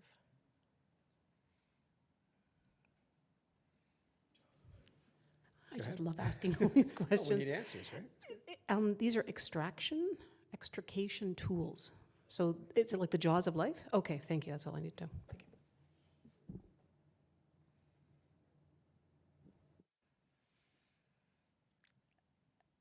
This next one is from Muskoka Heritage Place. The train station accessible doors. The existing doors that are there are not accessible and require button and signage. This was identified in the 2023-2027 accessible plan. For $10,000 capital cost, and the proposed funding is grant.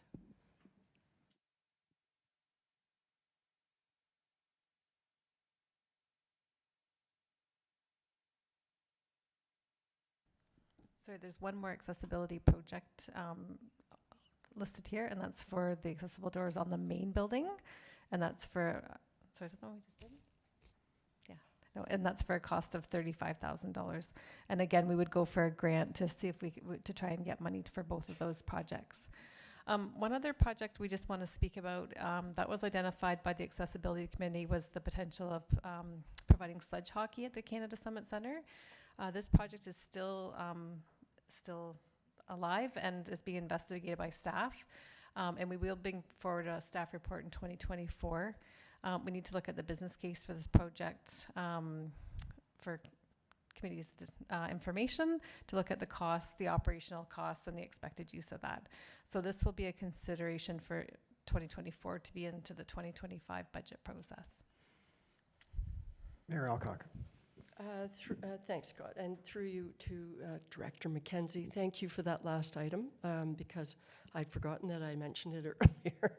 And it was raised by a member of the Accessibility Committee who didn't see it, read our budget and didn't see it there, and was sort of concerned that a motion came out of Accessibility Committee, was passed at General, and in fact, staff didn't forget about it. It was just more work has to be done, as you already explained, and I think he'll be really thrilled to hear that it will be moving forward next year.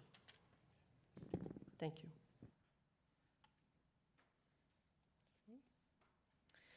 So the next two slides provide a listing of requests, that have been received by the community groups and may result in additional projects in the 2024 budget. If approved by committee, we'll go through each of these projects, and the motion currently sits to include each of these community requests to be included in the 2024 draft budget. The draft budget, and would be therefore included also in the town's asset management plan. More information would need to be identified for these projects for any additional ongoing costs in operating. So again, in the event that committee doesn't wish to include one or more of these items in the draft budget, an amendment will be brought forward as part of this motion from Schedule G.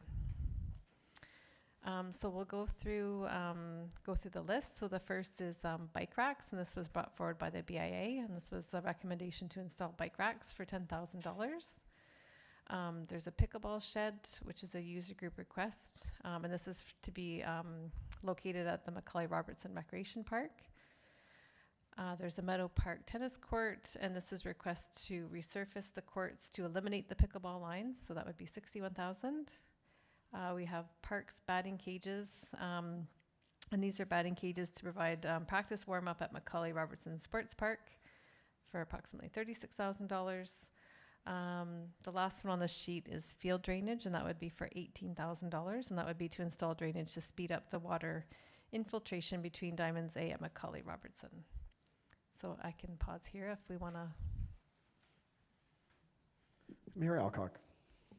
Thank you. Maybe I'll start with the request from the Meadow Park Tennis Court Group.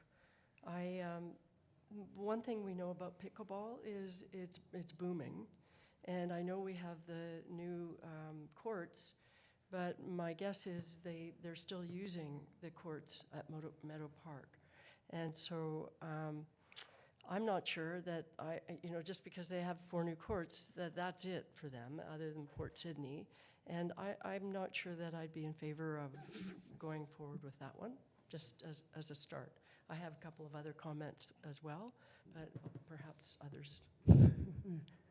We can come back. Councillor Stone. Can you put the list back up? Who keeps taking it down? Jesus. I know. So the shed for pickleball. So I know some of the pickleball people, and the soccer club apparently isn't playing nice with the shed that they have to store their equipment and won't play along and allow pickleball to also use that storage area. Can you enlighten me why they're not sharing? CEO Corey. Thank you for your question, Councillor Stone. So I have also been in conversations with individuals from the pickleball group. We have done some investigating, and our clerk has pulled some historic information.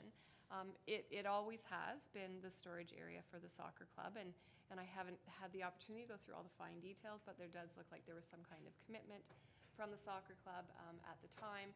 So we are just trying to filter through that process before we actually go and build or relocate anything.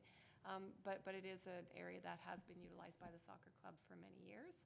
And we will do our best to try to facilitate an amicable outcome, perhaps of use of that space, but we're still in the midst of having that conversation. Please, So it's just- we wanted to have a commitment, just to make sure the pickleball knew that we have their request and that it's on the radar, but we will still continue to look at that option. It sounds like a silly thing.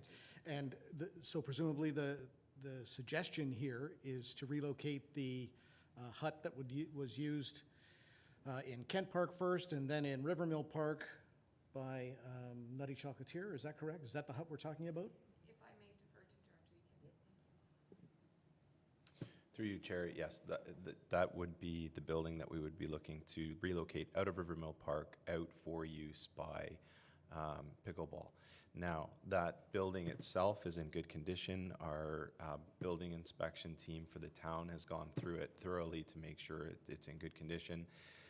It is a bit of a complex move, only in that it's an oversized load through towns. There are ways of facilitating that where you can you would have to remove the roof, you would have to, there are a number of things that can be done with that.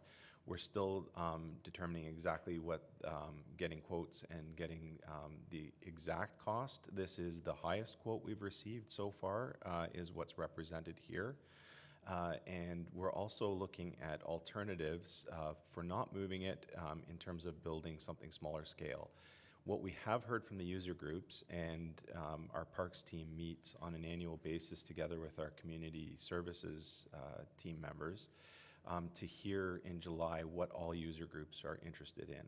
What we've heard from pickleball, loud and clear, is very specific requirements for storage that includes hydro and connection to certain services for them, so they have access to that. Deputy Mayor Armour. Thanks. I was just thinking about when you talked about the ice cream hut. Do we not have a couple buildings that used to be behind the band shell, the Ross Curran band shell that is now down at Medill? That might pacify them for the time being. And the second question is, what do they need to store in the shed? Through you, Chair. Okay. So the first question, there are the buildings at Medill. They are in very poor condition. I don't have a full condition assessment on them. I can say that there would be significant work to just repair even the outsides of them to make them movable and then usable there. So that is an option that we can explore. In terms of storage, what we've heard from the pickleball user group is they've got a series of equipment, hangers, all kinds of things that they want to have in terms of like scoreboards and things like that ready for tournaments. They also, while they haven't entered into a service level agreement with the town, they do want to do certain things in terms of routine maintenance. One example would be blowing the courts for use throughout the day. And you know, they would want a leaf blower stored there, things of that nature. Councillor Cloutier. Yes, with the shed, that ice cream shed is built extremely well. A local builder built it years ago. I've moved it a few times now, and it's unbelievably the way it's constructed.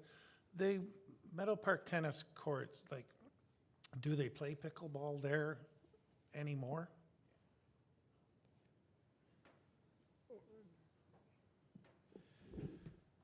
Through you, Chair. I'm not sure about the usage. It is considered a drop-in site by Community Services for it, and I just want to clarify that that costing is not simply for repainting. That is for some resurfacing work on the courts as well to upgrade them a little bit. So it's a big price tag. It wouldn't be Because just this painting comes in, lines. it says it to eliminate the pickleball. So it would be resurfacing work to fix the pavement and the structure itself, and then repainting the lines on there as tennis only. That was the request from tennis. And the understanding was that when the pickleball courts went in, at least what's been communicated by the tennis group to our team, is that it would be converted to tennis only. And that's a recommendation in the Community Services Master Plan, as well as my good friend next to me informed me. Okay, and I guess, Director Ukivi, is it safe and usable as it is, or does it need asphalt replacing just to be usable and safe? To you, Chair, it has seen some wear and tear. The asphalt seems to go a little bit faster in Muskoka. Is it usable for another year? I would say absolutely it is. Okay. Mayor Alcock? Thank you for, and thank you for all of that information. Certainly, I'm not, if pickleball isn't using it, then I'm not going to go to the wall for that. But I am curious, those tennis courts, we actually completely redid them. Now, someone's going to say, yeah, and that was like 10 years ago. It feels like it was yesterday, but wasn't that long ago. And you're saying, I think, Director Ukivi, that we could actually put this one off for a year. Or did I just hear that? Through you, Chair, I would suggest it could be put off. I don't know whether it's a year, longer, shorter, but we can put it off, absolutely. Okay, thank you. Councillor Stone? So I know other councillors have talked about this, but the batting cages at Macaulay Robertson, 36,000, is that, it's my understanding, or there's rumors that they can be a whole lot cheaper. Director Ukivi, do you want to speak to that? Through you, Chair, yes. It has been brought to my attention that there are competitive products out there in terms of what we had been quoted. The quote we've received from at least one vendor is a trusted vendor that we use for all of our baseball field there. Basically, for example, the install of the pop-up bases, regular annual work in terms of setting up and fixing, repairing the ball diamonds.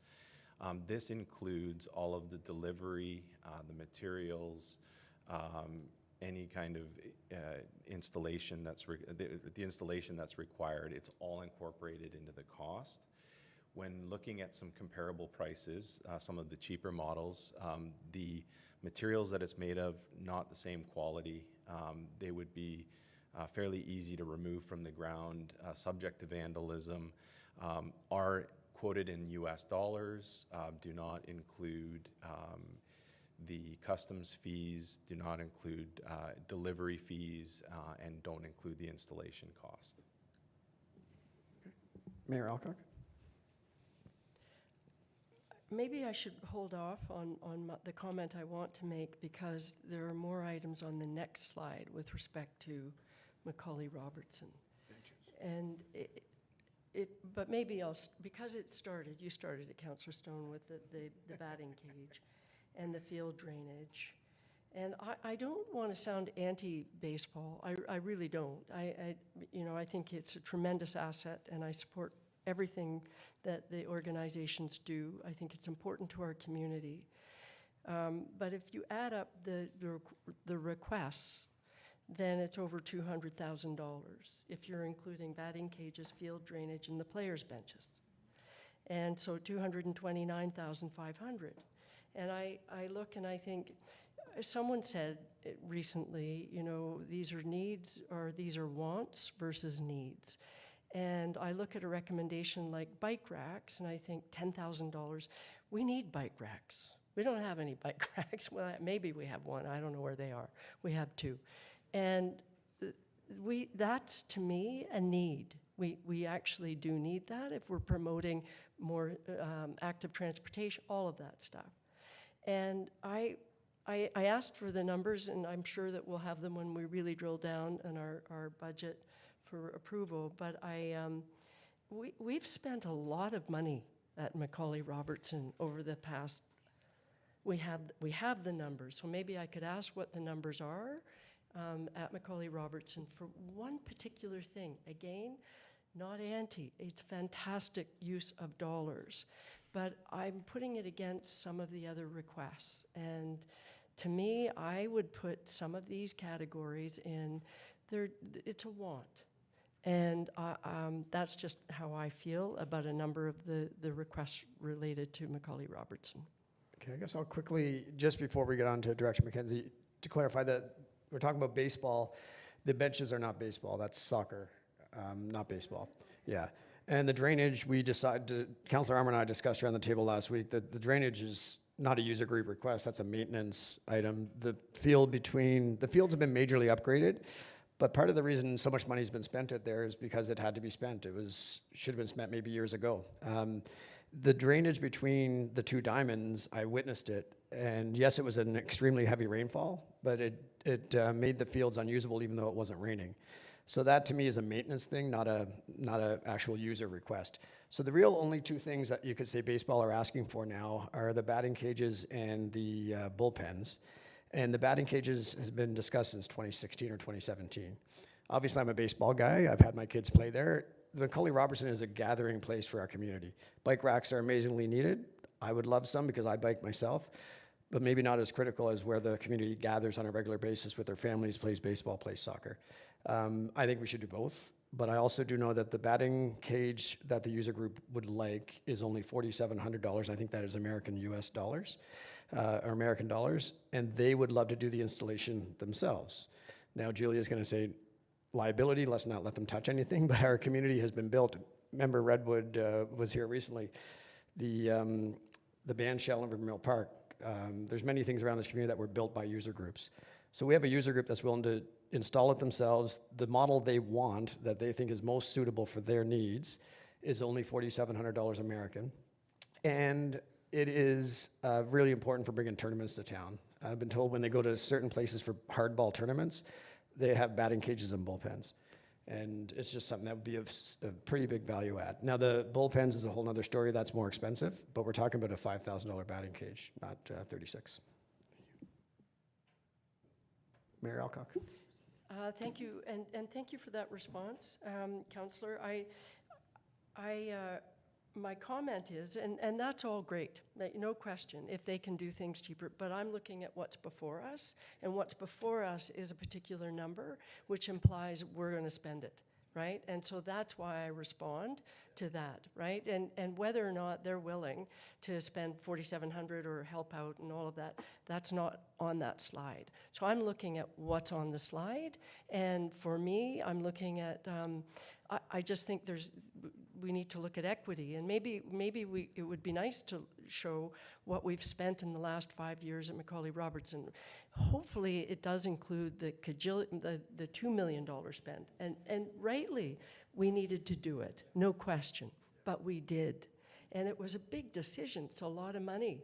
And we also are putting in the lighting this year, right? Or the extra lighting, and that's close to $200,000 or something. That's going ahead this year. Again, good spend, but I just, that's what's before me, and what you're talking about is not before me. So that's why I'm responding. Yeah, and I'll follow up with that. Director Yukivi and I have been chatting back and forth about finding the true number, what the true cost would be. And I mentioned to Director Yukivi at $36,000, I'm not interested. As a councillor, I am not interested in any way, shape, or form on spending $36,000 on a batting cage. At $10,000, I'm very interested. So I'd be happy, I think we should change that number to be a maximum of $10,000 or have the budget, work on the budget under the assumption that we would not be interested at $36,000, because I don't think that's what it would end up costing us. But Councillor Clark. Thank you, Chair Morrison. Just just a couple quick comments. My youngest boy plays baseball at the Diamonds right now, and I'll tell you, boy, that facility is a far cry from what it was when I played, when I was his age. So that speaks to the work that has been done, as Mayor Alcock mentioned. I just, the one point I wanted to bring up was about the batting cages. So I know when we go there, right now, they're using pitching machines, which I think they use, to basically to warm up the batters and the hitters and stuff. So I'm not really sure why that couldn't continue as opposed to installing a batting cage, because really, that's really what they're using right now for the same purpose. I can speak to that. So the pitching machine is one thing. We're using that mostly for the toddlers and the young guys, right? If you think of Diamond F, to the left side of Diamond F, a batting cage would be set up to the left of the diamond. When there's a hardball tournament and we have competitive players from across North America playing, they could go in there and have batting practice as they're getting ready for the next games. So it's different than what we currently use the pitching machines for. And just to follow up, I know what you're saying, Councillor Morrison, but those machines can be adjusted for speed too, right? So I just think maybe we have an option already. It might not be the best option, but there is an option. Yeah, and I agree 100%. The pitching machine is probably what they would still use, but it'd be within a caged environment, right? So they can actually have batting practice. I think Councillor Fitzgerald did you have something? Councillor Armour, Deputy Mayor Armour? Thanks, Chair. Just actually, I want to go back to the bike racks. Can that not be covered under mat tax for funding? Yeah, probably.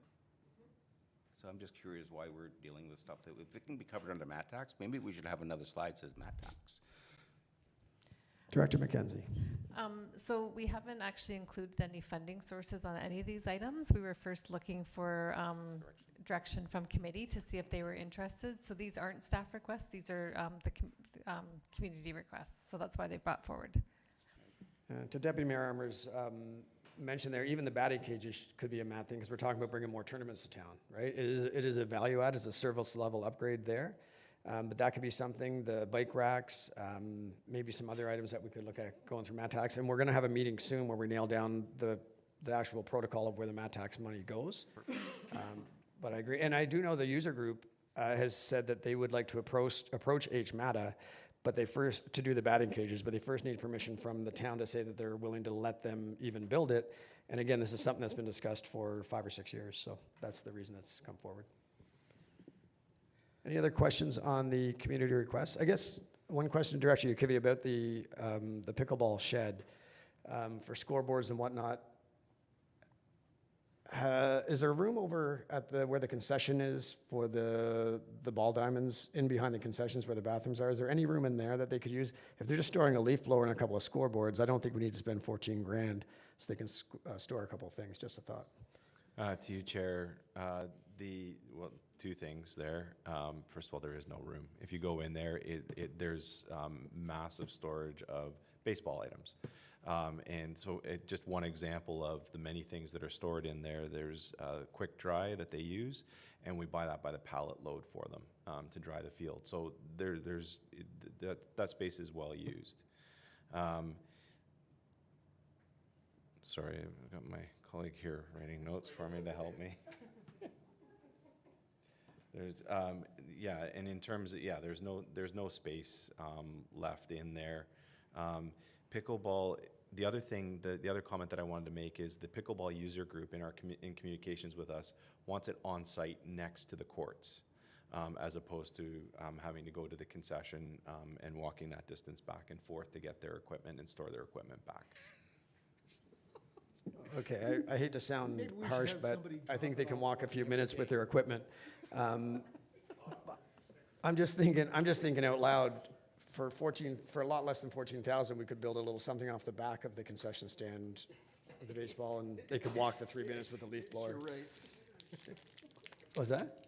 Or order a shed, as Mayor Alcock is saying. Yeah. I agree with you completely, Yeah. Councillor. For 14, you can order a shed that's built. Yeah. That's like for $5 grand for sure. Or less, Or yeah. less, So, right? yeah. Anyway.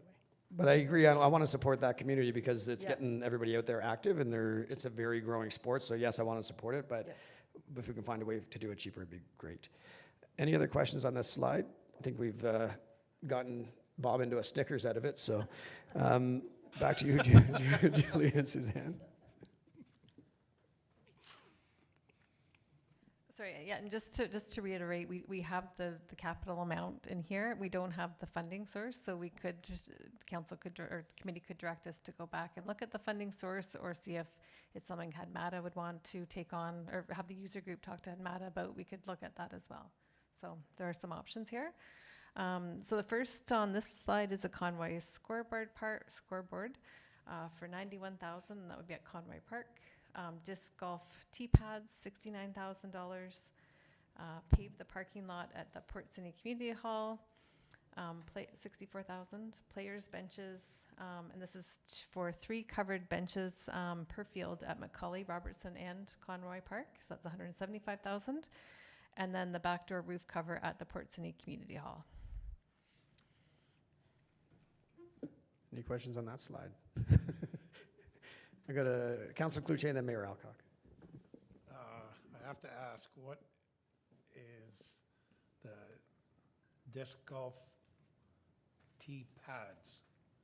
Is that where they throw the disc from, or where it's being received? Through you, Chair, yes, the way it's been described to me, as I'm not a disc golfer, is it similar to golf where you have a tee box area.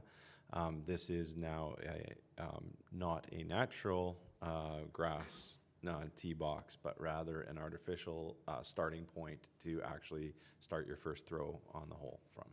So this would be on all disc golf holes. There would be one of these installed. That's their ask. Have we come to final agreement on where all those holes are going to be there permanently, or, like, I remember we talked, there was some that was kind of in the wrong place, and are they where they're supposed to be, so that if that goes ahead and gets done, we're not spending money here that we don't have? Through you, Chair, all of the course corrections have been made, and we have a very engaged disc golf community, and we're working with them closely to make sure that everybody's needs are met. Mayor Alcock, then Councillor Fitzgerald, and then Councillor Clark. Got to keep the order. You might be able to skip me because it's a question about the request to pave the parking lot at Port Sydney Community Hall. I'm assuming, is that the one that's across the street? Is that the one you're referring to, or is it the one at the hall? At the hall. Then my question would be to Councillor Fitzgerald. Is it, yeah, well, why? Through you, Chair Morrison. It's threefold. It's a safety issue. Grading up top is an issue. It washes the soil out, creates gravel on the stairs, washes out the grass, gravel where young kids and elderly people are traversing in the parking area, up a steep hill, to the playground, to the hall, parking their cars, boat trailers, everything. So and aesthetically, it's awful, and we end up with uneven areas where people can hurt themselves, never mind the loose gravel. So I think it's an issue for plowing currently. We end up with a large amount of grass and asphalt in areas where it shouldn't be. And we've had issues with the broken asphalt actually becoming projectiles when we do lawn maintenance there. So one of the neighbors just had 3 windows replaced. Okay, I appreciate that answer. And having been there on many occasions, I certainly hear what you're saying, and from a safety perspective, and certainly there are a lot of elderly seniors who are using that parking lot to get up to the hall. So I appreciate that answer. Thank you. Okay, and we'll go to Councillor Chair, but I've been there a lot, and it's one of the most used places and halls we have in Huntsville. But the upper area is paved, right? Is the upper area paved?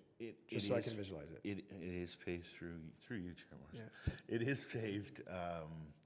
There is some areas where we could deal more appropriately with water drainage.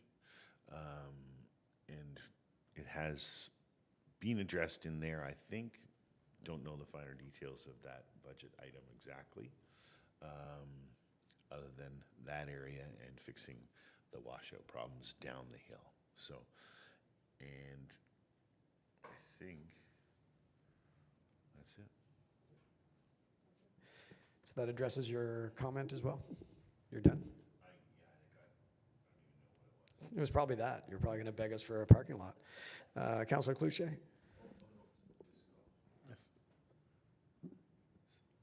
Sorry, Monty. Go ahead, sir. Is there any cost recovery for disc golf? Is there a membership? Is there a fee? Is there?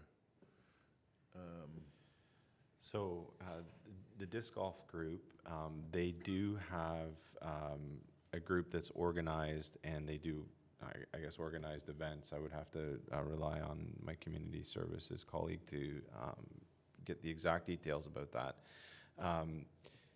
I'm not sure that they collect fees per se, but the disc golf group association is the provincial association where they actually pay a membership fee to that association. That's how they get their insurance and all that good stuff that's required for there. So I don't know whether they collect dues or fees from their membership. In terms of the town, if they were looking to use the disc golf course for exclusive use, then they would be through our town rental process. Follow up? Yep. So it's open all the time. Anyone can just walk on and use facilities. Do we host any tournaments or here, or have we in the past? Or Sounds like we host a few. Very few. It's fairly active group using it though, right? It's growing, yeah. But it seems it's been working fine for so long. I'm having a difficulty justifying it in my mind. Councillor Cloutier? Thank you, sir. 64,000 to pave the parking lot. I might be able to ask Brandon this. Does that not seem a little low for a parking lot that size? Just, I don't want to put you on the spot, but to me, it seems a little low of a price to pave a parking lot that big and look after the drainage issues. Through you, Chair, I absolutely love these ones. Don't answer. No, initial reaction, yes. Depending on the scope of work, I did hear parts of coming down the hill, the laneway, drainage. I can definitely revise that. I can definitely look at that. But initial reactions is a little low at this point. I'll let Councillor Fitzgerald follow up on that, and then Councillor Clark.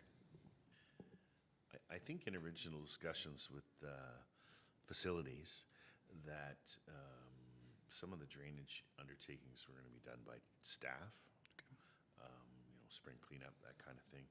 As for the precise details of what's in there, I do not know. So we would need clarification on that from facilities. Through you, Chair. So if it's all right, I will deal with facilities, and we can report back on a more appropriate number and scope of work for discussions within committee. And fair comment, Councillor Cloutier, and thank you for the clarification, Brandon, and future research on that. Over to Councillor Clark. Yeah, thank you, Chair. I was just going to agree with what Councillor Cloutier said. We just spent 115 grand on the annex parking lot, and that's fresh in my mind. So I think, yeah, I think it's probably low. We need to look at it again. Thanks. And Mayor Alcock and Councillor Renwick. Thank you. Ditto. I agree. It seemed a bit low as well. So I think that's good. We're looking at that. I have a comment about the disc golf, though. I can't remember. Have they been in? Did they ever present to us? Have they? They have? And was that recently and I've forgotten? My apologies. Because what I was going to say was we had a number of questions about what they're doing and tournaments that they hold and all of that. And I thought perhaps that one could be parked and we could invite them to come and do a presentation. And if we think that that's really great, they could put in a request for $69,000 as part of the 2025 budget process. That was my thought. Councillor Redmike. Thank you, Chair Morrison. My question is regarding the $175,000 for the benches, the covered benches. Why 3 covered benches per field? When you think that there are players, 2 teams, you might just need 2, but why 3? And how many fields do we have that we're going to need? Director Yakubi. Through you, Chair. So 3 benches. We can start with that. You have home, visitors, and referees. And then this is the user group request. And then we've got the north and south fields to put benches on. Sorry, just a follow-up, if I may. So the north and south fields at Macaulay, and then the 1 field at Conroy. So that's 1, 2, 3 fields in total? Sorry, correct, yes, Conroy's in there, yeah. Yeah, okay, thank you. Okay, Councillor Cluche and then Councillor Fitzgerald. Why do they have to be covered? Like, I mean, they're playing out in the sun, but just why do the soccer benches have to be covered? I know I've coached soccer and we always brought tents, but anyway. Councillor Redmike. So, thank you, Chair Morrison. So I'm not a baseball player, but soccer can be played in the rain, as long as there's no thunder. So I think when it's raining and you're just sitting on the bench, it would be nice to be covered. That's why they want that. So that's why they're covered, yeah. If that makes sense. Any other questions on this one, everybody? Great, okay. Councillor Armour.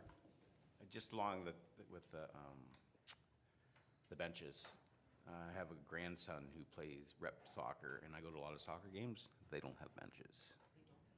No. So Deputy Mayor Armour is not seeing a lot of benches in his travels, so that's good to know. Any other comments on this one? Okay. Mayor Alcock? Thank you.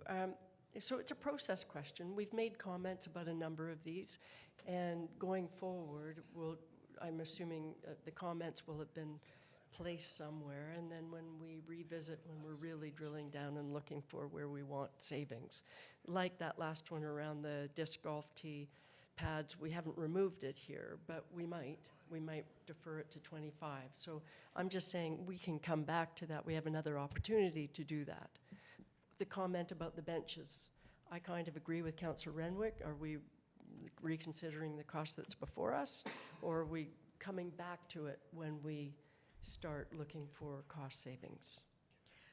So this is a bit of a new process. We haven't brought forward the community request before, so we could this is an opportunity to, if there are items on this list that this committee doesn't want to go forward with, we can certainly make an amendment to the motion to not include them. Okay, well then I'm going to put it out there that on the disc golf tee pads, I would like to see it come forward in 25 instead of 24, because I would like to, and I apologize if they have come in and they've made this request. That's my bad. But maybe it speaks to the request because we don't seem to know as much about that. I think I'll just make a comment to this because there's no funding allocation or funding source allocated on any of these. And I think we could be here for 4 hours if we decide which ones are going to be included and not included at the moment. So I'm thinking this is a draft budget. Right. Right now, nothing on there is designated by Julie and Suzanne to hit the levy. So I think, I don't know what the best process would be. Best process would be according to Director McKenzie, or if we have the time to stay here for a while. But I know we're scheduled for a break right after this discussion so that Jessica can review the actual motion. But I guess the question is, how much time do we want to spend on each individual thing? And is it better now or better later? I don't know. No, may I respond to that? Yeah. So I totally agree with you, and the last thing I want to do is spend hours going through. I just want to know that we have another opportunity. It's not like we're going to say, okay, we've had a lot of discussion around a number of these items, and then it goes forward. So I just want to know that that's reflected somewhere, and if Julia says, yes, it is, that's great. I'm good. And Julia might want us to go through the process one by one now, so I'll pass it over to Director McKenzie. I should note that we don't have funding sources for any of these items, so they would come forward from the levy unless we've identified something differently. So we have taken notes on some of the recommendations, but if council is wishing to proceed with all of them and put them in the draft budget, and then we can look at that on a consolidated basis, or we could bring back this list at the next meeting as well. So maybe the process is we got to unfortunately go through them. Yep. because we had the discussion about the batting cages, and right now, we've left the batting cages at the number that's before Yeah. us. And that's just one item, but we also have everything else is in there. So, and it will go to the levy in the draft budget. So I feel like, why are we wasting that time if we've actually already had a discussion about some of these items? So we need to drill down and make a decision. Yep. Going to suspend the rules? They're already They're already suspended. suspended. Yeah. That's why you're allowed to eat your Snickers. So Director McKenzie, on that, no, sorry, let's go to Jessica. quickly. Thank you, Chair Morrison. So, as Julia said, we have a draft amendment motion that we've been working on as you've all been talking that we can pull up at the end. I love that, and then it might be a shorter discussion because you guys are smarter than us and you've been tracking all of these comments, so that's good. Okay, thank you, Jessica. Thank you, Julia and Suzanne. Any other comments on this before we get to that draft amended motion? CAO Corey, please. Thank you, Chair Morrison. I do believe that Mr. Hall has a bit of an update on the Port City parking lot that it would be relevant for him to speak to at this time. Perfect. Look how quick. There we go. Thank you, Brandon. Through you, Chair. So, just hot off the press here, the work that is required under that cost that's proposed here for $64,000 includes the entrance to Port Sydney Community Hall from Road 10. So it goes into the turf stones. There's a section that's gravel before it gets to the hard surface. So it's to regrade that, add gravel and pave that section. And then it's to redo from the paver stones up the hill and repaving the top of the parking lot and fixing the drainage up there. There was a quote received for that, so the number that is in front of you today is most valid and accurate. So it's not paving out right to 10? Yes. It is. So we're, sorry, through you, Chair, we're going from row 10 Yeah. in the parking lot to the paver stones. There's a section there that's gravel. So they want to pave that, leaving the main part of the parking lot as paver stones. Oh, okay. And then correcting the drainage and parking lot from the paver stones up the hill to the back parking. Thank you, because now I can actually see the parking lot in my head when you mentioned the paver stones. I can remember it now. Thank you so much for the quick work on that, Brandon. Over to Councillor Fitzgerald. Thank you, Chair Morris. We always give favorable pricing in Port Sydney. Well, that's all the work. Of course. All right, so just to make sure we're doing everything correctly, CEO Corey, can we move forward, look at the amendment, and then discuss each item if we need to? I would defer to the clerks to Okay. speak to process. please. Jessica, is that okay? Okay, so we need to table this motion and reconsider the previous motion with the exclusion of to be included in the 2024 draft budget. Vote on that amendment and then put this one back on the table. So, sorry if I just may add that the amending motion is the one we spoke to earlier with respect to the Ripple Pallet Lake. So that's the motion. So I misspoke when I said that we would reconsider it. I had my procedure incorrect. I apologize, Mr. Chair. So we do have to table this one, as Jessica has indicated. Deal with the Ripple Pallet Lake motion to say that it be included for consideration in the 24 budget, and then we can go back to the motion in front of us. Okay, well, let's do that. Okay, so do I need a mover and a seconder? Okay, so we have Mayor Alcock to move and Councillor Clark to second, that we table the motion currently under discussion. Do I need to mention anything other than that? Okay. No comments, all in favor? Okay, so I'll go to our clerk, Jessica. We are going to introduce a motion that'll probably go on the screen.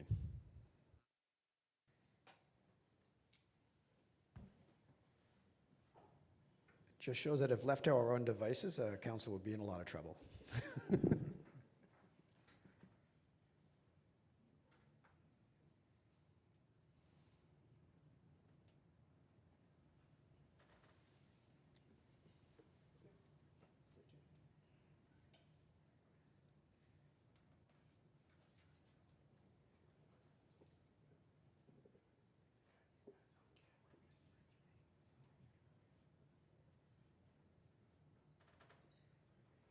so we need a motion to reconsider this original motion, and then I have prepared an amendment.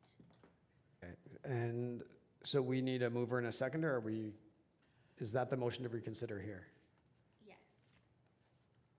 So you want to read this motion as it sits, as it is on the screen, I need you to pass a motion to reconsider. before we consider that. Okay, so I'll take a mover and a seconder for a motion to reconsider. Councilor Cluche moving and Councilor Fitzgerald will second. Motion to reconsider the motion regarding Ripple and Pallet Lake Road. All in favor? Carried. And then Jessica will bring up the motion that we're going to reconsider.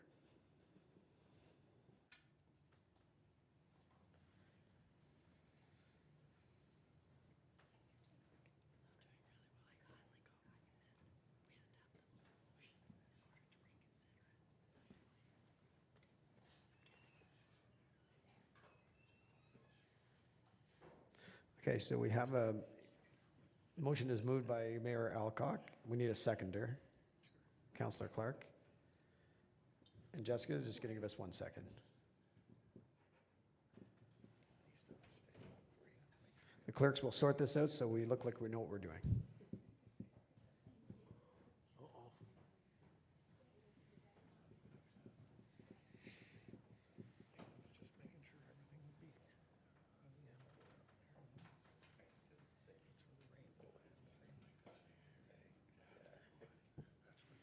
Thank you, Chair Morrison. Sorry, I've thrown a lot at her today.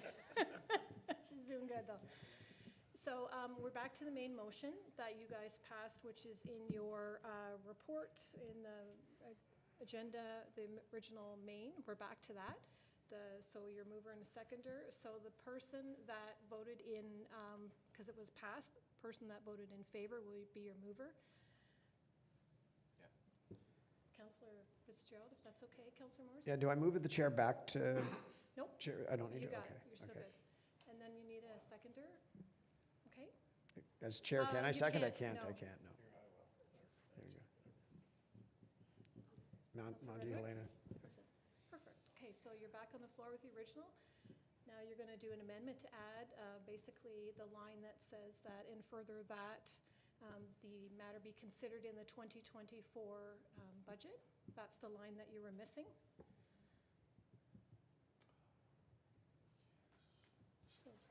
So there you go. That's your amendment.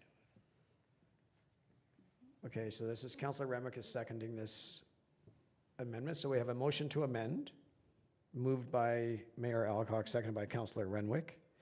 It is recommended that the following be added to the end of the second paragraph, 1B, and further that the following be added after the last paragraph, and further that option 1B be included in the draft 2024 capital budget. So everyone's clear we're amending to add this into the motion we already passed. Any discussion? All in favor? And it's carried. Okay, thank you both. And now we need a vote on the main motion as amended. All in favor? And that's done. Okay, now we're coming back, I believe. So you just have to pull the motion for the director's budget motion back on the table. You just have to do a motion to pull it back. Okay, so I need a mover. Councillor Stone will move it, and Councillor Cluche will second it. That we are going to bring the motion back on the table that we tabled regarding the director's budget. Is that okay? All right, so we're going to bring it up on the screen. Oh, all in favor? Carried. Thank you, Tanya. And thank you so much, Jessica, for keeping us in order and for testing me today. It's good. And Councillor Clark is going to take over as chair for future budget meetings. Thank you, Councillor Clark. Okay, so we're going to now consider the motion, Director McKenzie's motion regarding the budget. And it's an amended motion, if I believe. Okay. And after this, we're going to take a break.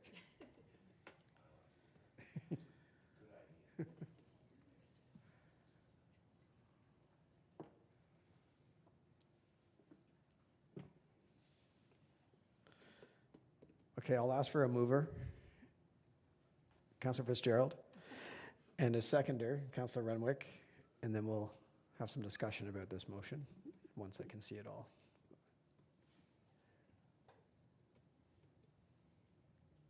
Okay, so I'm gonna scroll up just a tiny bit.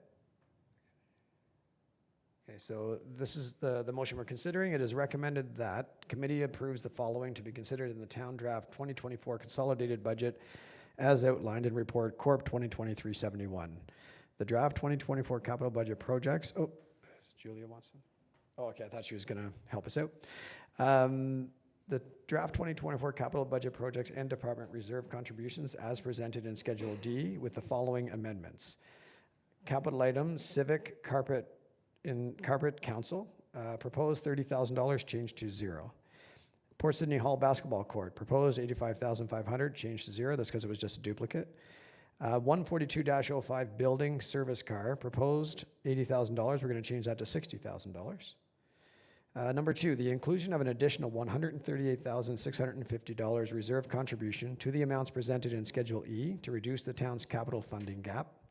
Number 3, a reserve account be established for the purpose of funding the operations facility, Medill, and that an initial funding amount of $50,000 be added from the levy.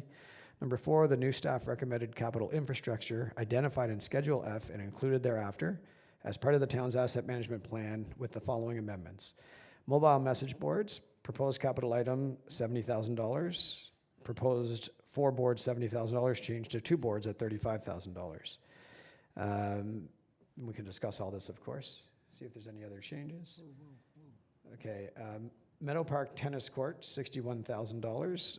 I'm assuming that the proposed number in there will be $61,000, then it's to be changed to $0. Disc golf tee pads, $69,000 proposed capital item, and the proposed cost would be $69,000. We're going to ask to defer that to 2025.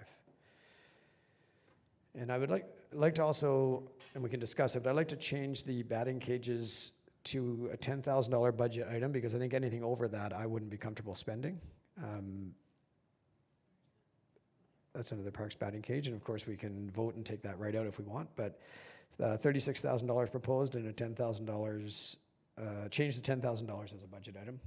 And I do think that item is something that we'll be looking at alternate funding arrangements to get the money into that. And I guess because now we have the mover, we have the seconder, now we're gonna have some discussion. So are there any other items in this list that we want to discuss amending? Because if we don't amend them, we're putting them into the draft budget and it'd be affecting the levy. I'm gonna go to Councillor Renwick and then Deputy Mayor Armour. Thank you, Chair Morrison. I think we should discuss that, the scoreboard, the 91,000. Just like some more information about that, what, that's new, but yeah, that's a lot. Yeah, and I agree, and it's tough because it comes to us and we're making a decision on putting it in the draft budget and, it's tough. I think Director Yakivi can speak to that a little bit on the origins of that. It's a high school ask, I think. Through you, isn't it? Chair, yeah. So, yes, it's through the Trillium Lakelands District School Board. They've requested town funding, so they've raised funding. They also have budget funding within Trillium Lakelands District School Board. The $91,000 isn't the full cost for the scoreboard. That's the town's portion of the cost. The scoreboard would be used by Trillium Lakelands District School Board for their events, but also would be shared with Huntsville Soccer Club and with lacrosse to be a scoreboard at Conroy Park. Thank you for that. And I guess we'll go into Mayor Alcock, but Director Yakivi and maybe Director Babineau, other fields like ours, like Conroy Park, do we tend to see scoreboards like that? I've been to a lot of soccer games myself as well, and I've never known the score. But so I'm just kind of wondering if that's something that is standard around the province, or is it something we'd be doing different? Through you, Chair Morrison, I do believe so, yes. And I do believe, and I might call on my colleagues or some of the other council members that might remember, I think this was part of the original ask with Conroy Park, and it was deferred. Yeah. All right, and one more question I can ask of maybe Director McKenzie. Other than the levy, is there money in Parks reserves or other reserves that these items could be taken from without touching the levy? So as noted previously, I'll talk about the capital reserves that we have for the asset plans. Those are currently underfunded. So whatever we take from those reserves will increase the funding gap. So I'm just gonna suggest that those shouldn't come out of those reserve funds. We could look at MAT funding for these. Again, these groups could approach HADMAT as well. And we could also look at potential grants for some of these. So we could do similar for some of these as well with what we've done with the locomotive, is to say we would only proceed if we had a grant associated with it. So that's a great point, because it can go in the budget and only get done if we get the grant. And if we don't get the grant, it doesn't. So we can start allocating some of these. Some of these things we might want to do if we get grant money. Now, what about DCs? I know they're spent on growth-related activities. Could any of these be justified as growth-related activities, in your opinion?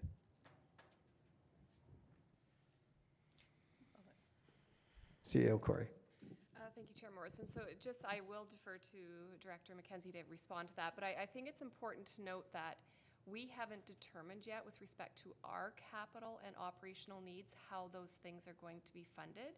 So I would caution committee to look at funding user group requests from those sources until we can make sure our house is in order. Fair comment, absolutely.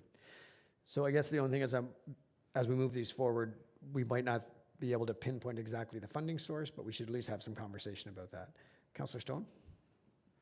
Well, I want some clarity on how we're running through this list here. So there's nothing proposed or changed with the 10,000 for the bike racks. Are we asking ourselves, if there's nothing else in the right-hand columns, does that mean we're looking to do that? Yes. All right, so. That's why we're going through them now. Yeah, so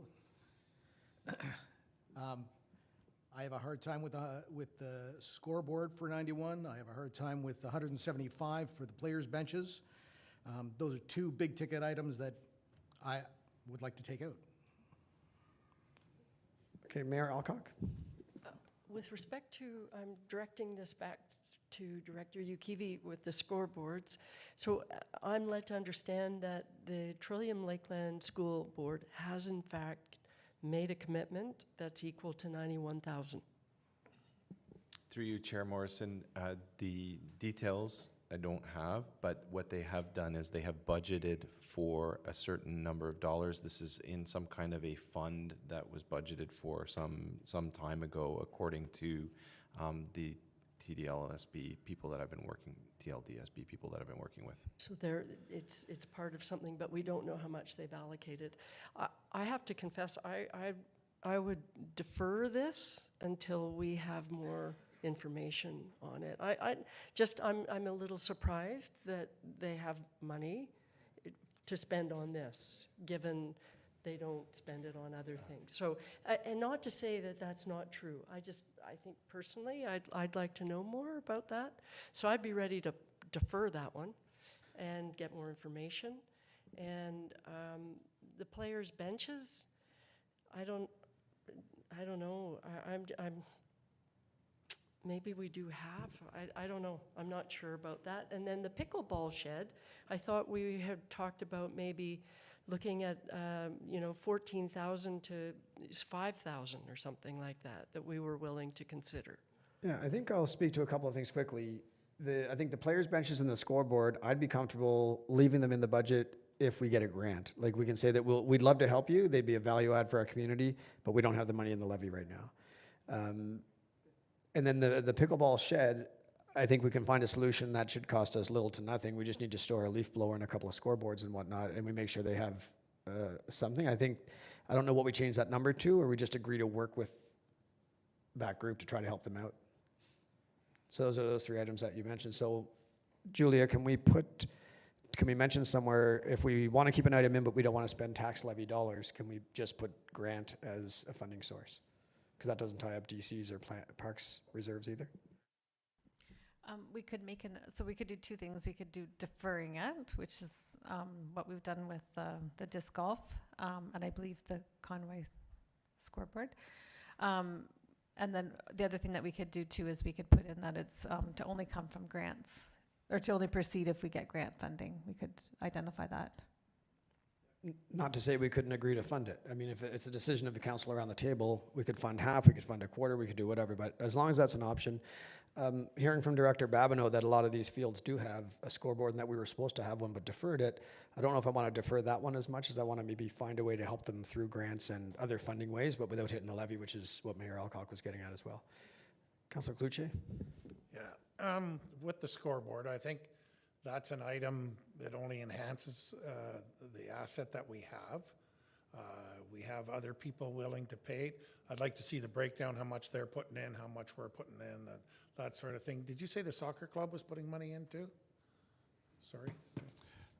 Through you, Chair Morrison, there's no commitment from soccer or lacrosse to fund this. This is, and just to add a little bit to the funding source, it is a legacy fund that they have, that the Trillium Lakelands District School Board has. It's a legacy fund. I think we should leave the 91 in the budget and once we get more info on it. I don't think we should defer it till next year. I think we should deal with it this year, in this year's budget, because we do have other people. Plus, there's also a chance for the signage, Greg, or, our advertising that could become part of it also, to offset some of the costs with it. The players' benches, I think we can take it right out as far as I'm concerned. But I think we should, with the scoreboard, if it was in there before in the original design, we should keep it in there, and it does enhance it. And you do go down into other communities, and there are scoreboards on soccer fields and lacrosse fields across the province.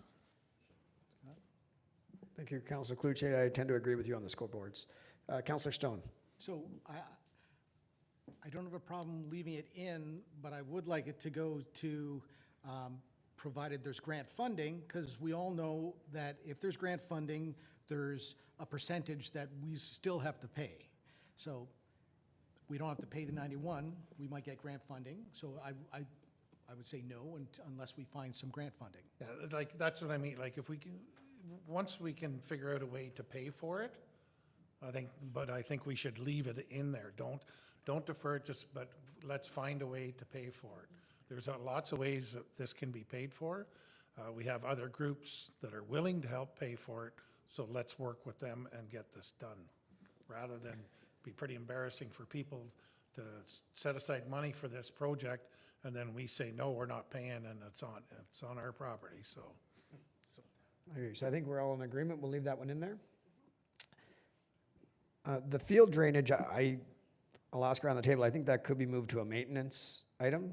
I don't know, as opposed to capital, because it really is a maintenance of a facility that's not usable and with big weather we're getting lately with climate change, I think that's going to be a more common thing, unfortunately. Does anybody have a comment on that? Or they just disagree? Councillor Alcock or Mayor Alcock? I agree with you.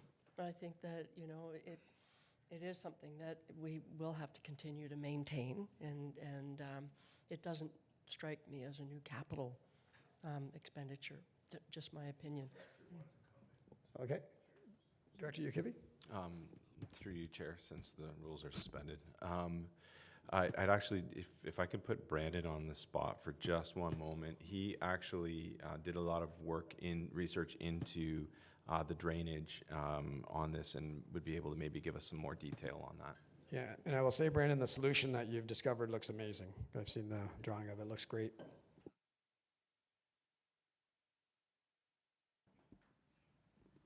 Through you, Chair. So I did stand out in the pouring rain, as you alluded to it yourself.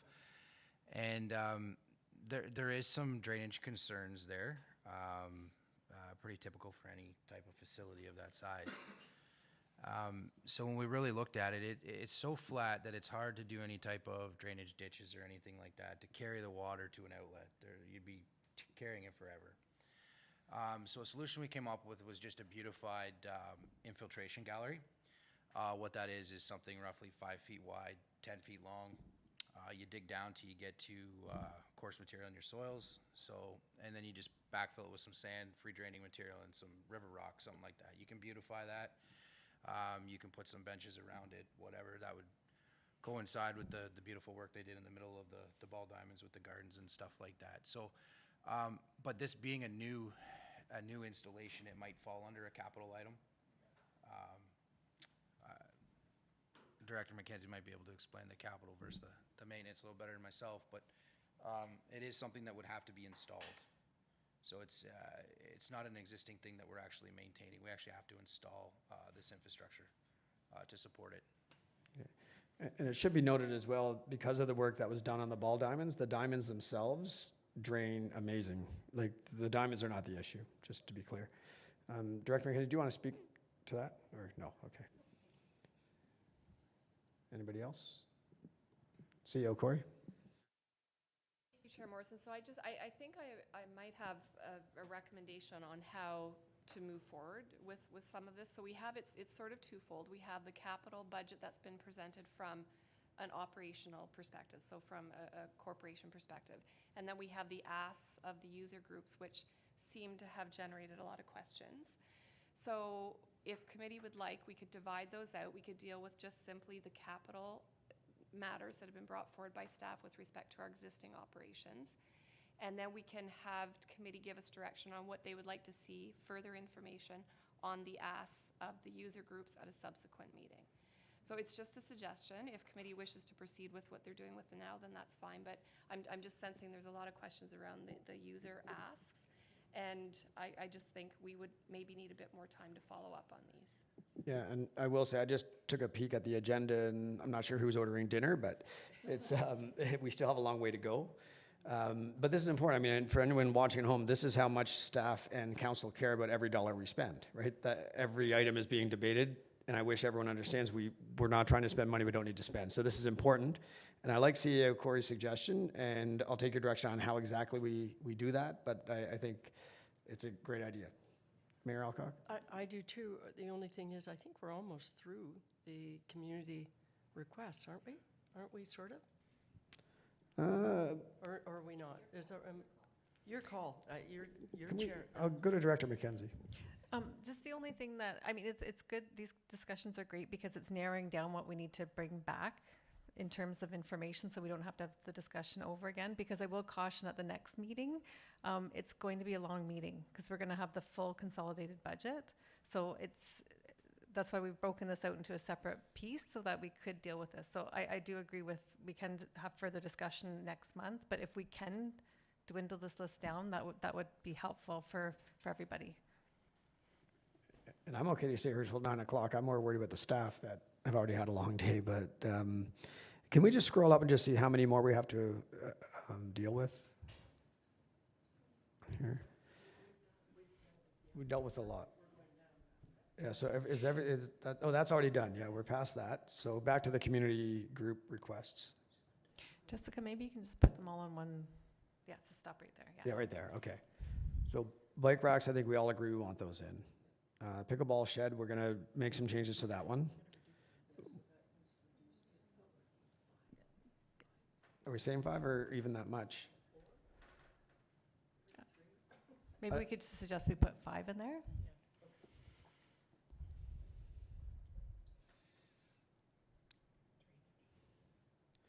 Okay, and then staff works with pickleball to find a solution.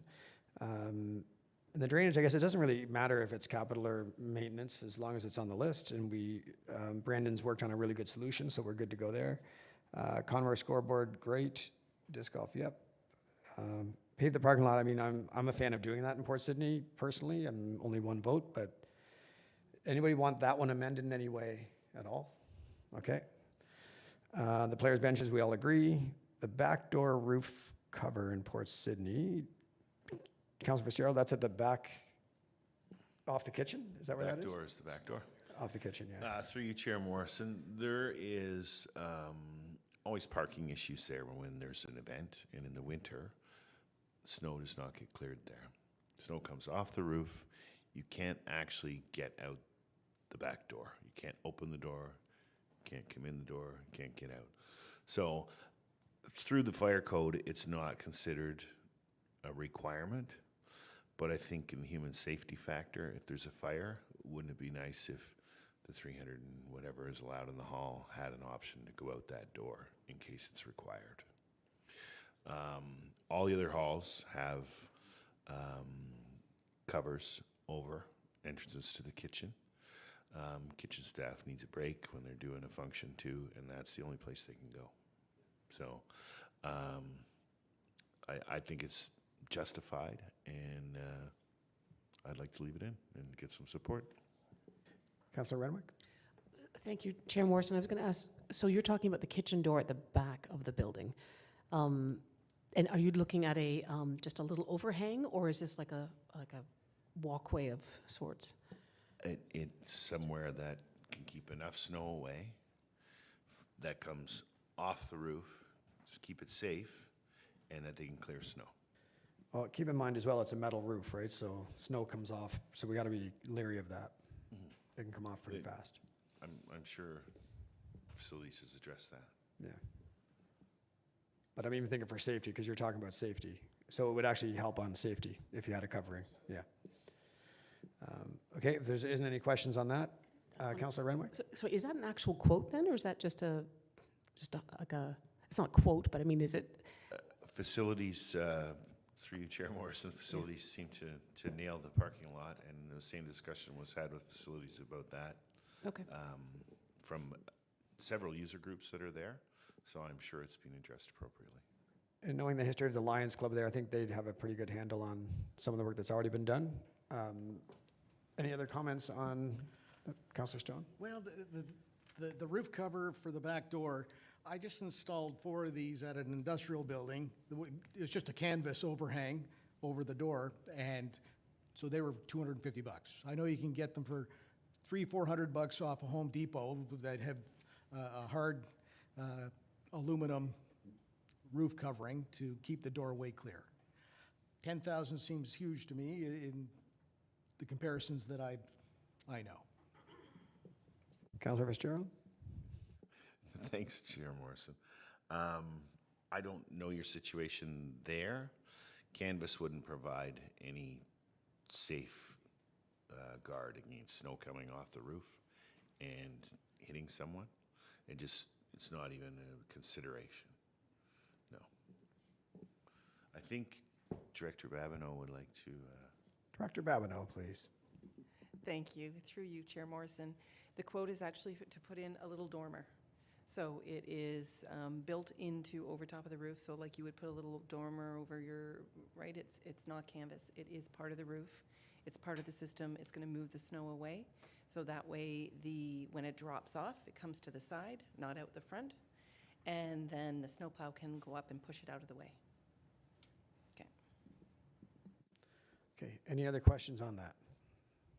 All right, are there any other items we need to get through? I don't believe we do. Wow, great.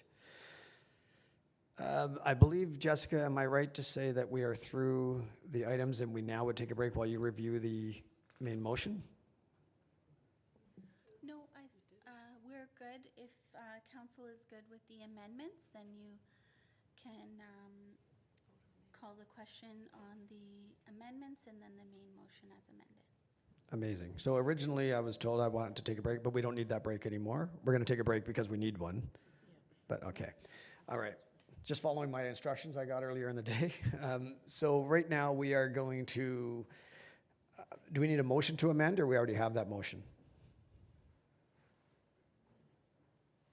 CEO Corey? Mr. Chairman, I appreciate the opportunity to ask a question of our treasurer. So the items that are now coming forward, is there any amendment to our ongoing capital contribution that has to be reflected in this? Does it include the amounts, though, below that have been adjusted? Or is that something you can deal with after? So we can deal with that after. Okay. Yeah, we can deal with that Okay, after. thank you. I just want to make sure. Thank you. Thank you for that. And keep in mind, this is going to our draft budget. As far as a point of order, do we now need to, do I need to move in a seconder for the amendment, the motion to amend? Already. So now we're just calling the question on the motion to amend. Okay. So calling the question on the motion to amend, all in favor? I don't vote, right? Okay. Yeah. I've been voting anyway just for kicks. Okay, and I'll call the question on the motion as amended. All in favor? That carries. Now, Jessica, am I signing this that I read, or has it been so doctored up it doesn't matter anymore? That's dead. We'll provide you with other motions to sign. Okay, all right. I'm going to do some of this so I don't end up signing it and giving it to you. Okay. Okay, with that, I believe we're calling a biological break. Is that correct? You don't need me to do anything else for now. 15 minutes, everybody, which puts us at exactly 3:30.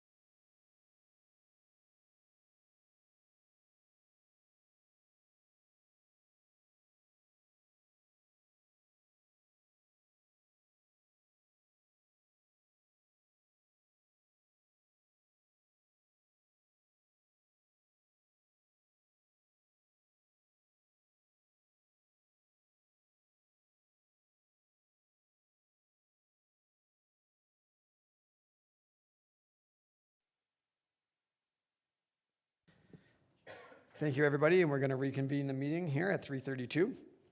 And we are going to item 8.2.3. And I do have a motion to read on this.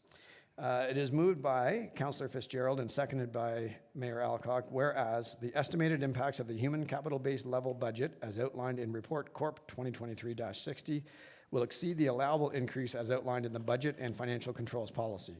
Now, therefore, it is recommended that notwithstanding the budget and financial controls policy, staff be directed to include the following new permanent positions for consideration in the town draft 2024 consolidated budget. To be funded from the levy, a parks lead hand, full-time position, parks attendant, 3 new full-time positions, a road inspector, which would be a full-time position, and 2, to be funded from shared services recovery and the remaining from the levy, GIS technicians, 2 new full-time positions. And with that, I'll pass it over to Director McKenzie. Thank you, Chair Morrison. So the report before committee today outlines the estimated impacts of the human capital cost, or the SWB, for the 2024 budget. This includes impacts of changes to statutory employee benefits such as CPP, EI, WSIB, contractual obligations to staff, so that's union negotiated increases, annual compensation adjustments, or COLA. Impacts of one-time items from the 2023 budget and annualization of budgeted later starts. The impacts of positions approved in year, as well as the impact of the additional staff requested by the senior leadership team to meet the needs of the organization. So again, as noticed, we've broken SWB out into a separate portion just so that we can have a bit more time to for committee to contemplate this. The recommendations in this report, if approved by committee, today will be included in the 2024 draft consolidated budget. So there are 3 appendices to the report which provide further breakdown for committee. The first is Appendix A, and this provides an overview of the FTE count between 2023 and 2024. And it also provides explanations as to why there's increases or decreases to the full-time equivalents for each service area. So overall, the increased FTE between 23 and 24 is from 164 people to, 164 FTEs to 174, so it's an increase of 10.84. I did note earlier in the meeting that committee had asked about getting a detailed list of the staff, which we can certainly do, but Appendix A should provide a summary of how many people are actually included in each of those departments, but we can provide that detailed listing as well. Appendix B provides an overview of the costs for SWB for each budget area and division, which includes the net changes for 2024. So that's line by line, so that's from the SWB, just the expense line. So the net change is 1.87 million. And also the net levy impact. So when you incorporate revenue sources or any reserve transfers, the net levy impact is actually 1.65.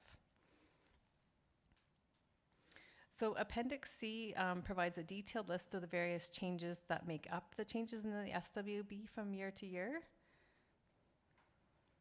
So the annualized positions for 174,000, these are positions that were included in the 23 budget, but not for the full year. So for example, we may have had a start date for a particular position that started in May. Therefore, we would have had 5 months of SWB in 2023, but then a full 12 months in 2024. Employee compensation of 558,000 represents the cost for statutory benefits, employee benefits, cost of living adjustments, and union negotiated increases. New positions of 552,000 are positions that have been included for consideration in the 2024 draft budget and are included in the motion of this report. These positions that senior leadership have brought forward as recommended to meet the needs of the municipality. New positions in year, so these ones were approved by council during the 2023 year, and these equate to an impact of 413,000. There's also position evaluations of 82,000, so this is when a position is reevaluated due to changes in the responsibility of that position. Revenue funded positions total 167,000, and these have been added to increase the SWB line, But there's also an offset in revenue, so the net levy impact on these would be zero, and hopefully would have, in most cases, would have actually a positive impact on the revenue line item. If the services aren't required, or the program doesn't take place, so there's no revenue, then the expense would be offset. So if we don't have the revenue, then we would cut back on the expense as well. Council compensation is the 11,000 for the cost of living adjustment for council. And then there's other minor variances that that are made up from various small amounts. So overall, bringing the budget for SWB to 17 million. So Huntsville has been one of the fastest growing communities, one of Muskoka's fastest growing municipalities for several years. And to keep pace with this growth, the resources must be right-sized to ensure that we can meet the needs of the community. Investing in the human capital will provide the town with the resources and support required. It's anticipated that as the town grows, there will be additional staff that will be required. And it should be noted that additional resources were identified by staff to be included in the 2024 budget, but due to the budget challenges that we know council and committee are facing, the senior team has reduced those to the high priority areas. And just in addition, staff will be presenting an HR capital plan to identify the needs on a more future basis to continue to support the growth and future service levels. So for the impact on the 2024 budget, so the budget guideline brought forward the net tax rate increase of proposal of 900,000 to 1.6. This request does exceed this guideline. However, notwithstanding that policy, staff are requesting that the recommendations in this report be included in the draft budget.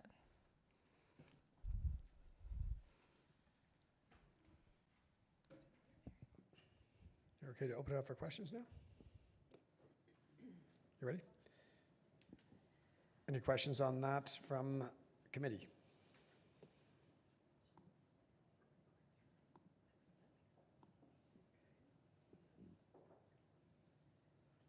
No questions? Mayor Alcock.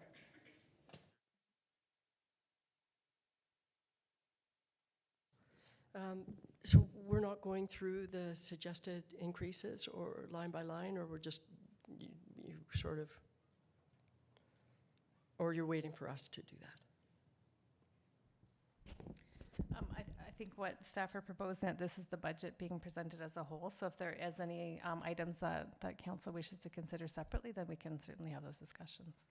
Okay, then I would look at the proposal for the new full-time position for road inspector. And I'm curious about that because we just approved all of the really cool equipment to go in the vehicles that will do exactly the same thing. And maybe not exactly, I'm sure, okay, doesn't do it exactly, but similar thing. And I'm combining that with, the new equipment goes in at least 6 vehicles. And your earlier note for information, Director Ukivi talked about how finally we're starting to have a full complement of staff. And so last year we didn't, and now we actually have more staff on hand. And so I'm looking at this and thinking, well, I think having that new equipment is really helpful to assessing the condition of our roads. I also think it's something that probably, with all of our works employees being out there, is that not something that they can also contribute to? So that would be my question. Okay, Director Ukivi. Through you, Chair Morrison.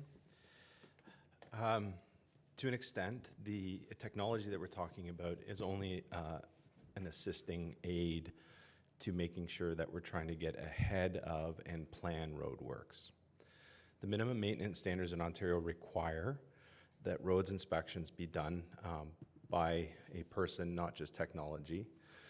And there are set intervals depending on the classification of the road. Right now, our roads crews, when we are in full maintenance mode from April 30th or from May 1st rather to October 31st are at capacity. They don't have additional time to actually do and conduct roads patrols. We've tried using the working foreman, we've tried using the operations foreman to help supplement with those roads patrols, but we're not able to get out there and do what's required. The technology that we're employing, so if we're talking about the artificial intelligence scanning the road, that's only one, it's only looking at basically a couple of groupings of features. It's looking at the road surface and the integrity of the road surface, and it's looking at whether there's signage missing. We can program it for those purposes. What it's not looking at is ditches and culverts. It's not looking at bridge spalls. It's not looking at a number of other features that are required to be inspected and noted for liability purposes on a regular basis by the minimum maintenance standards. Also, this person would be responsible for taking and aggregating all of the data that the new devices are collecting and scheduling the road works and then communicating that to the roads operations manager so that they can assign the crews appropriately to all of the work. The roads inspector would also be out there doing inspecting the work that's being completed by both our crews as well as contractors. And I think probably the most important thing is right now our engineering techs, as fantastic as they are, they've got a huge workload, including provincial downloads. And it's difficult to balance getting out there to do entrance permit inspections, drainage inspections, a number of other contracted works and capital inspections where this roads inspector would be used for that purpose. Having one roads inspector, their plate's going to be full and in fact overloaded in terms of all of the things that they're going to need to look at and supervise and make sure that that's happening in terms of the minimum maintenance standards and road quality in town. Thank you. Any other questions so far? Deputy Mayor Armour. Thanks, Chair. Just along the same line, so what have we been doing in the past? Like, you made it sound like we're falling off the cliff here. We got 417 kilometers of road, correct? 417, 418, I think? And you say we're not meeting the minute standards. So I'm just curious, what are we doing in the past years to keep up with those standards? Like, through you, nothing? Chair Morrison, I'm not suggesting that we're not meeting, but we're stretching a staff extremely thin. We have to rob from Peter to pay Paul. So roads patrols are important. So we take somebody, we put them on them. We do basically as fast as we can. You know, this is an opportunity to improve the quality of the inspections out there, the quantity of the inspections. By getting out there more routinely, we'll identify, so in the, referring back to the Ripple and Pallet report, talking about that 60-day lag that can occur or that we have the grace period to fill a pothole, we would be nowhere near that if we knew about that ahead of time. Right now, we're relying on public reporting on a lot of these items. When the public reports on some kind of a road deficiency, we then send out somebody to inspect it. That meets our minimum maintenance standards requirements. Then we come in, but we're constantly behind. And instead of pre-scheduling, pre-rostering, getting ahead of these, and then planning the work so that the public can see what it is that we're actually doing. Thanks. Maybe you can refresh my memory, because I think we had a road patroller and he retired. We didn't replace the position, but we replaced the position, but not as a road patroller. Is that how it worked out? I'm just curious how we lost our road patroller. Thank you, Chair Morrison. So I do believe Deputy Mayor Armour is referring back to the time where we did have an individual that was a portion of his position was to do road patrol. And then when that individual left the organization, we actually replaced the position with the CET because we needed that as well. And instead of adding resources, we tried to, I'll say, divide and conquer. If I may, Mr. Chairman, just want to reiterate, we are meeting minimum maintenance standards, but to Director Ukibi's point, we are being reactionary. We are not being proactive. And Council's seeing that in the number of emails and phone calls that you're getting. We don't have the resources to be out on the road finding the issues before the issues are identified by the constituents, and then you're getting the phone call. So I don't want council to think that we're not doing it. We're just not doing it as well as we should be to serve the public. Mayor Alcock? I appreciate those comments, and through you, I'm back to the same issue, and I agree. We certainly receive calls all the time, and I'm glad that we're meeting minimum standards. But I do go back to, and I was really happy to hear in your first report about our team is back, and that we were down a number of important staff in the last year or two. And so when I hear that, I think, okay, maybe because they're back, we won't get as many complaints because they're going to be out there doing all of the things that we had a gap, right, that we missed. And so that's part of my thinking. I think that was a great report to hear about where we were and where we've grown to, or we've come back, right? Those are your words. And so I think, okay, well, why don't we give that a shot, because we have almost a full complement again. And then I'm going back to the new equipment. And again, my memory is really crappy, but I thought I heard when we were asking about the equipment that who would take care of the data. And I don't recall you saying that we need a new roads patrol in order to take care of that data. And maybe I'm mistaken. Through you, Your Worship, out of respect to the members around this table, I alluded to it because I knew that it was going to come up in this conversation, and I did not want to kind of presuppose that any positions would be approved in advance of this discussion. So I did say that there were that administrative team members, the operations manager, and others in the division would be assigned to this. The others portion was alluding directly to the roads inspector, who would be the kind of master of all roads data for us. I promise one last follow-up on that. So, and in fairness, absolutely, I think you did do that. So, but you also said that the data could be collected by existing staff. Through you, Chair, I said it would be. In fact, I committed to that. So there is existing staff, but this would be a dedicated one that would be out all day, every day, doing just that for us. Okay, Councillor Clark, and then Councillor Renwick. Thank you, Chair Morrison. Thanks for the report. The report speaks to the growth that we've seen in Huntsville the last few years. And I mean, just take a drive anywhere and you can see the growth that's happened. And it speaks to the ability for our departments to be able to get work done. And so I get that the expectations are high from the public. And I get that. And I also get the stress that our employees find themselves under, because to be honest with you, I find myself under the same stress from calls and trying to deal with situations. So I totally get it, understand that. But my job's to weigh all those needs and trying to keep taxes reasonable and fair for everybody, right? So the request is for 5 new positions, and I'm struggling with that, to justify that, even despite what I've just said. I mean, we've hired a lot of new positions already in 2023, which will have impacts on the budget for 2024. And I just feel like we need to consider a more phased-in approach to hiring. And I realize that we're behind.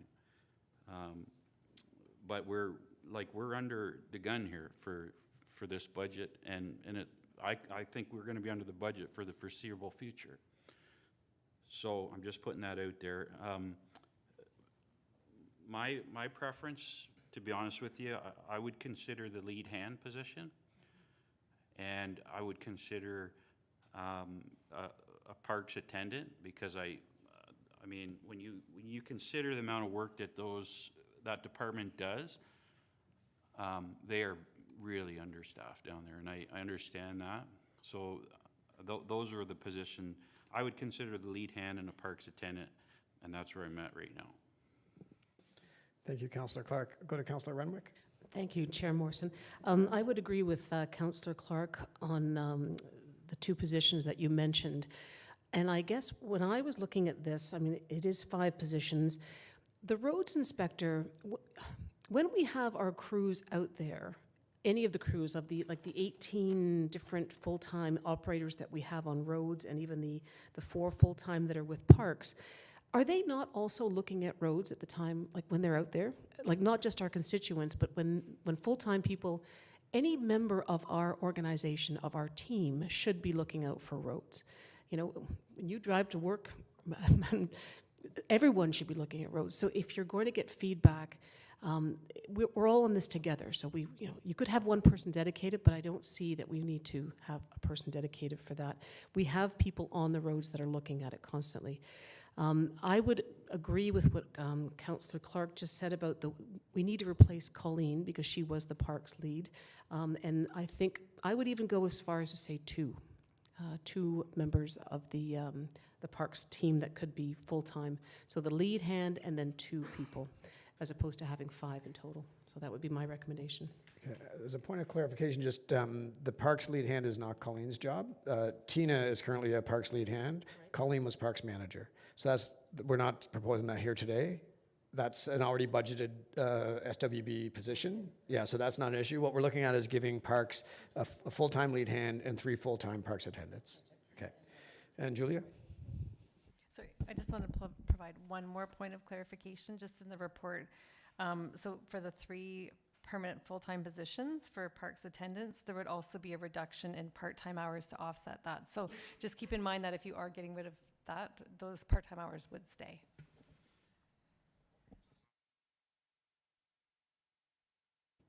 Okay, I believe I'm going to go to Councillor Fitzgerald and then Deputy Mayor Armour. Thank you, Chair Morrison. I love this process and I really dislike this process, but we ask our educated, experienced, informed staff to bring us their best case scenario of what needs to happen going forward to make our community work, and they bring it to us. And we sit around with very little knowledge of what they do on a minute, hour, daily basis. And with almost little or no experience other than we have to come up with a budget number that's respectable. So I think we need to sit back and sometimes put a little more stock in what the ask is, why the ask is there, and what's been happening with our staff before this ask came to us in a budget line. So what I'm hearing from most managers and directors and some staff, when you get on a personal level with them, is that they're working well past their work hours. Their stress levels and time restraints, and they feel they have to get their work done. So I think when we see some of these lines and some of these asks, we have to respect that and realize that there needs to be some change. You know, turnover, how much is that worth? If we have people where they know they didn't hire the 3 people we need in this department, I've been working my tail off, well, that equals turnover if they know that's what happened. That costs us too. So, you know, I really caution everyone to put a little more faith in who's bringing us this information, why they're bringing it to us, and I understand that we have to be responsible with the budget number and the levy, but the stuff's not made up, and I don't think it's something that we can sit around and say, well, you don't need that because it's too expensive. I don't think we're doing anyone justice when we do that solely based on financial responsibility. We have to look at the whole picture, and I hear just financial stuff, and we're deciding for directors and managers what goes and what stays, when really I think it should be a more involved process and more thought put towards it. Just my 2 cents. Okay, Deputy Mayor Armour and then Mayor Alcock. Well, that was pretty deep, so I don't know if we can get that much thought into it.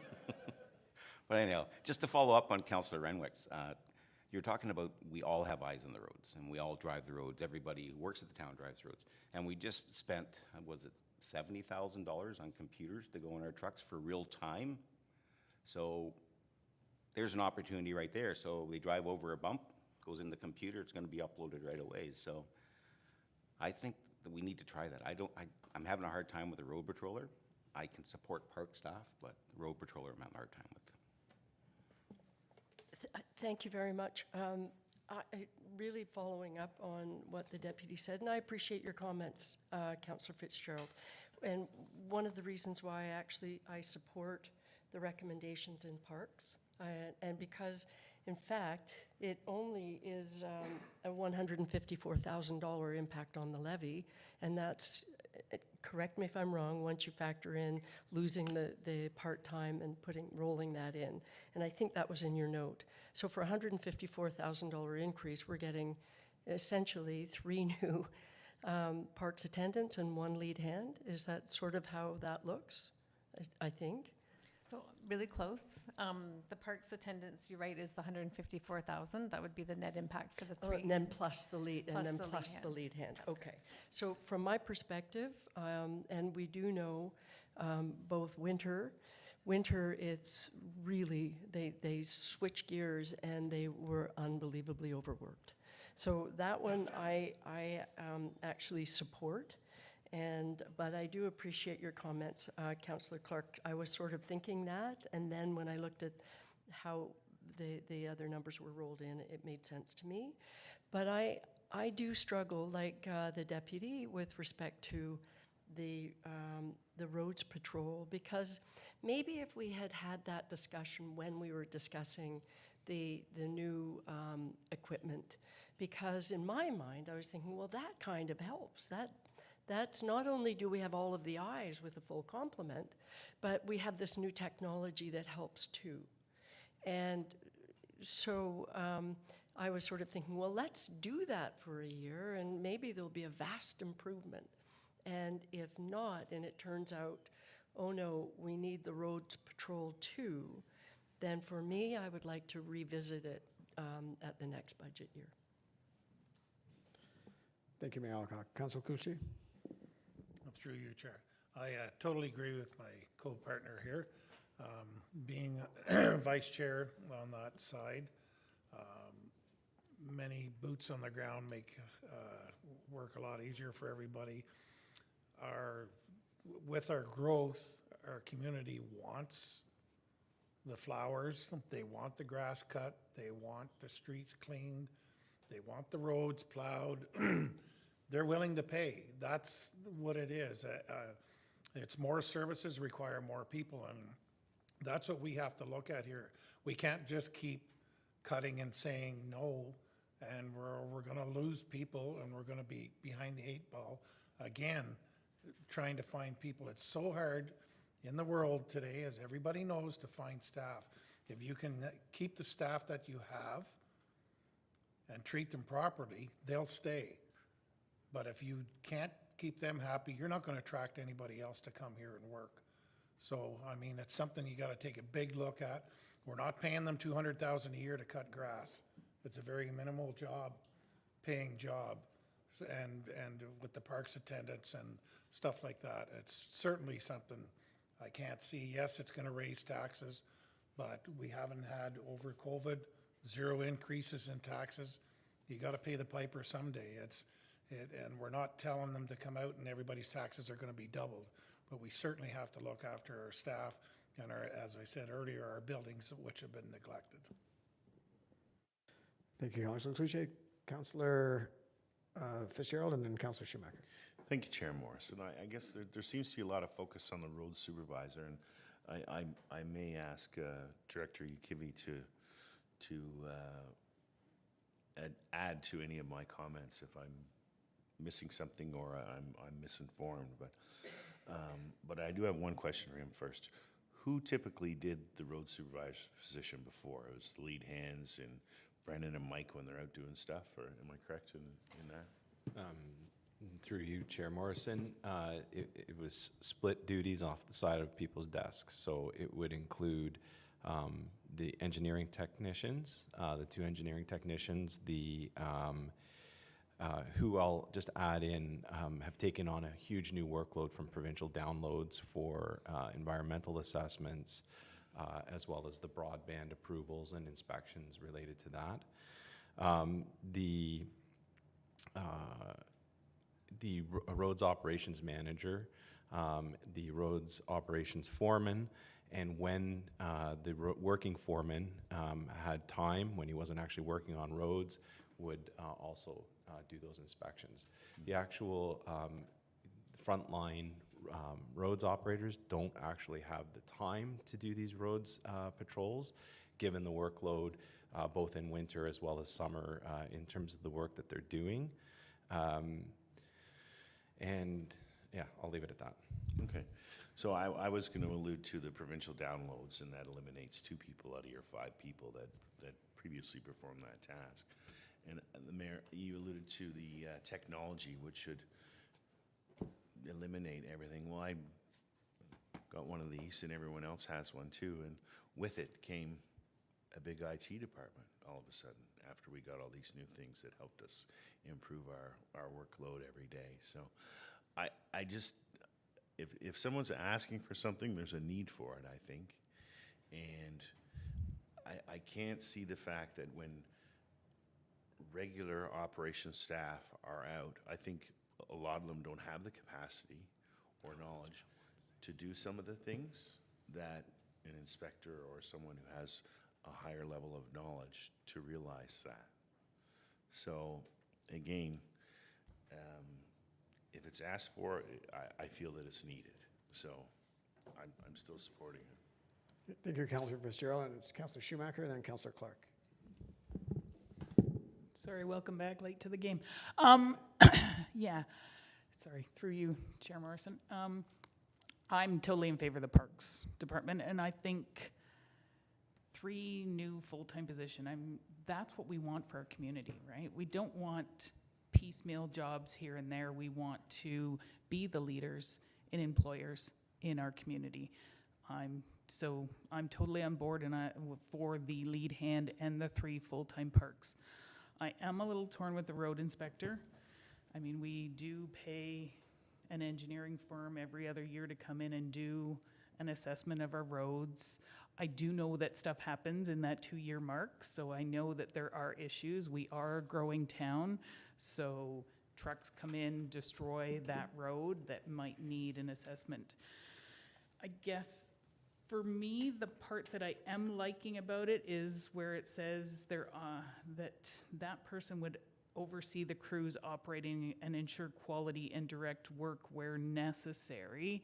So I think one of the good things would be if there is issues, we're on top of it with that person there.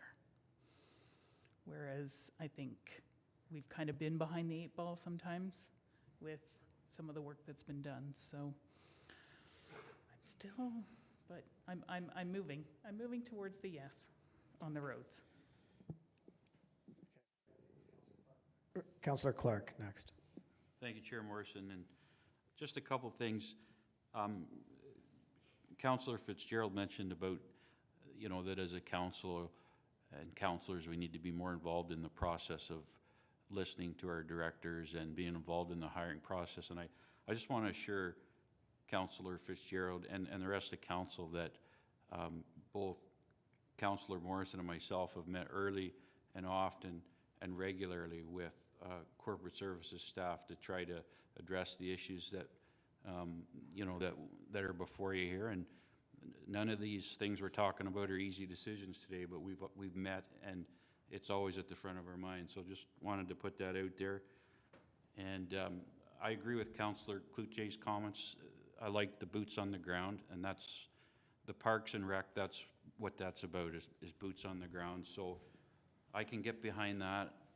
I would be okay with the ask for the lead hand and the 3 parks attendants, but I'm not in favor of the roads inspector. Thank you, Councillor Clark. Any other comments? We'll get to Councillor Stone and then Councillor Renwick. Thanks. Yeah, Thank you for all your comments. And Councillor Fitzgerald, you know, we do rely on our directors to bring us real information. I question sometimes, is that real information a boy, it sure would be great to have. It would help us do this job easier. And do we absolutely have to have that? I question 4 new people for parks. We haven't acquired many, if any, new parks. And I think they've been doing a fabulous job so far. Maybe working really hard, and maybe a couple of these people make sense. I'm struggling also with the road inspector. I'd kind of like to see how the technology helps us do a better job before we have a dedicated person also driving the roads and doing some of what that is intended to do. So I asked a question. I would really want to know the number. Like, are we into double digits for taxing on the levy? And if so, okay, well, let's start cutting and slashing. Are we there? I don't know where that percentage is. I'll speak to you. So the reason I mentioned earlier on that this is the draft budget is because I brought up in our chair agenda review that it's really hard for me to say yes or no to these items before I know what the big picture increase is. And that's tough for us. Now, the good news is it's going, and just because we include this in the draft budget today, we may come back in the consolidated budget and say, we can't do three parks attendants. We can't do this, or you know what? It's not as bad as we thought. Let's add in the roads inspector. So it's really tough, but it's the only way we can do it. This, just so you know, this actual ask just on its own is 8.49%. We did a 5-point-something% increase last year, and the taxpayer was not happy. So that's why Councillor Clark and ourselves, and I do want to point out too, the senior leadership team, as well as CEO Corey and Julia and the human resources team, there was a bigger ask at the beginning. So the big ask originally is, boy, would this be great, because their jobs would be much better with this much. And after many meetings and many discussion, CEO Corey went back to the senior leadership team. They sharpened the pencil. They looked at what they really do need. And I think what they brought back was stuff that they truly do believe are necessary. So I'm with you. And I think I should be last to speak, but I may as well just finish off my comments now. You know I'm a huge advocate for the mental health side of things, and I do know our staff are suffering, and it causes, sick days and people to not be as productive as they can.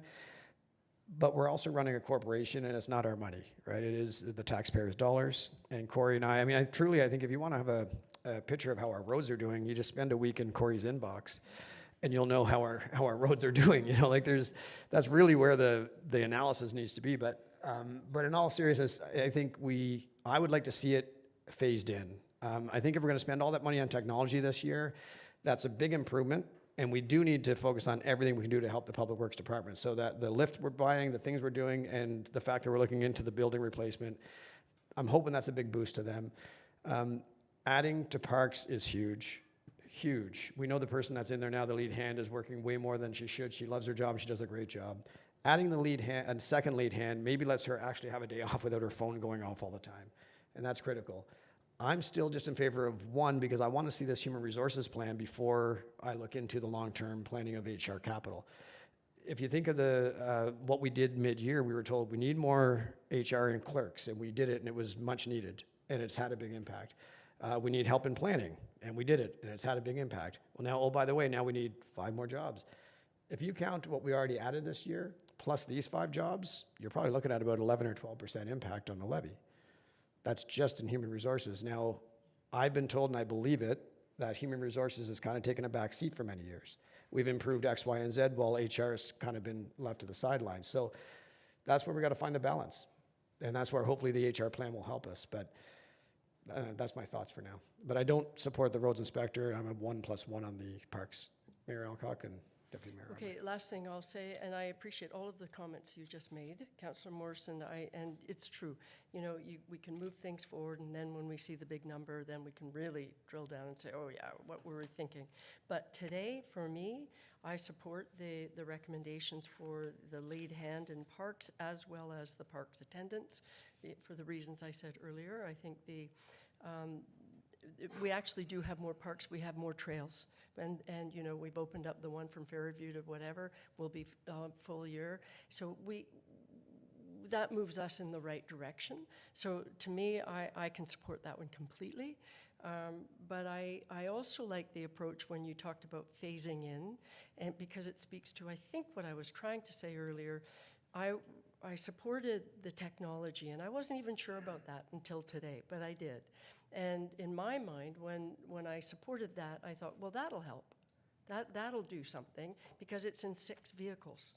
So there are 6 sets of eyes using the new laptops, and the data does go back. And so for me, I think, why can't we use that for a year, and then at the end of the year say, oh my God, it sure would have helped if we had had roads patrol to take that data. And then we'd know. Or we could find out that the people that are using the laptops in the vehicles, that's adequate, it's working, because we now have a better complement. We have more staff that have returned, right? Or more staff that we've hired. So that's where I sit with that one. I'm not comfortable with that position, but I'm comfortable with the rest.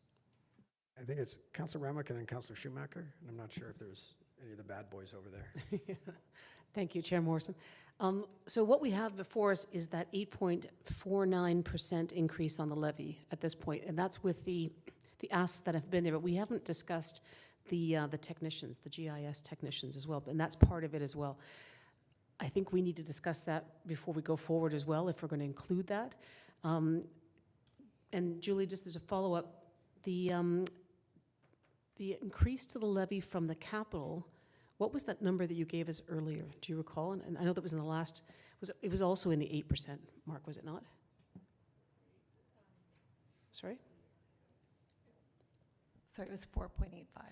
So we're already double digits.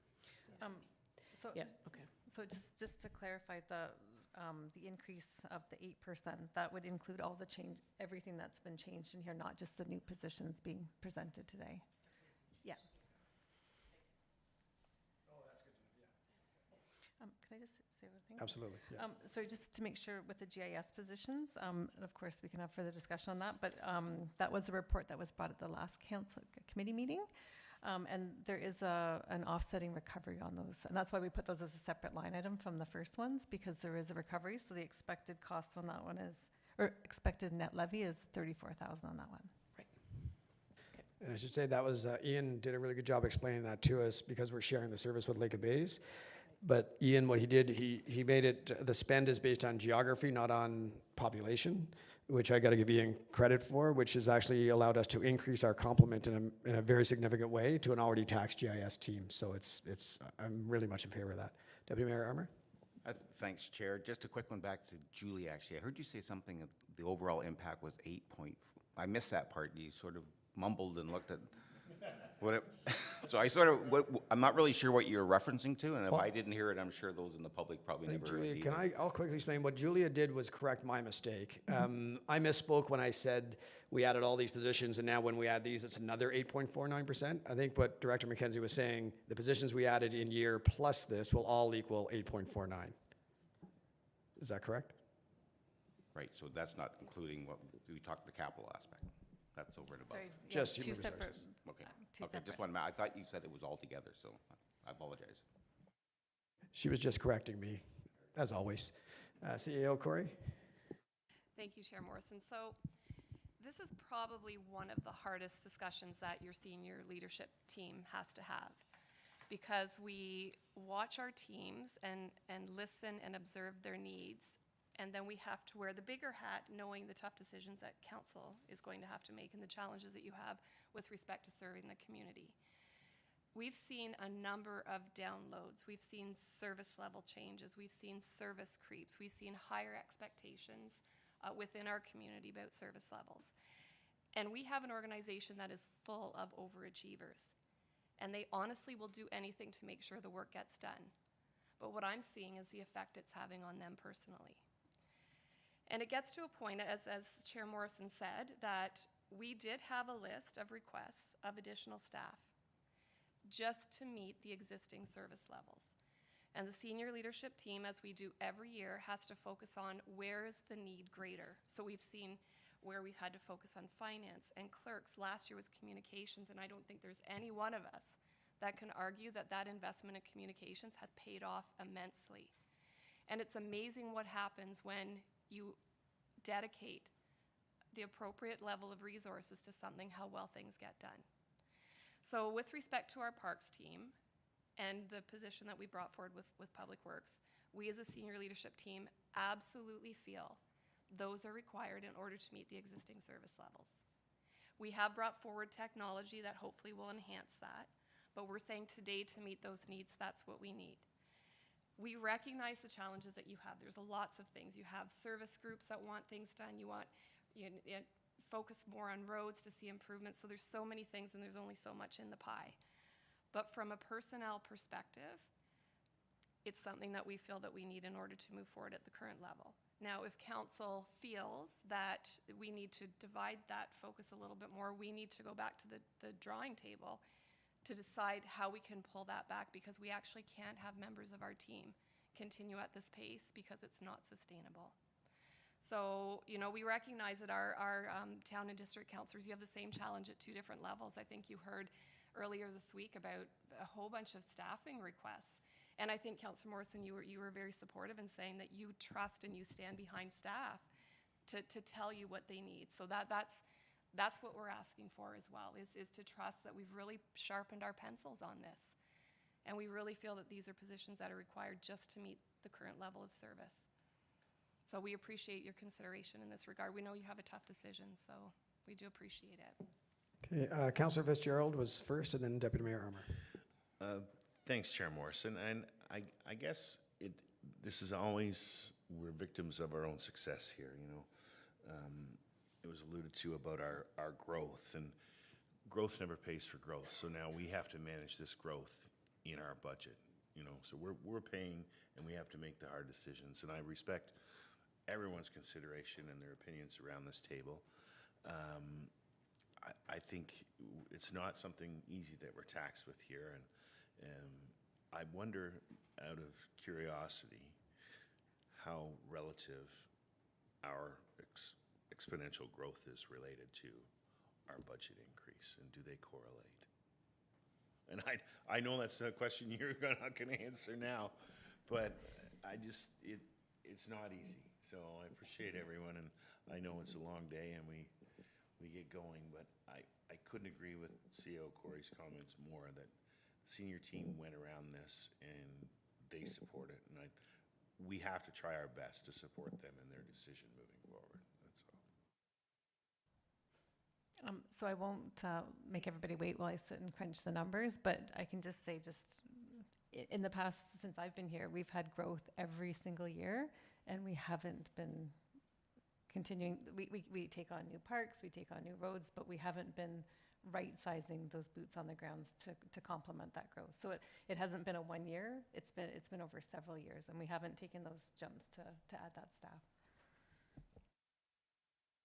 Deputy Mayor Armour. No, I just want to say thanks for that. I completely understand what you're saying, and I know you understand where we're coming from. But in the last year and a half, we haven't had a full complement of staff in our PW. So we didn't have as many eyes on the road. We didn't, that's why we're probably getting more calls and we're falling behind. But we now have a full complement, and we now have new technology in our trucks. And whether you're putting it in 5 trucks, I believe we said 5 trucks, 6 trucks. So those 6 trucks aren't going to be driven by supervisors all the time. They're going to be driven by road crews. Our guys fitting potholes, et cetera, and they all need to be trained on how to enter information in these things. And I think we should need to see how that works out before we increase to someone to drive around behind them who's going to do the same thing that they could be doing. But I like the idea that Nancy says, that we can transition maybe 3 months from now, 6 months from now, we find out we're getting overloaded with information and we need somebody in there to be able to react to the information we're getting. But I think we can't base it on the last year and a half, because we haven't had a full complement. So I think we need to see what happens going forward. And the park staff, support them 100%, because I see what they do out there, 67 parks. increase in sidewalks and stuff like that. So they do a great job, so. But anyhow, still have a hard time with just the road patroller, so, sorry. Going to go Councillor Schumacher, Mayor Alcock, and Councillor Cluche, and we're about 9 minutes away from the hard break at 4:30, just an FYI. Okay. Yeah, I mean, Councillor Stone earlier today asked our police officers here how they're doing. And I know we do it, hopefully, with our staff. And I know it's been hard for them. I like what Councillor Armour said. We do hopefully have a full complement now to some extent that can help work that. So yes, we do at this table consider the mental health of the workers for sure. We want you guys to know that we are looking at that. I love the model because you guys, as you know, I love my community services peeps in the back there. Customer service is where that is driven, and I think this ask has really come from a customer service-based model. And I love to see that we are looking at customer service throughout all of our departments now, and I think that's where we need to go with that model. You are correct, CAO Corey, we asked for marketing and communications, and look at what has happened with that ask. You guys know what you're asking for, I get that. I'm totally behind parks. I might be with Mayor Alcock, though, on the roads inspector. Could we maybe look in 6 months, give it a hard, let's see where we're at, so that we could budget within a year? Okay, Mayor Alcock, and then Councillor Cluche. Thank you very much. I'll be really brief. To respond to our CAO, I reiterate some comments that have been made around the table, absolutely supportive of our staff needs. The mental health and wellness of our workforce is absolutely critical. And I think that this council has actually shown that with the, in-year asks as have been listed here, and clerks and communications and planning, and, we supported all of that and said, we hear you, and absolutely. So I think all of the actions we've taken around this table has been supportive of that. And today with these additional asks, what I'm hearing around the table, a whole bunch of support around parks. And GIS, for all of the reasons that have been talked about, the only one that I've heard any sort of serious comment, and that's all it is. It's kind of doing our job, which is, all right, let us understand this one. And that's the one for the road patrol, for I think a lot of good reasons that, we've just approved this technology, we've got a full complement. Can we just consider this one further down the road? And so my suggestion would be we amend this to exclude the road patrol for now, but with the caveat that we're happy to revisit if needed. And that, I don't know how that's worded, but Sir, Nancy, I'm going to go after Councillor Cluche because we're almost at the break.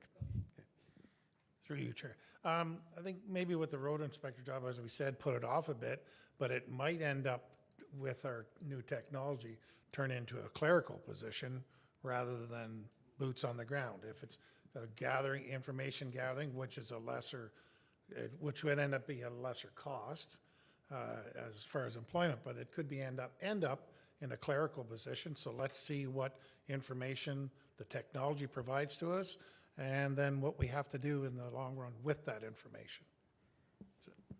Okay, Councillor Fitzgerald. I love the conversation around this table, and everyone's made a lot of sense. I think I can support that after everyone has shared their feelings and realized that, maybe there is potential for that job description to change. So this is what we're here to do. Thanks. Okay. Deputy Mayor Armour. Just very quick, we also are doing a roads needs study next year in 2022. A very good point. And to Mayor Alcock's point, I hope that instead of staff, like if we say no to some of this, instead of staff thinking we're not supporting them, I think if they look at our track record since we've been a council, I haven't been around for long, but the amount of SWB we've added in the last year is significant. And I think we all agree we want to help parks. I just think we can't fix everything in 1 year. We can't. So I think if we look at The park side, I can't imagine it wouldn't have a significant impact by adding a lead hand and a full-time parks attendant. I think that would be a huge, because one option is doing nothing. And if we do nothing, that's not good. Adding in 2 full-time jobs, I think is going to make a significant impact, and that's where my head is, but I'm willing to, I think the vote's probably going to go a different direction.